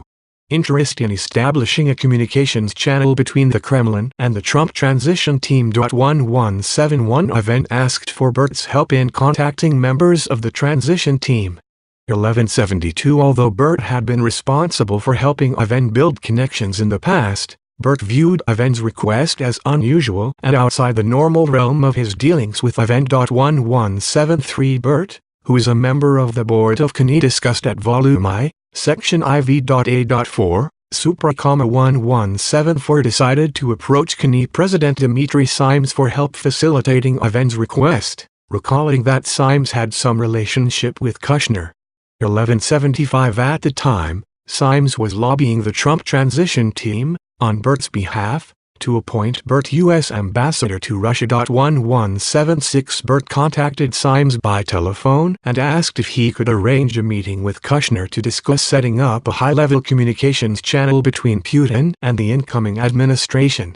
1177 Simes told the office that he declined and stated to Burt that setting up such a channel was not a good idea in light of the media attention surrounding Russian influence in the U.S. presidential election. 1178 According to Simes, he understood that Burt was seeking a secret channel, and Simes did not want CNI to be seen as an intermediary between the Russian government and the incoming administration. 1179 Based on what Simes had read in the media, he stated that he already had concerns that Trump's business connections could be exploited by Russia, and Simes said that he did not want CNI to have any involvement or apparent involvement in facilitating any connection. 1180 In an email dated December 22, 2016, Burt recounted for Ivan his conversation with Simes. Through a trusted third party, I have reached out to the very influential person I mentioned in Luxembourg concerning Project A. There is an interest and an understanding for the need to establish such a channel. But the individual emphasized that at this moment, with so much intense interest in the Congress and the media over the question of cyber hacking and who ordered what, Project A was too explosive to discuss. The individual agreed to discuss it again after the new year. I trust the individual's instincts on this. 1172 1173 Burt 2 9 18 302 at 4 1174 Burt 2 9 18 302 at 5 1175 Burt 2 9 18 302 at 3 1176 Burt 2 9 18 302 at 3 1177 Burt 2 9 18 302 at 3 Simes 3 27 18 302 at 4 1178 Burt 2 9 18 302 at 3 Simes 3 27 18 302 at 4 1179 Simes 3 27 18 302 at 5 1180 Simes 3 27 18 302 at 5 If this is unclear or you would like to discuss, Don't hesitate to call. 1181. According to Bert, the very influential person referenced in his email was Symes, and the reference to a trusted third party was a fabrication, as no such third party existed. Projecta was a term that BMT created for Ivan's effort to help establish a communications channel between Russia and the Trump team, which he used in light of the sensitivities surrounding what Ivan was requesting, especially in light of the recent attention to Russia's influence in the U.S. presidential election. 1182. According to Bert, his repo wrote that there was interest in a communications channel reflected Symes's views, not necessarily those of the transition team, and in any event, Bert acknowledged that he added some hype to that sentence to make it sound like there was more interest from the transition team than may have actually existed. 1183. Ivan replied to Bert's email on the same day, saying thank you. All clear. 1184. According to Ivan, this statement indicated that he did not want the outreach to continue. 1185. Bert spoke to Ivan sometime thereafter about his attempt to make contact with the Trim team.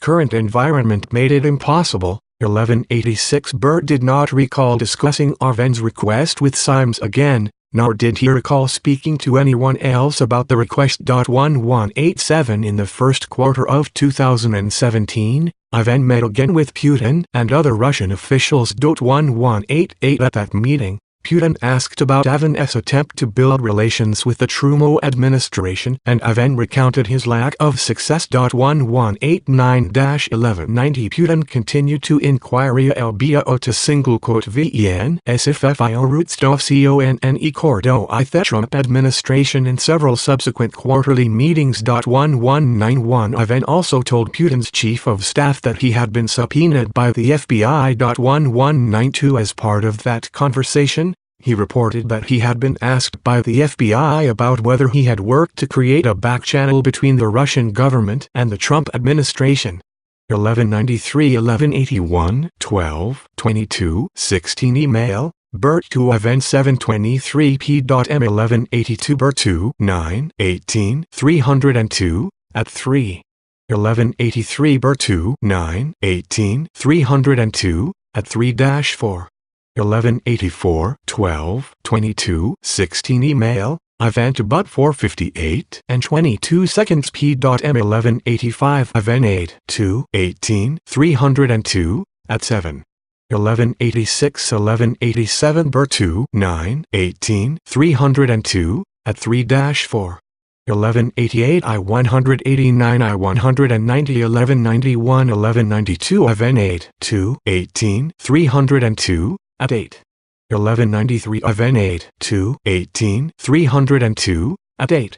According to Ivan, the official showed no emotion in response to this report and did not appear to care. 1194. With Circle 6 paragraph sign 1 Carter Page contact with Deputy Prime Minister Arkady Dvorkovich DDCC 0 Ovik C.10 C.1 CC du Acetia single quote C00 D Auto Court. According to Konstantin Kilimnik, Paul Manafort's associate, Page also gave some individuals in Russia the impression that he had maintained his connections to President-elect Trump.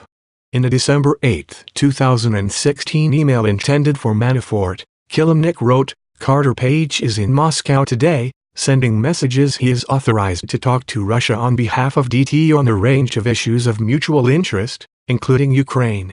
1197. On December 9, 2016, Page went to dinner with NES employees Shlomo Weber and Andrei Krikovic. 1198. Weber had contacted Dvorkovich to let him know that Page was in town and to invite him to stop by the dinner if he wished to do so, and Dvorkovich came to the restaurant for a few minutes to meet with Page. 1199. Dvorkovich congratulated Page on Trump's election and expressed interest in starting a dialogue between the United States and Russia. 1200. Dvorkovich asked Page if he could facilitate connecting Dvorkovich with individuals involved in the transition to begin the discussion of future cooperation. 1201. 1194. Ivan 8 2 18 302 at 8. 1195. Page 3 10 17 302 at 4. Page 3 16 17 302 at 3. Among other meetings, Page contacted Andrei Baranov, head of investor relations at Rosneft, the sale of Rosneft, and meetings Burinov had attended with Rosneft CEO Igor Sekin. --9 Investigative Technique 11 302, at 3. Page 3, 30, 17, 302, at 8. 1199 Weber 7, 28, 17302, at 4. Page 3, 16, 17, 302, at 3. 1200 Page 3, 16, 17, 302, at 3. 02-1203A with Circle 6 Paragraph Sign 1 Contacts with and through Michael T. Flynn. Incoming National Security Advisor Michael Flynn was the transition team's primary conduit for communications with the Russian ambassador and dealt with Russia on two sensitive matters during the transition period: a United Nations Security Council vote and the Russian government's reaction to the United States' imposition of sanctions for Russian interference in the 2016 election. 1207 Despite Kushner's conclusion that Kislyak did not wield influence inside the Russian government, the transition team turned to Flynn's relationship with Kislyak on both issues. As to the sanctions, Flynn spoke by phone to K.T. McFarland, his incoming deputy, to prepare for his call to Kislyak. McFarland was with the president-elect and other senior members of the transition team at Mar-a-Lago at the time. Although transition officials at Mar-a-Lago had some concern about possible Russian reactions to the sanctions, the investigation did not identify evidence that the president-elect asked Flynn to make any request to Kislyak. Flynn asked Kislyak not to escalate the situation in response to U.S. sanctions imposed on December 29, 2016, and Kislyak later reported to Flynn that Russia acceded to that request. A with Circle 6 Paragraph Sign 1 United Nations Vote on Israeli Settlements 1204, 1205, 1206, 1207 as discussed further in Volume I, Section VC4, Infra. Flynn pleaded guilty to making false statements to the FBI, in violation of 18 U.S. C. 1001, about these communications with Ambassador Kislyak. Plea Agreement, United States v. Michael T. Flynn, No. L. 17 CR 232 DDC December 1, 2017, Doc. 3. Flynn's plea agreement required that he cooperate with this office, and the statements from Flynn in this report reflect his cooperation over the course of multiple debriefings in 2017 and 2018. 1208 Karen Dayeb, how the U.S. came to abstain on the UN resolution condemning Israeli settlements, Washington Post December 28, 2016. 1209 Karen Dayeb, how the U.S. came to abstain on the UN resolution condemning Israeli settlements, Washington Post December 28, 2016. 1210 Michelle Nichols and Leslie Rotten, U.S. intended to allow passage of UN draft critical of Israel, Reuters December 21, 2016. According to Flynn, the transition team regarded the vote as a significant issue and wanted to support Israel by opposing the resolution. 1211 On December 22, 2016, multiple members of the transition team, as well as President-elect Trump, communicated with foreign government officials to determine their views on the resolution and to rally support to delay the vote or defeat the resolution. 1212 Kushner led the effort for the transition team.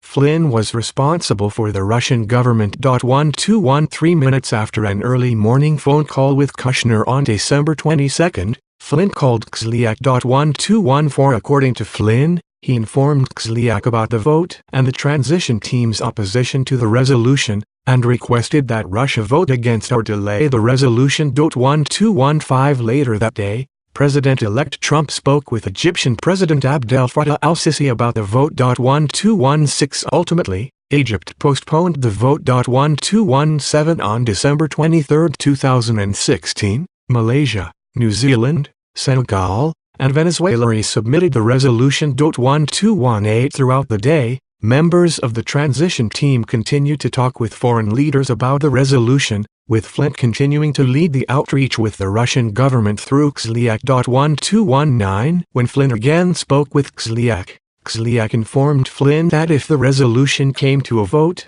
Russia would not vote against it.1220. The resolution later passed 14-0, with the United States abstaining. 1221A with Circle 6 paragraph sign 1 U.S. sanctions against Russia. Flynn was also the transition team member who spoke with the Russian government when the Obama administration imposed sanctions and other measures against Russia in response to Russia's interference in the 2016 presidential election.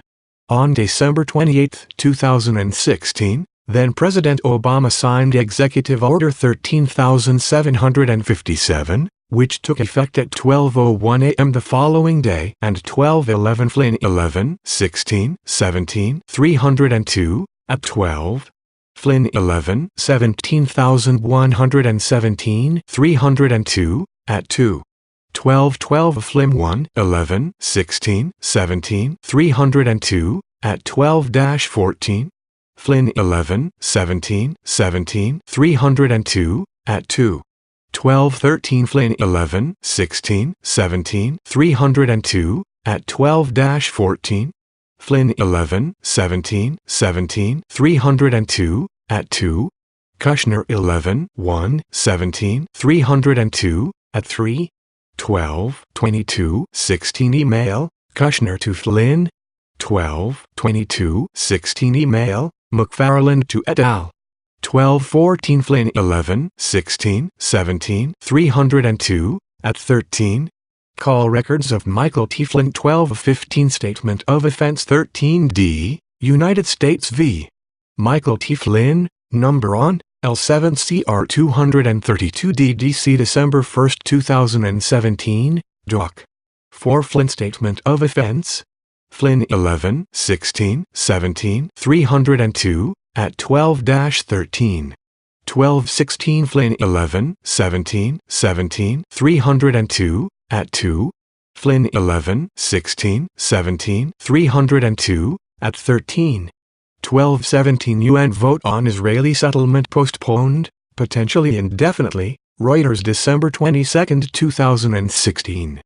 12-18 Somini Sengupta & Rick Gladstone, rebuffing Israel, U.S. allows censure over settlements, New York Times December 23, 2016. 12-19 Flynn 11, 16, 17, 302, at 12-14.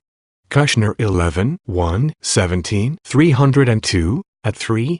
12-23, 16 email, Flynn to Kushner et al. 122 degrees Flynn Statement of Offense 1, 3 grams. 12-21 Israel's settlements have no legal validity, constitute flagrant violation of international law, Security Council reaffirms, 7853rd meeting p.m., United Nations Security Council December 23, 2016. Imposed sanctions on 9 Russian individuals and entities. 12-22 On December 29, 2016, the Obama administration also expelled 35 Russian government officials and closed 2 Russian government-owned compounds in the United States.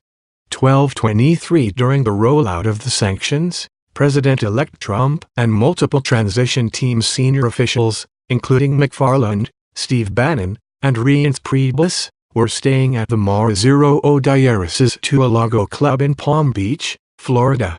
Flynn was on vacation in the Dominican Republic, 12-24 but was in daily contact with McFarland. 1225 The transition team and President-elect Trump were concerned that these sanctions would harm the United States' relationship with Russia. 1226 Although the details and timing of sanctions were unknown on December 28, 2016, the media began reporting that retaliatory measures from the Obama administration against Russia were forthcoming. 1227 When asked about imposing sanctions on Russia for its alleged interference in the 2016 presidential election, President-elect Trump told the media, "I think we ought to get on with our lives." 1228 Russia initiated the outreach to the transition team. On the evening of December 28, 2016, Kislyak texted Flynn, "Can you kindly call me back at your convenience?" 12:29 Flynn did not respond to the text message that evening. Someone from the Russian embassy also called Flynn the next morning, at 10:38 a.m., but they did not talk. 1230 The sanctions were announced publicly on December 29, 2016. 12:31 At 1:53 p.m. that day, McFarland began exchanging emails with multiple transition team members and advisors about the impact the sanctions would have on the incoming administration. 12:32 At 2:07 p.m., a transition team member texted Flynn a link to a New York Times article about the sanctions. 1233 At 2:29 12:22 Taking additional steps to address the national emergency with respect to significant malicious cyber-enabled activities, the White House, Office of the Press Secretary, December 29, 2016. 12:23 Statement by the President on actions in response to Russian malicious cyber activity and harassment, the White House, Office of the Press Secretary, December 29, 2016. 12:24 Flynn 11, 16, 17, 302, at 14. McFarland 12, 22, 17, 302, at 3-8. Bannon 2, 12, 18, 302, at 5. 12:25 Flynn 11, 17, 17, 302, at 5. Flynn 1, 19, 18, 302, at 1. McFarland 11, 22, 17, 302, at 3-9. 12:26 Flynn 11, 17 liters 7,302, at 3. 12:27 Christine Wang, U.S. to announce new sanctions against Russia in response to election hacking, CNBC, December 28, 2016. 12:28 John Wagner, Trump on alleged election interference by Russia, get on with our lives, Washington Post, December 29, 2016. 122 9 SF 0000006 12 28 16 Text message, Kislyak to Flynn. 123 degrees Call records of Michael T. Flynn 1231 Flynn 11 17 17 302, at 2-3. McFarland 12 22 17 302, at 4-5. 1232 12 29 16 Email, McFarland to O'Brien et al. 12 29 16 Email, McFarland to Flynn et al. 1233 SF 00000T 12 29 16 Text message, Flaherty to Flynn. PM McFarland called Flynn, but they did not talk. 1234 Shortly thereafter, McFarland and Bannon discussed the sanctions. 1235 According to McFarland, Bannon remarked that the sanctions would hurt their ability to have good relations with Russia, and that Russian escalation would make things more difficult. 1236 McFarland believed she told Bannon that Flynn was scheduled to talk to Kislyak later that night. 1237 McFarland also believed she may have discussed the sanctions with Priebus, and likewise told him that Flynn was scheduled to talk to Kislyak that night. 1238 At 3:14 p.m. Flynn texted a transition team member who was assisting McFarland, "Time for a call." 1239 The transition team member responded that McFarland was on the phone with Tom Bossert, a transition team's senior official, to which Flynn responded, "Tit for tat W Russia not good. Russian ambo reaching out to me today." 1240 Flynn recalled that he chose not to communicate with Kislyak about the sanctions until he had heard from the team at MAR-A-Logo. 1241 He first spoke with Michael Ledeen, 1242 a transition team member who advised on foreign policy and national security matters, for 20 minutes.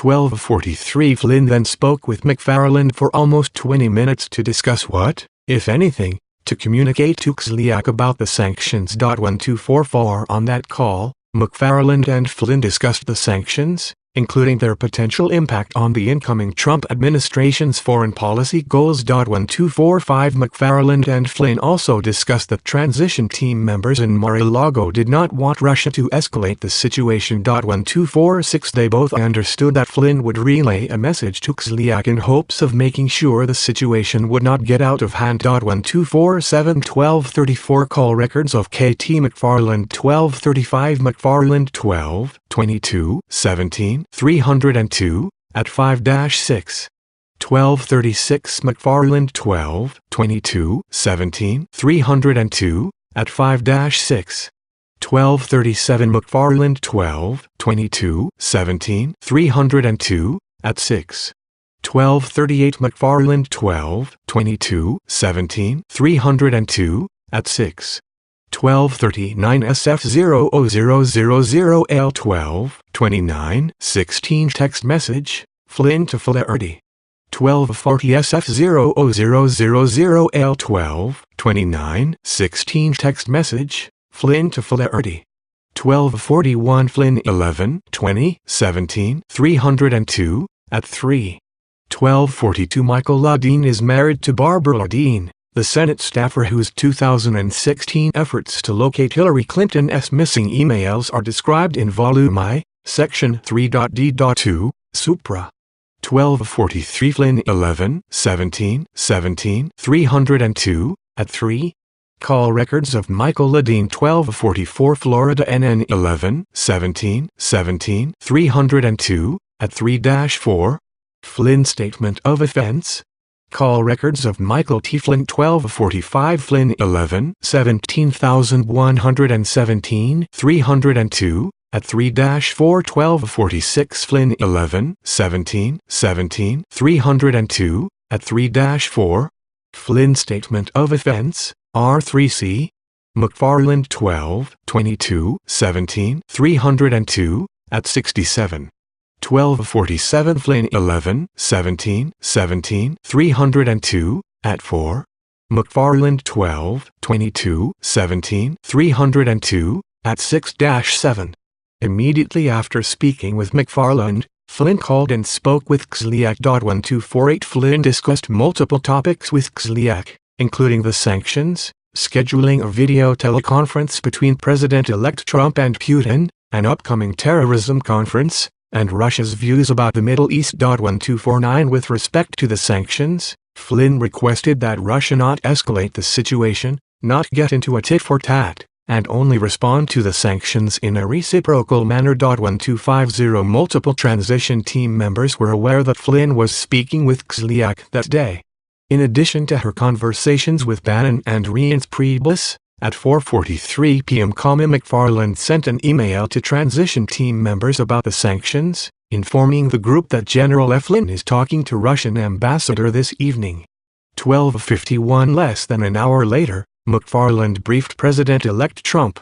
Bannon, Priebus, Sean Spicer, and other transition team members were present. 1252 During the briefing, President-elect Trump asked McFarland if the Russians did it, meaning the intrusions intended to influence the presidential election. 1253 McFarland said yes, and President-elect Trump expressed doubt that it was the Russians. 1254 McFarland also discussed potential Russian responses to the sanctions, and said Russia's response would be an indicator of what the Russians wanted going forward. 1255 President-elect Trump opined that the sanctions provided him with leverage to use with the Russians. 1256 McFarland recalled that at the end of the meeting, someone may have mentioned to President-elect Trump that Flynn was speaking to the Russian ambassador that evening. 1257 After the briefing, Flynn and McFarland spoke over the phone. 1258 Flynn reported on the substance of his call with Kislyak, including their discussion of the sanctions. 1259 According to McFarland,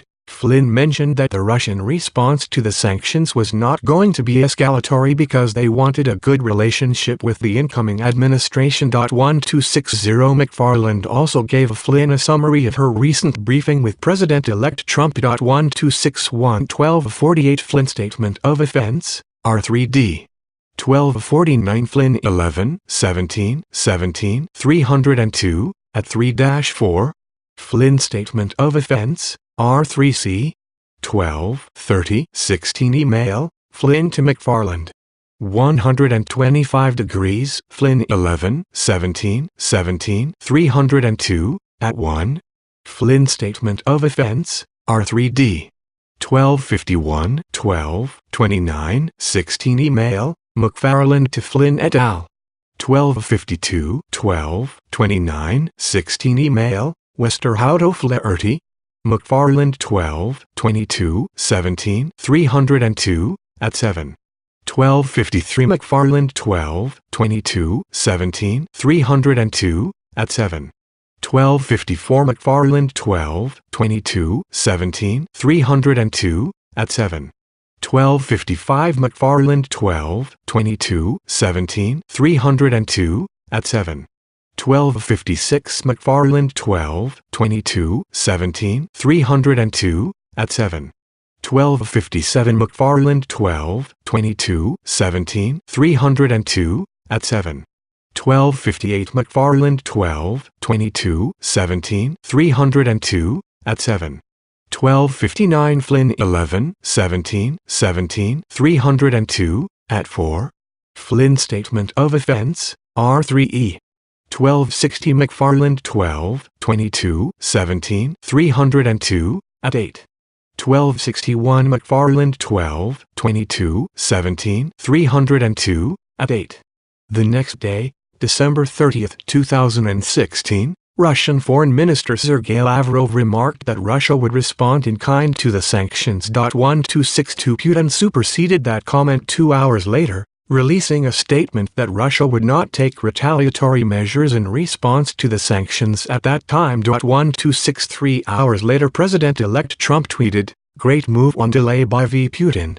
1264 Shortly thereafter, Flynn sent a text message to McFarland summarizing his call with Kislyak from the day before, which he emailed to Kushner, Bannon, Priebus, and other transition team members. 1265 The text message and email did not include sanctions as one of the topics discussed with Kislyak.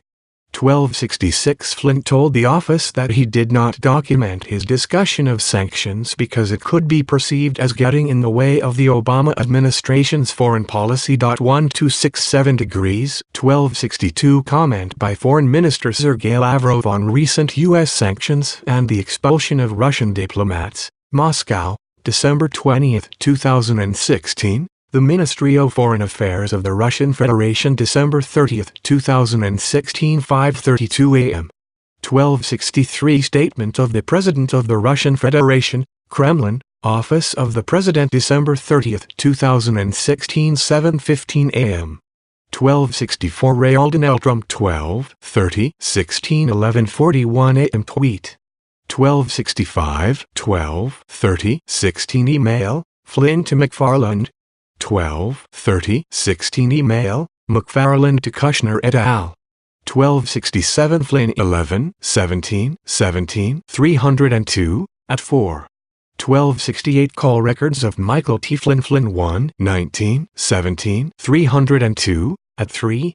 Flynn Statement of Offense E3G 1270 McFarland 12:22:17 302, at 10. 127 1 McFarland 12:22:17 302, at 10. 1272 McFarland 12:22:17 302, at 10. 1273 Flynn 11:17:17 302, 1T5-6. A with circle 6 paragraph sign 5. Flynn 11:17:17 302, at L. Flynn 11:17:17 302, at 5. 1274 Flynn 11:21:17 302, at 1. Flynn 11:20:17 302, at 3. Flynn 1:19:17 302, at 5. Flynn Statement of Offense, R3H. For his part, recalled meeting with Flynn that day, but said that he did not remember discussing sanctions with him. 1275 Additional information about Flynn's sanctions-related discussions with Kislyak, and the handling of those discussions by the transition team and the Trump administration, is provided in Volume 2 of this report.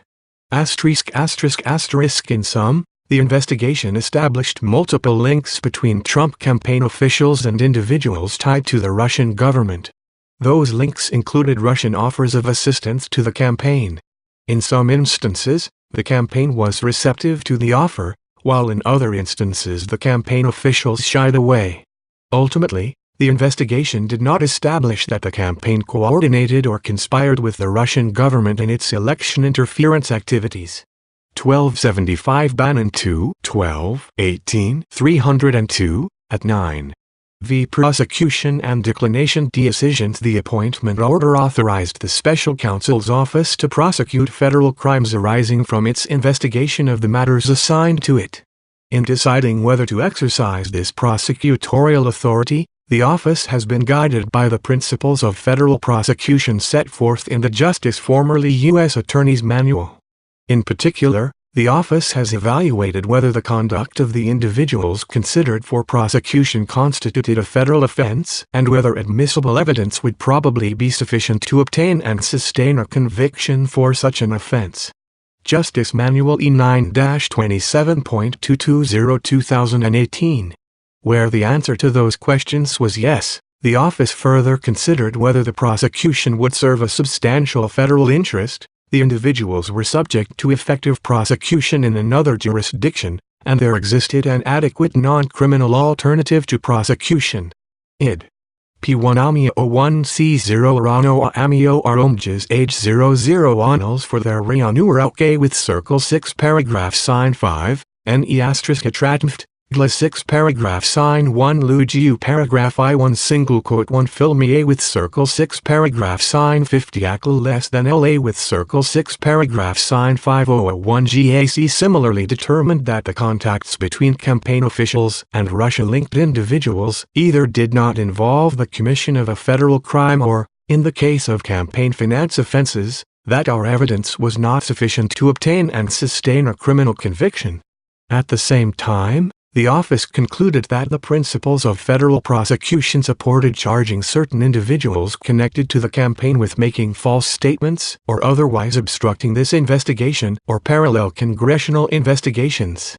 A with Circle 6 paragraph sign 1 Russian Active Measures social media campaign on February 16, 2018. A federal grand jury in the District of Columbia returned an indictment charging 13 Russian nationals and 3 Russian entities including the Internet Research Agency IRA and Concord Management and Consulting LLC Concord with violating U.S. criminal laws in order to interfere with U.S. elections and political processes. 1276 The indictment charges all of the defendants with conspiracy to defraud the United States. Count 1. 3 defendants with conspiracy to commit wire fraud and A with Circle 6 paragraph sign 1 bank fraud. Count 2, and 5 defendants with aggravated identity theft. Counts 3 through 8.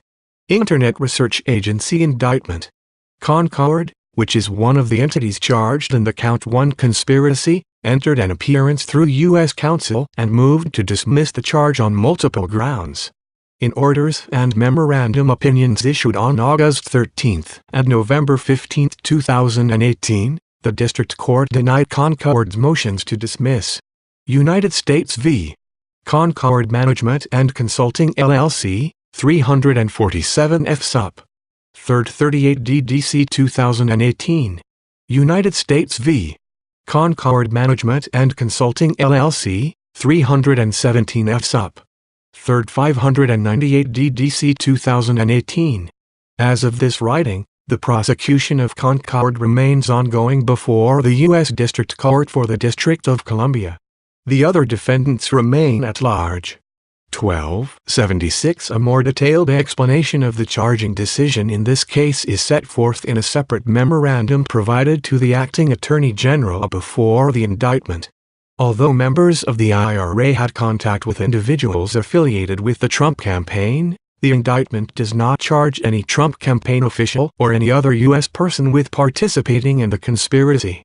That is because the investigation did not identify evidence that any U.S. person who coordinated or communicated with the IRA knew that he or she was speaking with Russian nationals engaged in the criminal conspiracy. The office therefore determined that such persons did not have the knowledge or criminal purpose required to charge them in the conspiracy to defraud the United States count 1 or in the separate count alleging a wire and bank fraud conspiracy involving the IRA and 2 individual Russian nationals count 2. The office did, however, charge 1 U.S. national for his role in supplying false or stolen bank account numbers that allowed the IRA conspirators to access U.S. online payment systems by circumventing those systems' security features. On February 12, 2018, Richard Pinedo pleaded guilty, pursuant to a single-count information, to identity fraud, in violation of 18 U.S. CE 1028-7 and BLD. Plea Agreement, United States v. Richard Pinedo, number on, 18 CR 24 DDC February 12, 2018, Doc. 10. The investigation did not establish that Pinedo was aware of the identity of the IRA members who purchased bank account numbers from him. Pinedo's sales of account numbers enabled the IRA members to anonymously access a financial network through which they transacted with U.S. persons and companies. See Government Sent. Mem. At 3, United States v. Richard Pinedo, number on, 18 CR 24 DDC September 26, 2018, Doc. 24. On October 10, 2018, Pinedo was sentenced to 6 months of imprisonment, to be followed by 6 months of home confinement, and was ordered to complete 100 hours of community service. A with Circle 6 paragraph sign 1 Russian hacking and dumping operations. A with Circle 6 paragraph sign 1 Section 1030 computer intrusion conspiracy. A with Circle 6 paragraph sign 1 background. On July 13, 2018, a federal grand jury in the District of Columbia returned an indictment charging Russian military intelligence officers from the GRU with conspiring to hack into various U.S. computers used by the Clinton campaign, DNC, DCCC, and other U.S. persons, in violation of 18 U.S. CE 1030 and 371 count 1, committing identity theft and conspiring to commit money laundering in furtherance of that hacking conspiracy, in violation of 18 U.S. CEI 028A and L 956H counts 2 through 10, and a separate conspiracy to hack into the computers of U.S. persons and entities responsible for the administration of the 2016 U.S. election, in violation of 18 U.S. CE 1030 and 371 count 11. Ntaiksho indictment. 1277 is off this fighting, all 12 defendants remain at large. The Ntaiksho indictment alleges that the defendants conspired with one another and with others to hack into the computers of U.S. persons and entities involved in the 2016 U.S. presidential election, steal documents from those computers, and stage releases of the stolen documents to interfere in the election. Ntaiksho indictment, R2. The indictment also describes how, in staging 1277, the office provided a more detailed explanation of the charging decision in this case in meetings with the Office of the Acting Attorney General before the indictment. The releases, the defendants used the GoCipher 2.0 persona to disseminate documents through WikiLeaks. On July 22, 2016, WikiLeaks released over 20,000 emails and other documents that the hacking conspirators had stolen from the DNC. Ntaiksho indictment, I-48. In addition, on October 7, 2016, WikiLeaks began releasing emails that some conspirators had stolen from Clinton campaign chairman John Podesta after a successful spear phishing operation. Ntaiksho indictment, I-49. Harm to ongoing matter. D. Harm to ongoing matter. A with Circle 6 paragraph sign 1 charging decision as to harm to ongoing matter. Harm to ongoing matter. Harm to ongoing matter. 1278. The office also considered, but ruled out, charges on the theory that the post-hacking sharing and dissemination of emails could constitute trafficking in or receipt of stolen property under the National Stolen Property Act (NSPA), 18 U.S. CE 2314 and 2315. The statutes comprising the NSPA cover goods, wares, or merchandise, and lower courts have largely understood that phrase to be limited to tangible items since the Supreme Court's decision in Dowling v.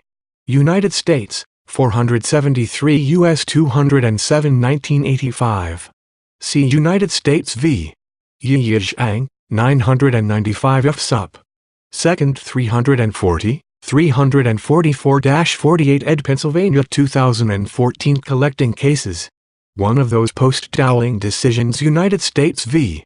Brown, 925 F.2d 1301 10th Circle 1991 specifically held that the NSPA does not reach a computer program in source code form, even though that code was stored in tangible items, that is, a hard disk and in a 3-ring notebook. Id. At 1302-3. Congress, in turn, cited the Brown opinion in explaining the need for amendments to 18 U.S. C. 1030-2 that would ensure that the theft of intangible information by the unauthorized use of a computer is prohibited in the same way theft of physical items is protected. S. Representative 104-357, at 7/1996. That sequence of events would make it difficult to argue that hacked emails in electronic form, which are the relevant stolen items here, constitute goods, wares, or merchandise within the meaning of the NSPA. Harm to ongoing matter. Harm to ongoing matter. A with Circle 6 paragraph sign 1 potential section 1030 violation. B.C. United States v. likely qualifies as a protected one under the statute, which errs with Internet access. United States v. Nozel, 676 F.3d 854, applying the principles of federal prosecution. However, the office determined that prosecution of this potential violation was not warranted. Those principles instruct prosecutors to consider, among other things, the nature and seriousness of the offense, the person's culpability in connection with the offense, and the probable sentence to be imposed if the prosecution is successful. Justice Manual E 9-27.230. A with Circle 6 paragraph sign 1 Russian government outreach and contacts. As explained in Section 4 above, the office's investigation uncovered evidence of numerous links, that is, contacts between Trump campaign officials and individuals having or claiming to have ties to the Russian government. The office evaluated the contacts under several sets of federal laws, including conspiracy laws and statutes governing foreign agents who operate in the United States. After considering the available evidence, the office did not pursue charges under these statutes against any of the individuals discussed in Section 4 above, with the exception of FARA charges against Paul Manafort and Richard Gates based on their activities on behalf of Ukraine. One of the interactions between the Trump campaign and Russian-affiliated individuals is owed to the June 9, 2016 meeting between high-ranking campaign officials and Russians promising derogatory information on Hillary Clinton implicates an additional body of law, Compagna to finance statutes.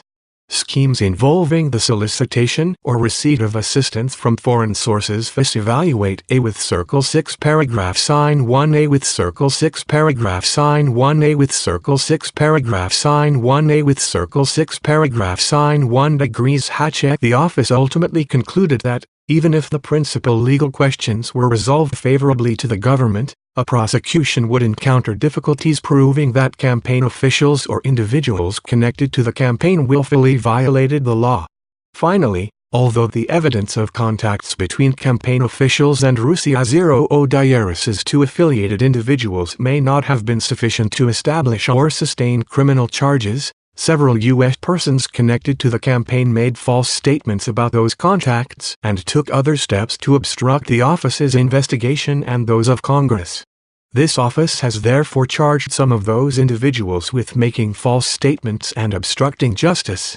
A with Circle 6 paragraph sign 1 potential coordination, conspiracy and collusion. As an initial matter, this office evaluated potentially criminal conduct that involved the collective action of multiple individuals not under the rubric of collusion, but through the lens of conspiracy law. In so doing, the office recognized that the word collude appears in the Acting Attorney General's August 2, 2017 memorandum. It has frequently been invoked in public reporting. and it is sometimes referenced in antitrust law. See, for example, Brook Group v. Brown and Williamson Tobacco Corporation, 509 U.S. 209, 227 1993. But collusion is not a specific offense or theory of liability found in the U.S. Code, nor is it a term of art in federal criminal law.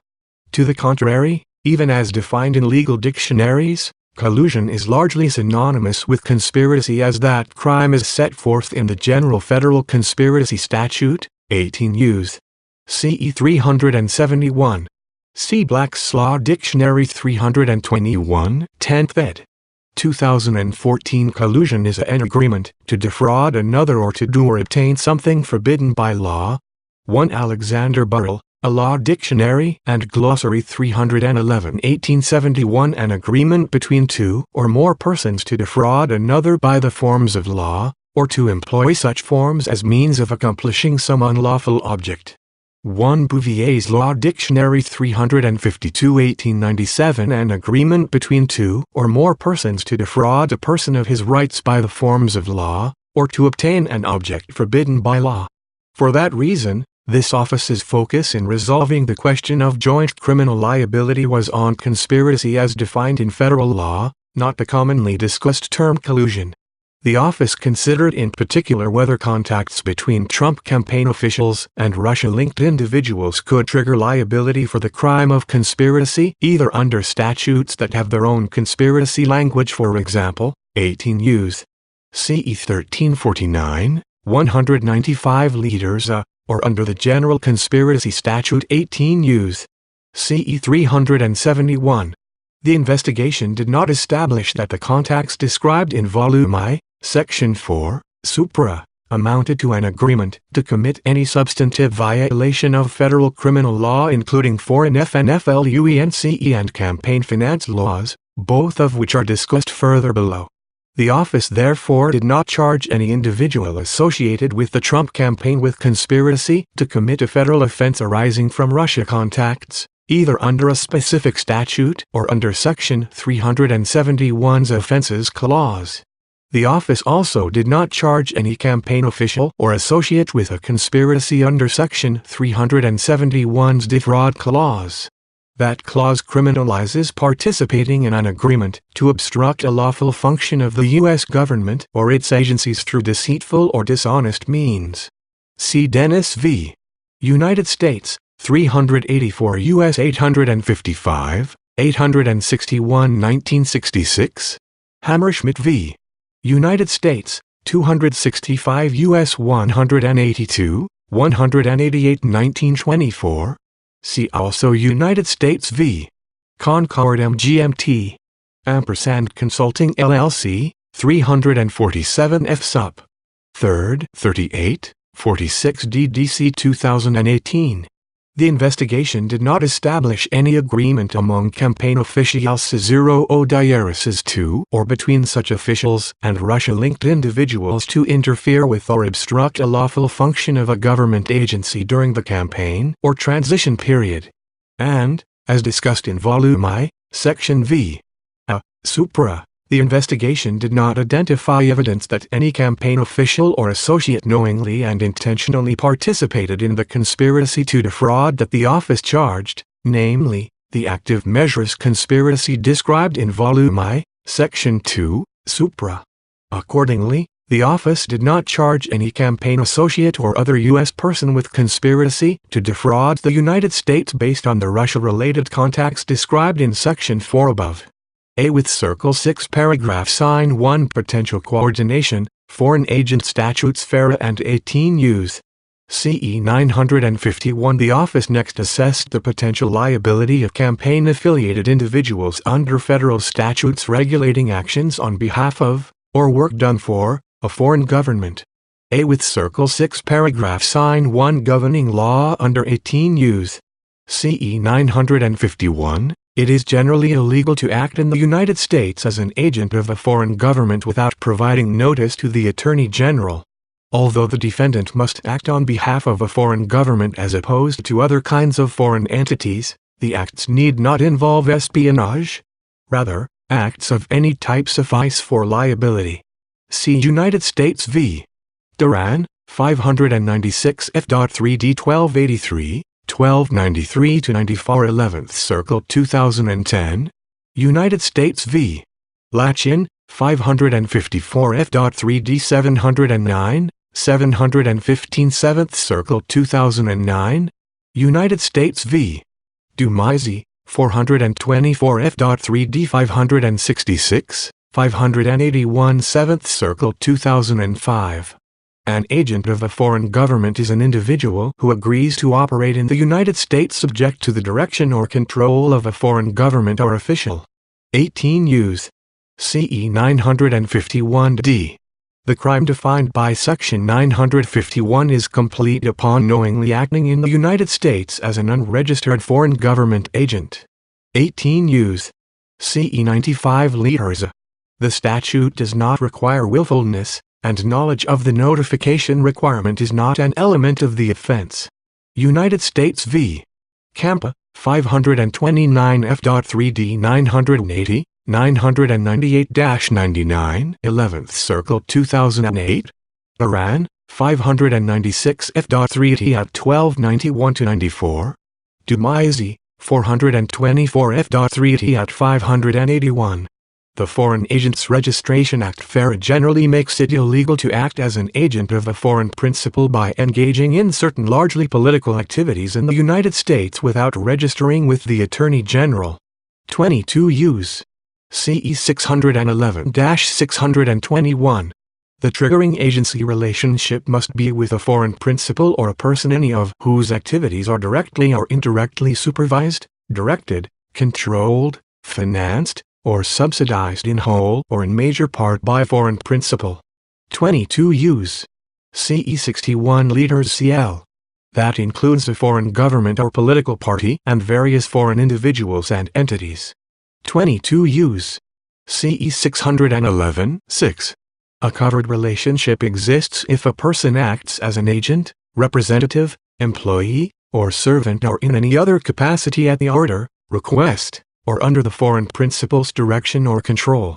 22 Us. CE 61 liters CL.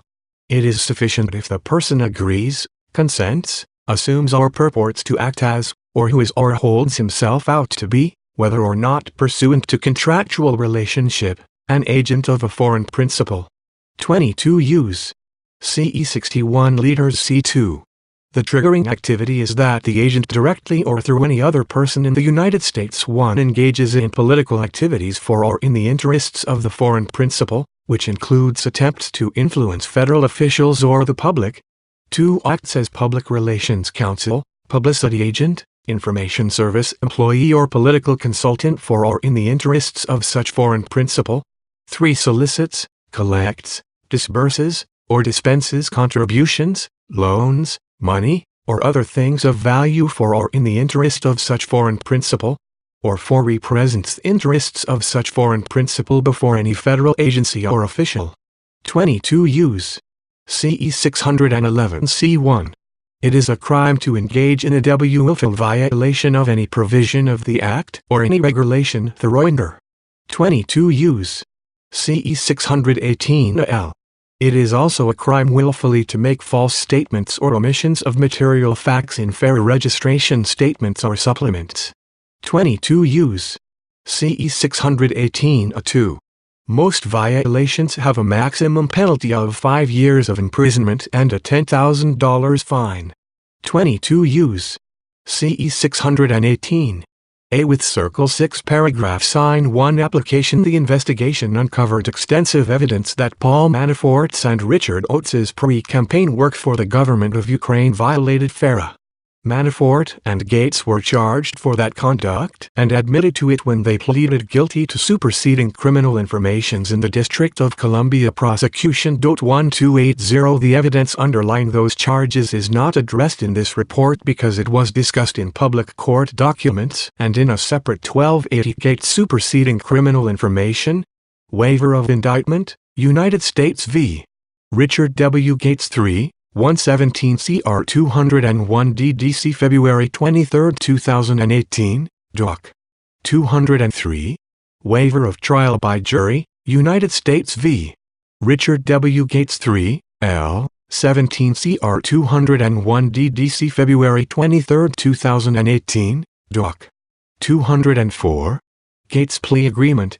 Statement of Offense, United States v. Richard W. Gates 3, L. 17 CR 201 DDC February 23, 2018, Doc.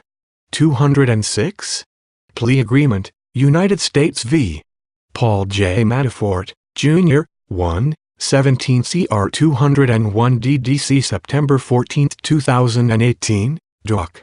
422. Statement of Offense, United States v. Paul J. Manafort, Jr., 1, L7 CR 201 DDC September 14, 2018, Doc. 423. Prosecution memorandum submitted to the Acting Attorney General before the original indictment in that case. In addition, the investigation produced evidence of FARA violations involving Michael Flynn. Those potential violations, however, concerned a country other than Russia, that is, Turkey, and were resolved when Flynn admitted to the underlying facts in the statement of offense that accompanied his guilty plea to a false statements charge. Statement of Offense, United States v. Michael T. Flynn, No. L. 17 CR 232 DDC December 1, 2017, Doc. For Flynn Statement of Offense .1281, the investigation did not, however, yield evidence sufficient to sustain any charge that any individual affiliated with the Trump campaign acted as an agent of a foreign principal within the meaning of FARA or, in terms of Section 951, subject to the direction or control of the government of Russia, or any official thereof. In particular, the office did not find evidence likely to prove beyond a reasonable doubt that campaign officials such as Paul Manafort, George Papadopoulos, and Carter Page acted as agents of the Russian government or at its direction, control, or request during the relevant time period. 1282 As a result, the office did not see any other Trump campaign official with violating FARA or Section 951, or attempting or conspiring to do so, based on contacts with the Russian government or a Russian principal. Finally, the office investigated whether one of the above campaign advisors, George Papadopoulos, acted as an agent of, or at the direction and control of, the government of Israel. While the investigation revealed significant ties between Papadopoulos and Israel and search warrants were obtained in part on that basis, the office ultimately determined that the evidence was not sufficient to obtain and sustain a conviction under FARA or Section 951. A with Circle 6 paragraph sign 1 campaign finance. Several areas of the office's investigation involved efforts or offers by foreign nationals to provide negative information about candidate Clinton to the Trump campaign or to distribute that information to the public, to the anticipated benefit of the campaign. As explained below, the office considered whether two of those efforts, in particular the June 9, 2016 meeting at Trump 1282 on 4 occasions, the Foreign Intelligence Surveillance Court FISC issued warrants based on a finding of probable cause to believe that Page was an agent of a foreign power. 50 U.S. C. 1801b, 1805-2. The FISC's probable cause finding was based on a different and lower standard than the one governing the office's decision whether to bring charges against Page, which is whether admissible evidence would likely be sufficient to prove beyond a reasonable doubt that Page acted as an agent of the Russian Federation during the period at issue. Cf. United States v. Cardoza, 713 F.3d 656, 660 DC Circle 2013, explaining that probable cause requires only a fair probability, and not certainty, or proof beyond a reasonable doubt, or proof by a preponderance of the evidence. Tower Armo and Goinger -- constituted prosecutable violations of the campaign finance laws. The office determined that the evidence was not sufficient to charge either incident as a criminal violation. A with Circle 6 paragraph sign 1 overview of governing law. The United States has a compelling interest in limiting the participation of foreign citizens in activities of democratic self-government, and in thereby preventing foreign influence over the U.S. political process. Blumen v. FEC, 800 F. Sup. Second 281, 288 DDC 2011 Kavanaugh, J., for 3-Judge Court, 565 U.S. 1104 2012. To that end, Federal Compagna 00 Diarises to Finance law broadly prohibits foreign nationals from making contributions, donations, expenditures, or other disbursements in connection with federal, state, or local candidate elections, and prohibits anyone from soliciting, accepting, or receiving such contributions or donations. As relevant here, foreign nationals may not make and no one may solicit, accept, or receive from them a contribution or donation of money or other thing of value or an express or implied promise to make a contribution or donation in connection with a federal, state, or local election. 52 Use. CE 30121 L. A 2.1283. The term contribution, which is used throughout the campaign finance law, includes any gift, subscription, loan, advance, or deposit of money or anything of value made by any person for the purpose of influencing any election for federal office. 52 Use. CE 30101 A-I. It excludes, among other things, the value of volunteer services. 52 Use. CE 30101 8B. Foreign nationals are also barred from making an expenditure, independent expenditure, or disbursement for an electioneering communication. 52 Use. CE 30121 LC.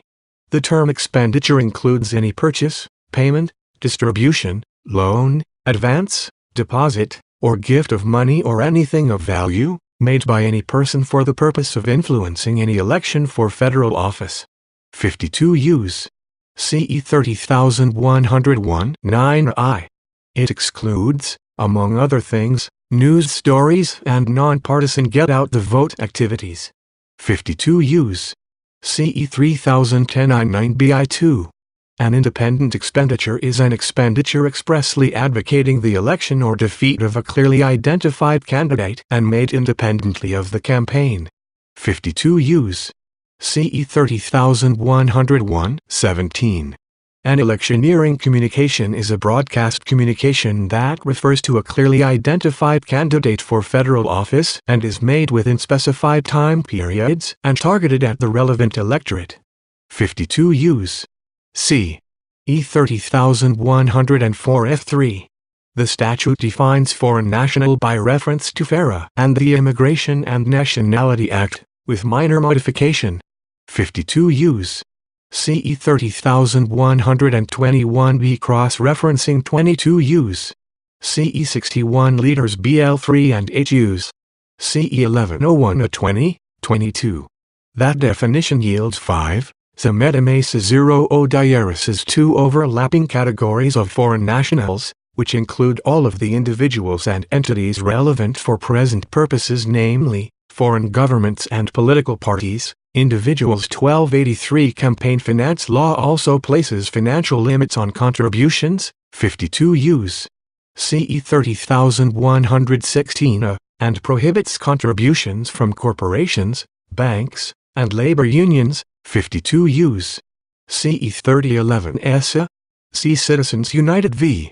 FEC, 558 U.S. 310, 320 2010.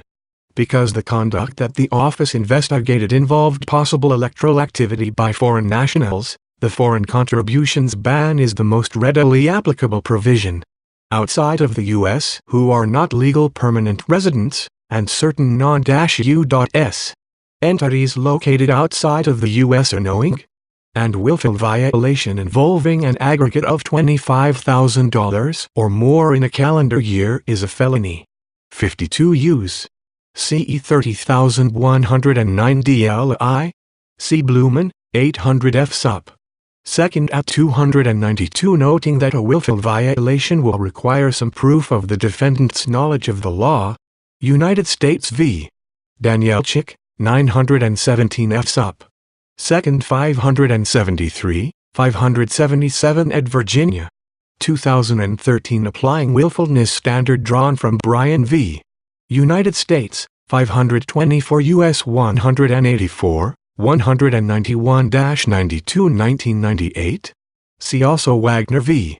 Feck, 793 F.3d1, 19 N.23 DC Circle 2015 and Bain same.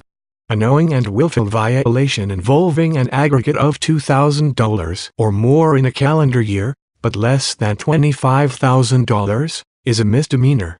52 Us. CE 30109 DL2. A with Circle 6 paragraph Sign 1 Application to June 9 Trump Tower meeting. The office considered whether to charge Trump campaign officials with crimes in connection with the June 9 meeting described in Volume I, Section IV.A.5, Supra.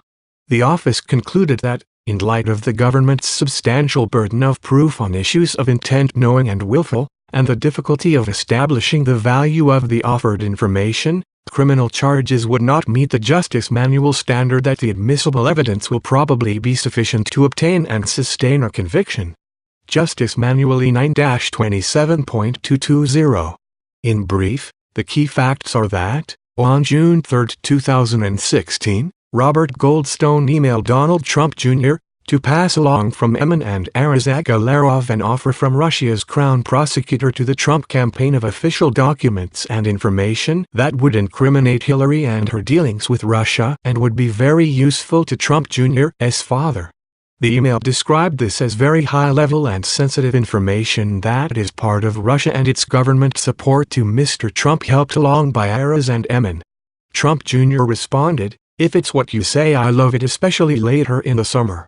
Trump Jr. and Emin Agalarov had follow-up conversations and, within days, scheduled a meeting with Russian representatives that was attended by Trump Jr., Manafort, and Kushner.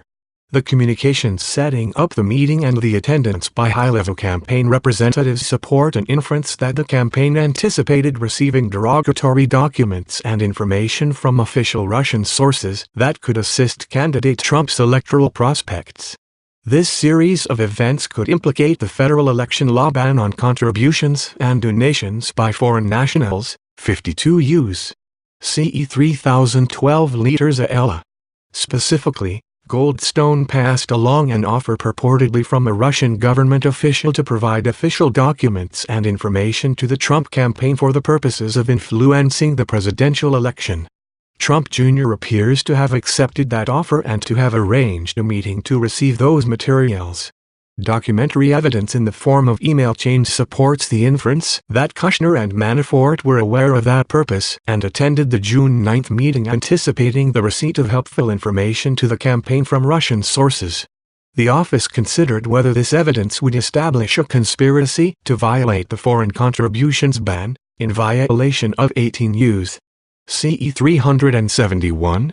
The solicitation of an illegal foreign zero diaresis two-source contribution, or the acceptance or receipt of an express or implied promise to make a foreign source contribution, both in violation of 52 Us. CE 3012 liters a L, a 2. There are reasonable arguments that the offered information would constitute a thing of value within the meaning of these provisions, but the office determined that the government would not be likely to obtain and sustain a conviction for two other reasons. First, the office did not obtain admissible evidence likely to meet the government's burden to prove beyond a reasonable doubt that these individuals acted willfully, that is, with general knowledge of the illegality of their conduct. And, second, the government would likely encounter difficulty in proving beyond a reasonable doubt that the value of the promised information exceeded the threshold for a criminal violation, c. 52 Us. CE 30109 DLI. Thing of value element. A threshold legal question is whether providing to a campaign documents and information of the type involved here would constitute a prohibited campaign contribution. The foreign contribution ban is not limited to contributions of money. It expressly prohibits a contribution or donation of money or other thing of value. 52 Us. CE 3012 liters a L, a 2 emphasis added. And the term contribution is defined throughout the campaign finance laws to include any gift, subscription, loan, advance, or deposit of money or anything of value. 52 Us. CE 30101 A emphasis added. The phrases thing of value and anything of value are broad and inclusive enough to encompass at least some forms of valuable information. Throughout the United States Code, these phrases serve as terms of art that are construed broadly. United States v. Nilsson, 967 F.2d 539, 542 11th Circle 1992 Per curiam thing of value includes both tangibles and intangibles. See also, for example, 18 Us.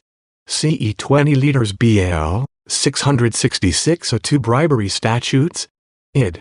E 641 Theft of government property. For example, the term thing of value encompasses law enforcement reports that would reveal the identity of informants. United States v. Gerard, 601 F.2d 69, 71 2nd Circle 1979. Classified materials, United States v. Fowler, 932 F.2d 306, 310 4th Circle 1991. Confidential information about a competitive bid, United States v. Matkin, 14 F.3d 1014, I-0 24th Circle 1994. Secret grand jury information, United States v.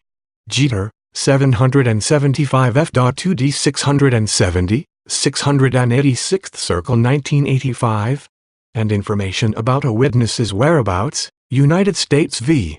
Checker, 618 F.2d 607, 609 9th Circle 1980 Per curiam. And in the public corruption context, thing of value is defined broadly to include the value which the defendant subjectively attaches to the items received.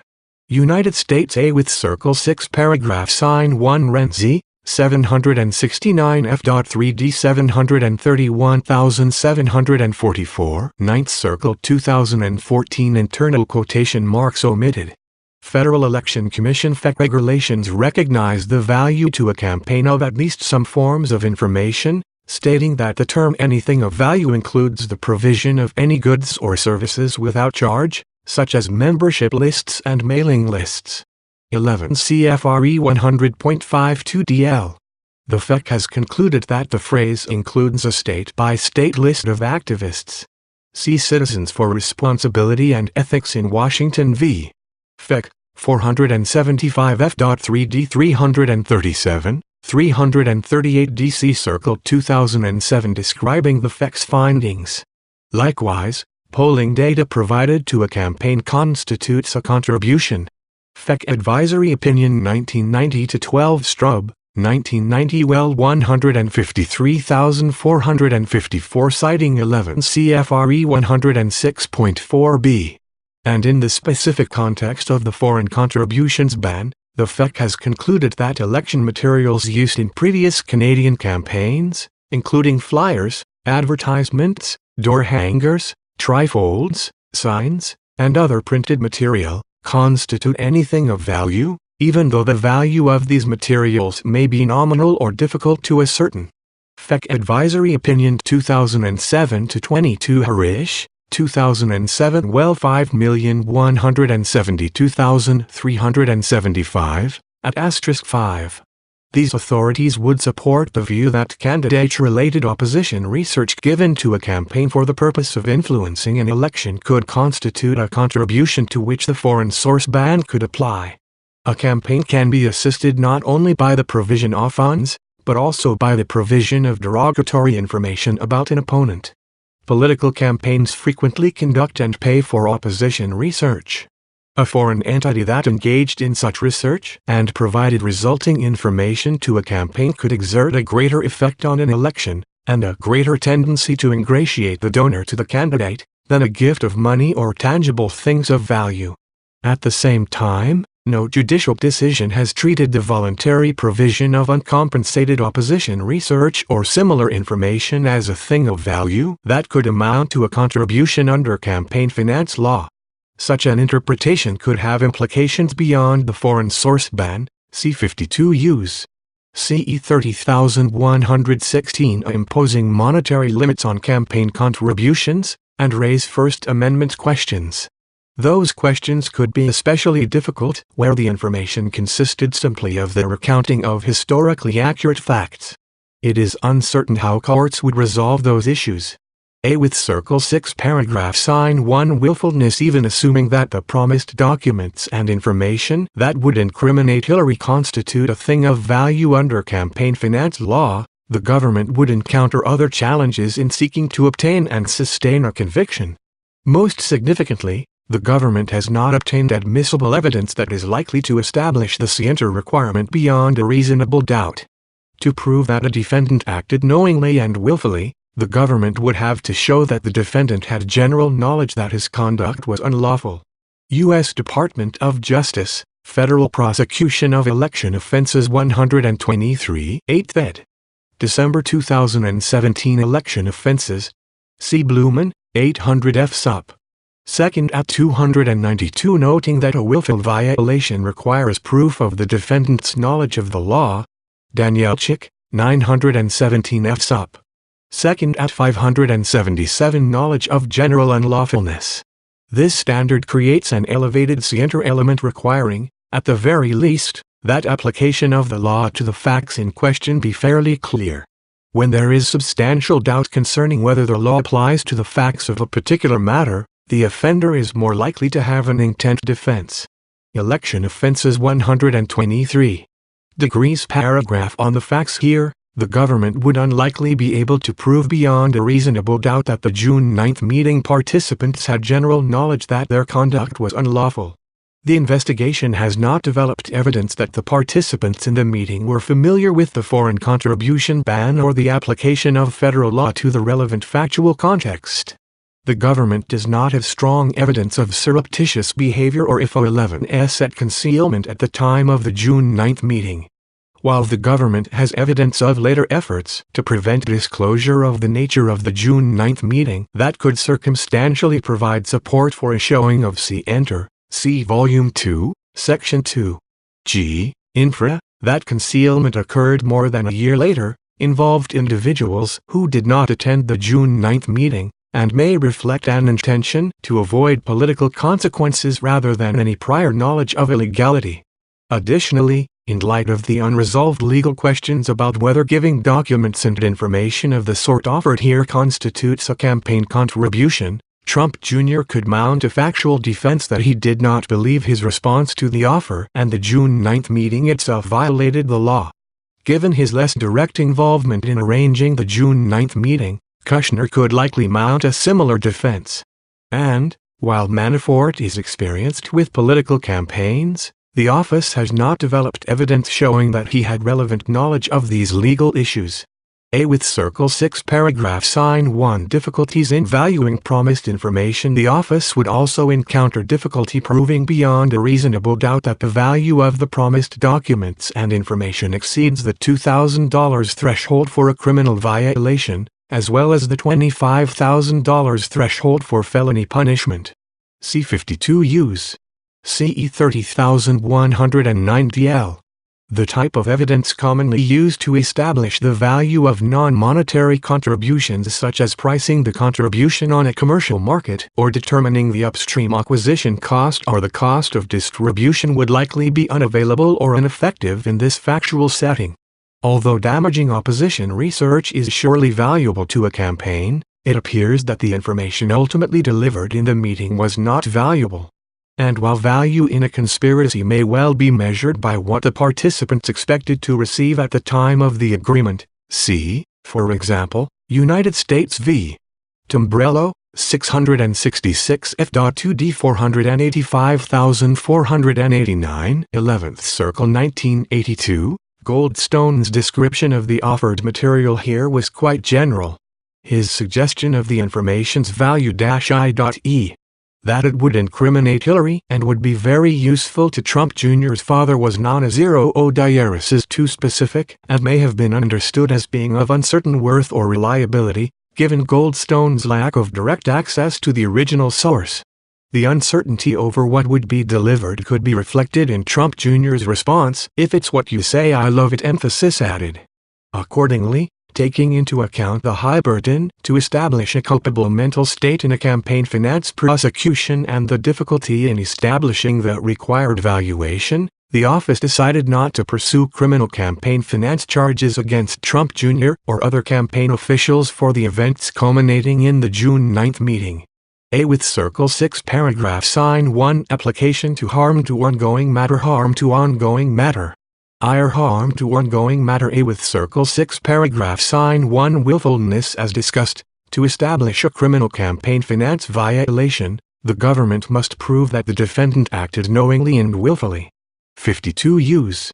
CE 30109 DLI.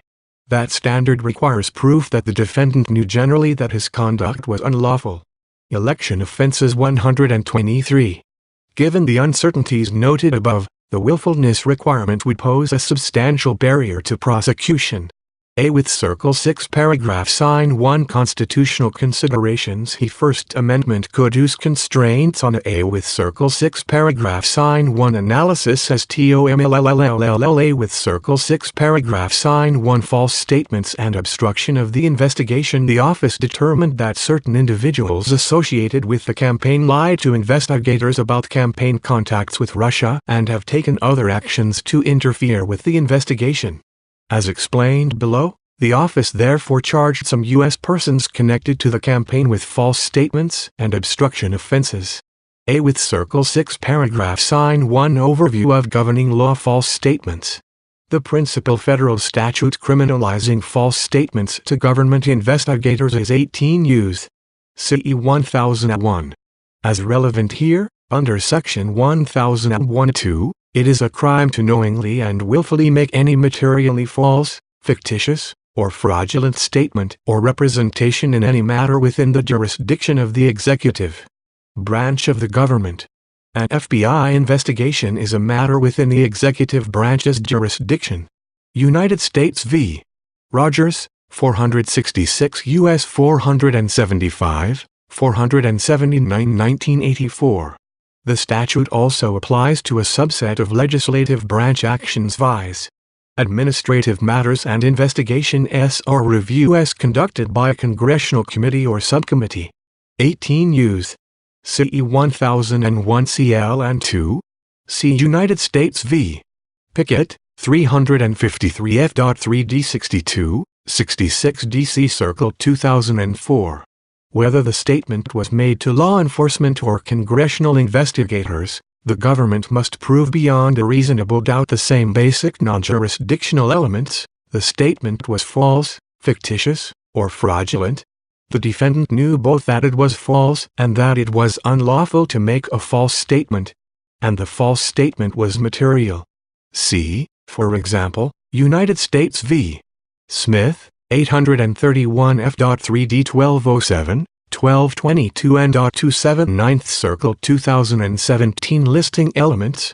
See also 9th Circuit Pattern Instruction 8.73 and CMT, explaining that the Section 1001 jury instruction was modified in light of the Department of Justice's position that the phrase knowingly and willfully in the statute requires the defendant's knowledge that his or her conduct was unlawful. In the D.C. Circuit, the government must prove that the statement was actually false. A statement that is misleading but literally true does not satisfy Section 1001(2). See United States v. Milton, 8 F.3D 39, 45 D.C. Circle 1993. United States v. Dale, 991 F.2D 819. 832-33 and N.22 D.C. Circle 1993.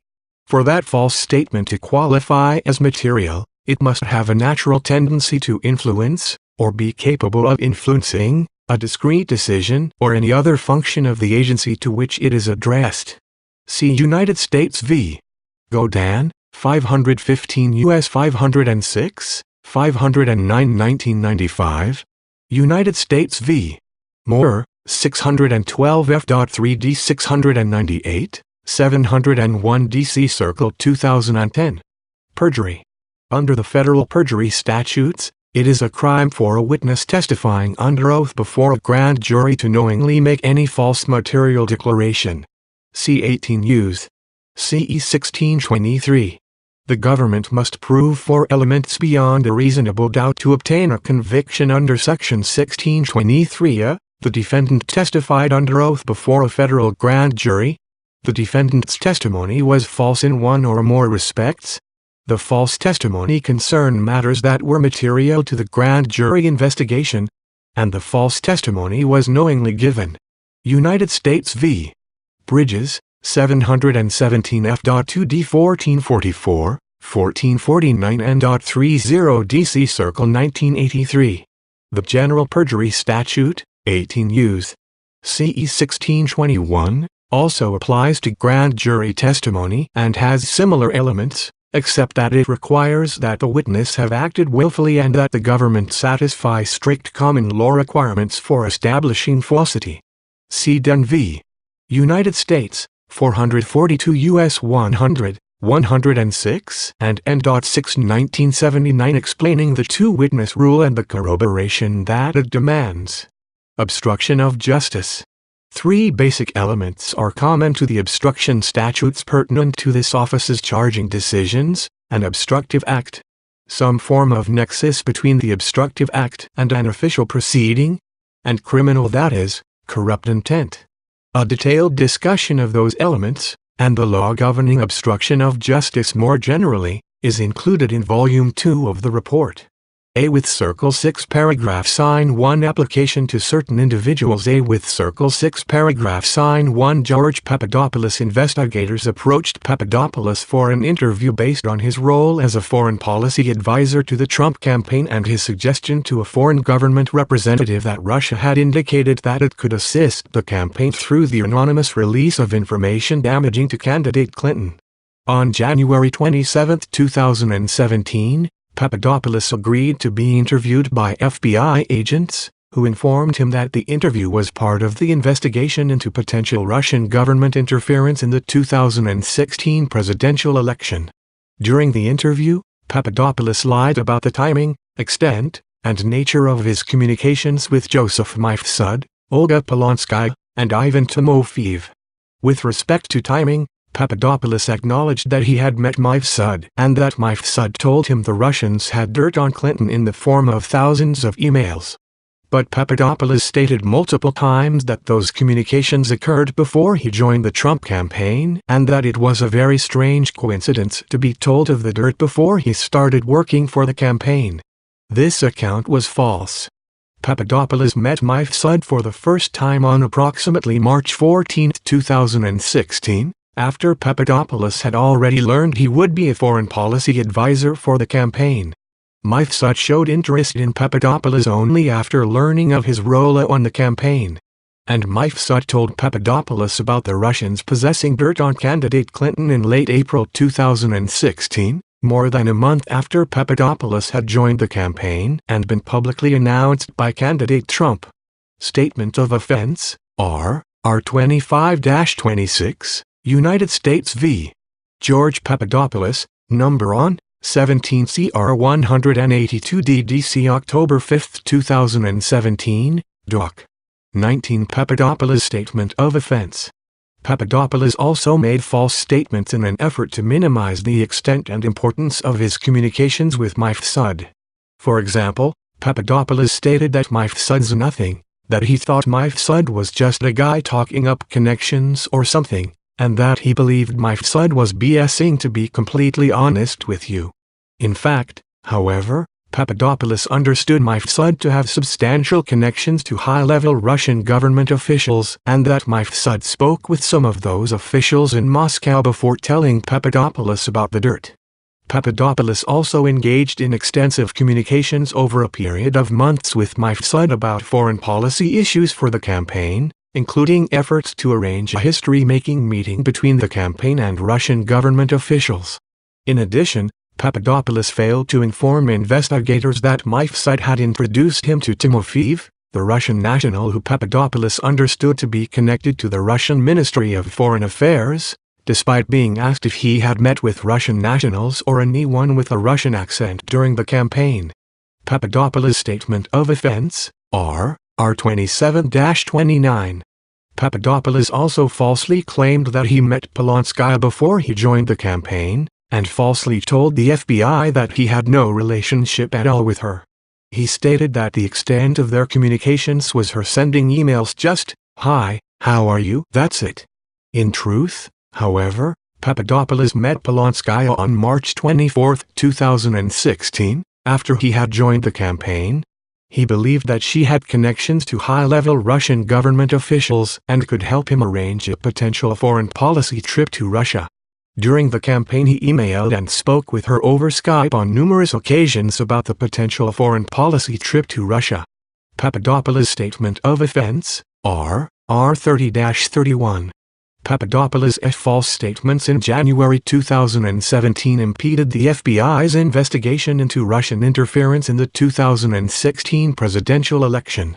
Most immediately, those statements hindered investigators' ability to effectively question Mifsud when he was interviewed in the lobby of a Washington, D.C. hotel on February 10, 2017. See Government Sent. Mem. At 6, United States v. George Papadopoulos, number on, 17 CR 182 DDC August 18, 2017, Doc. 44. During that interview, Mifsud admitted to knowing Papadopoulos and to having introduced him to Polonskaya and Timofeev. But Mifsud denied that he had advance knowledge that Russia was in possession of emails damaging to candidate Clinton, stating that he and Papadopoulos had discussed cybersecurity and hacking as a larger issue and that Papadopoulos must have misunderstood their conversation. Mifsud also falsely stated that he had not seen Papadopoulos since the meeting at which Mifsud introduced him to Polonskaya, even though emails, text messages, and other information show that Mifsud met with Papadopoulos on at least 2 other occasions, April 12 and April 26, 2016. In addition, Mifsud omitted that he had drafted or edited the follow-up message that Polonskaya sent to Papadopoulos following the initial meeting and that, as reflected in the language of that email chain, "Baby, thank you," Mifsud may have been involved in a personal relationship with Polonskaya at the time. The false information and omissions in Papadopoulos' January 2017 interview undermined investigators' ability to challenge Mifsud when he made these inaccurate statements. Given the seriousness of the lies and omissions and their effect on the FBI's investigation, the office charged Papadopoulos with making false statements to the FBI, in violation of 18 U.S. CE 1001.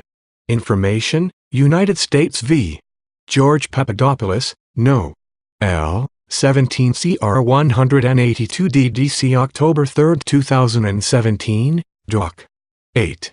On October 7, 2017, Papadopoulos pleaded guilty to that charge pursuant to a plea agreement. On September 7, 2018, he was sentenced to 14 days of imprisonment, a $9,500 fine, and 200 hours of community service.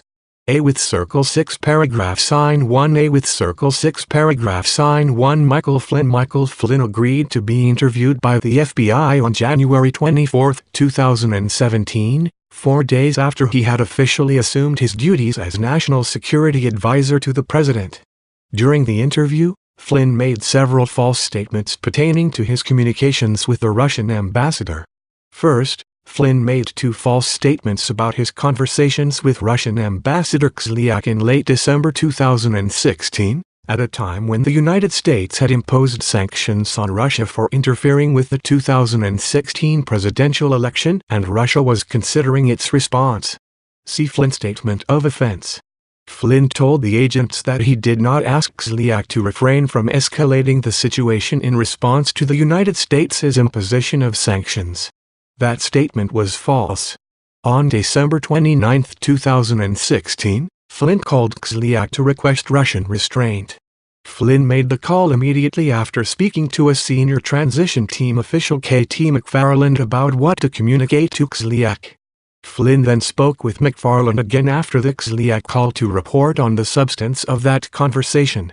Flynn also falsely told the FBI that he did not remember a follow-up conversation in which Kislyak stated that Russia had chosen to moderate its response to the U.S. sanctions as a result of Flynn's request. On December 31, 2016, Flynn in fact had such a conversation with Kislyak, and he again spoke with McFarland within hours of the call to relay the substance of his conversation with Kislyak. See Flynn's Statement of Offense, R3. Second, Flynn made false statements about calls he had previously made to representatives of Russia and other countries regarding a resolution submitted by Egypt to the United Nations Security Council on December 21, 2016. Specifically, Flynn stated that he only asked the countries' positions on how they would vote on the resolution and that he did not request that any of the countries take any particular action on the resolution. That statement was false. On December 22, 2016, Flynn called Kislyak, informed him of the incoming Trump administration's opposition to the resolution, and requested that Russia vote against or delay the resolution. Flynn also falsely stated that Kislyak never described Russia's response to his December 22 request regarding the resolution. Kislyak in fact told Flynn in a conversation on December 23, 2016, that Russia would not vote against the resolution if it came to a vote. See Flynn's Statement of Offense, R4. Flynn made these false statements to the FBI at a time when he was serving as National Security Advisor and when the FBI had an open investigation into Russian interference in the 2016 presidential election, including the nature of any links between the Trump campaign and Russia. Flynn's false statements and omissions impeded and otherwise had a material impact on that ongoing investigation. Flynn's Statement of Offense, R1-2. They also came shortly before Flynn made separate submissions to the Department of Justice, pursuant to FARA, that also contained materially false statements and omissions. Id. R5. Based on the totality of that conduct, the office decided to charge Flynn with making false statements to the FBI, in violation of 18 U.S. CEL00L. On December 1, 2017, and pursuant to a plea agreement, Flynn pleaded guilty to that charge and also admitted his false statements to the department in his FARA filing. See Id. Plea Agreement, United States v. Michael T. Flynn, No. L. 17 CR 232 DDC December 1, 2017, Doc. 3. Flynn is awaiting sentencing. A with Circle 6 paragraph sign 1 Michael Cohen was the executive vice president and special counsel to the Trump Organization when Trump was president of the Trump Organization. Information, R1, United States v. Cohen, number on, 18 CR 850 SDNY November 29, 2018, Doc.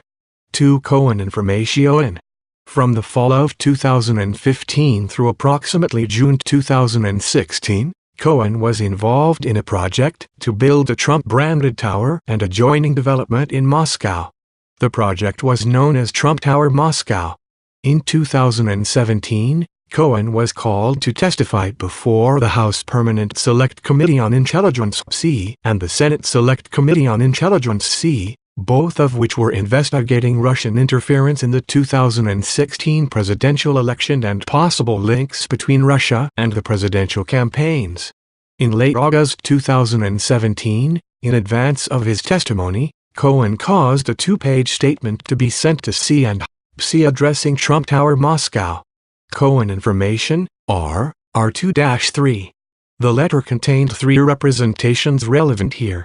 First, Cohen stated that the Trump Moscow project had ended in January 2016 and that he had briefed candidate Trump on the project only 3 times before making the unilateral decision to terminate it. Second, Cohen represented that he never agreed to travel to Russia in connection with the project and never considered asking Trump to travel for the project. Third, Cohen stated that he did not recall any Russian government contact about the project, including any response to an email that he had sent to a Russian government email account. Cohen Information, I-4. Cohen later asked that his 2-page statement be incorporated into his testimony's transcript before C, and he ultimately gave testimony to C that was consistent with that statement. Cohen Information, I-5. Each of the foregoing representations in Cohen's two-page statement was false and misleading. Consideration of the project had extended through approximately June 2016 and included more than 3 progress reports from Cohen to Trump.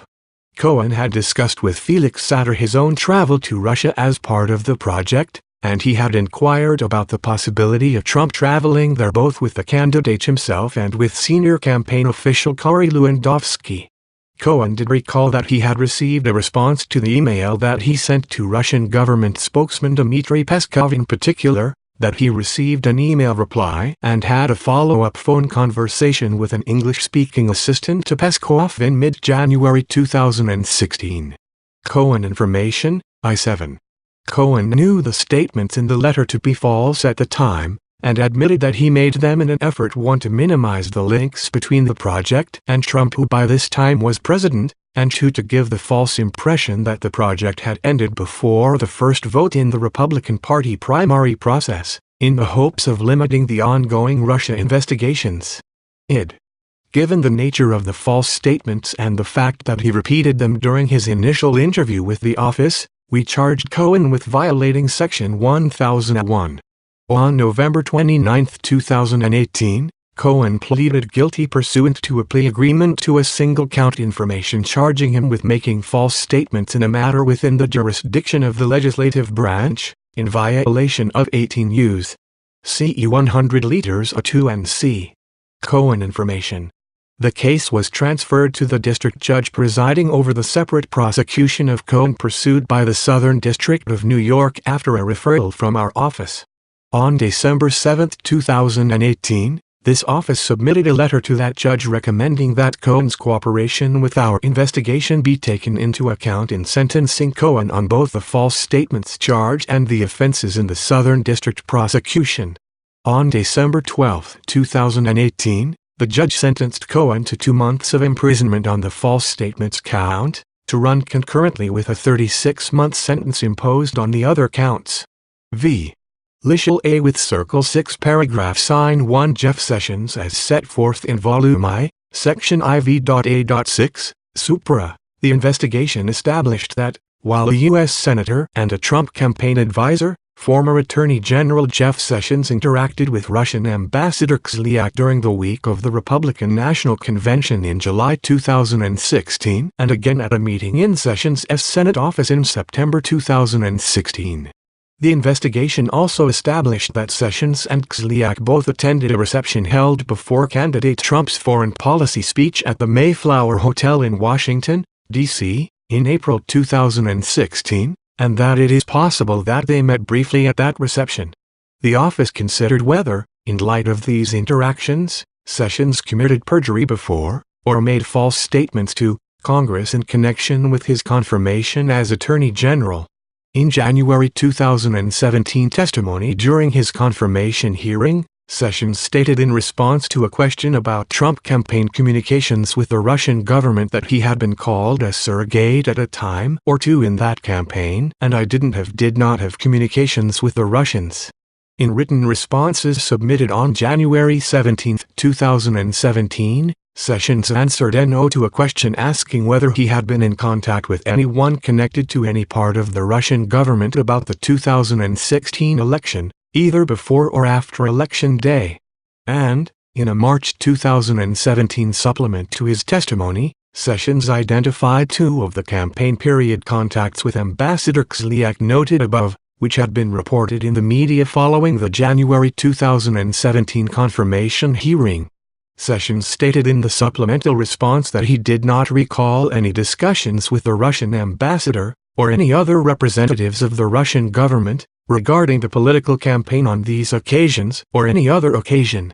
Although the investigation established that Sessions interacted with Kislyak on the occasions described above and that Kislyak mentioned the presidential campaign on at least one occasion, the evidence is not sufficient to prove that Sessions gave knowingly false answers to Russia-related questions in light of the wording and context of those questions. With respect to Sessions' statement that he did not recall any discussions with the Russian ambassador regarding the political campaign and he had not been in contact with any Russian official about the 2016 election, The evidence concerning the nature of Sessions' interactions with Kislyak makes it plausible that Sessions did not recall discussing the campaign with Kislyak at the time of his statements.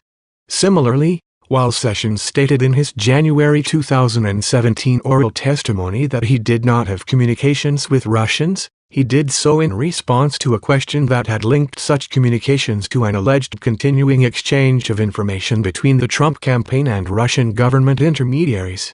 Sessions later explained to the Senate and to the office that he understood the question as narrowly calling for disclosure of interactions with Russians that involved the exchange of campaign information, as distinguished from more routine contacts with Russian nationals. Given the context in which the question was asked, that understanding is plausible. Accordingly, the office concluded that the evidence was insufficient to prove that Sessions was willfully untruthful in his answers and thus insufficient to obtain or sustain a conviction for perjury or false statements. Consistent with the principles of federal prosecution, the office therefore determined not to pursue charges against Sessions and informed his counsel of that decision in March 2018. With Circle 6 paragraph sign 1 others interviewed during the investigation. The office considered whether, during the course of the investigation, other individuals interviewed either omitted material information or provided information determined to be false. Applying the principles of federal prosecution, the office did not seek criminal charges against any individuals other than those listed above. In some instances, that decision was due to evidentiary hurdles to proving falsity. In others, the office determined that the witness ultimately provided truthful information and that considerations of culpability, deterrence, and resource reservation weighed against prosecution. See Justice Manual &9-27.220-1 9-27.230.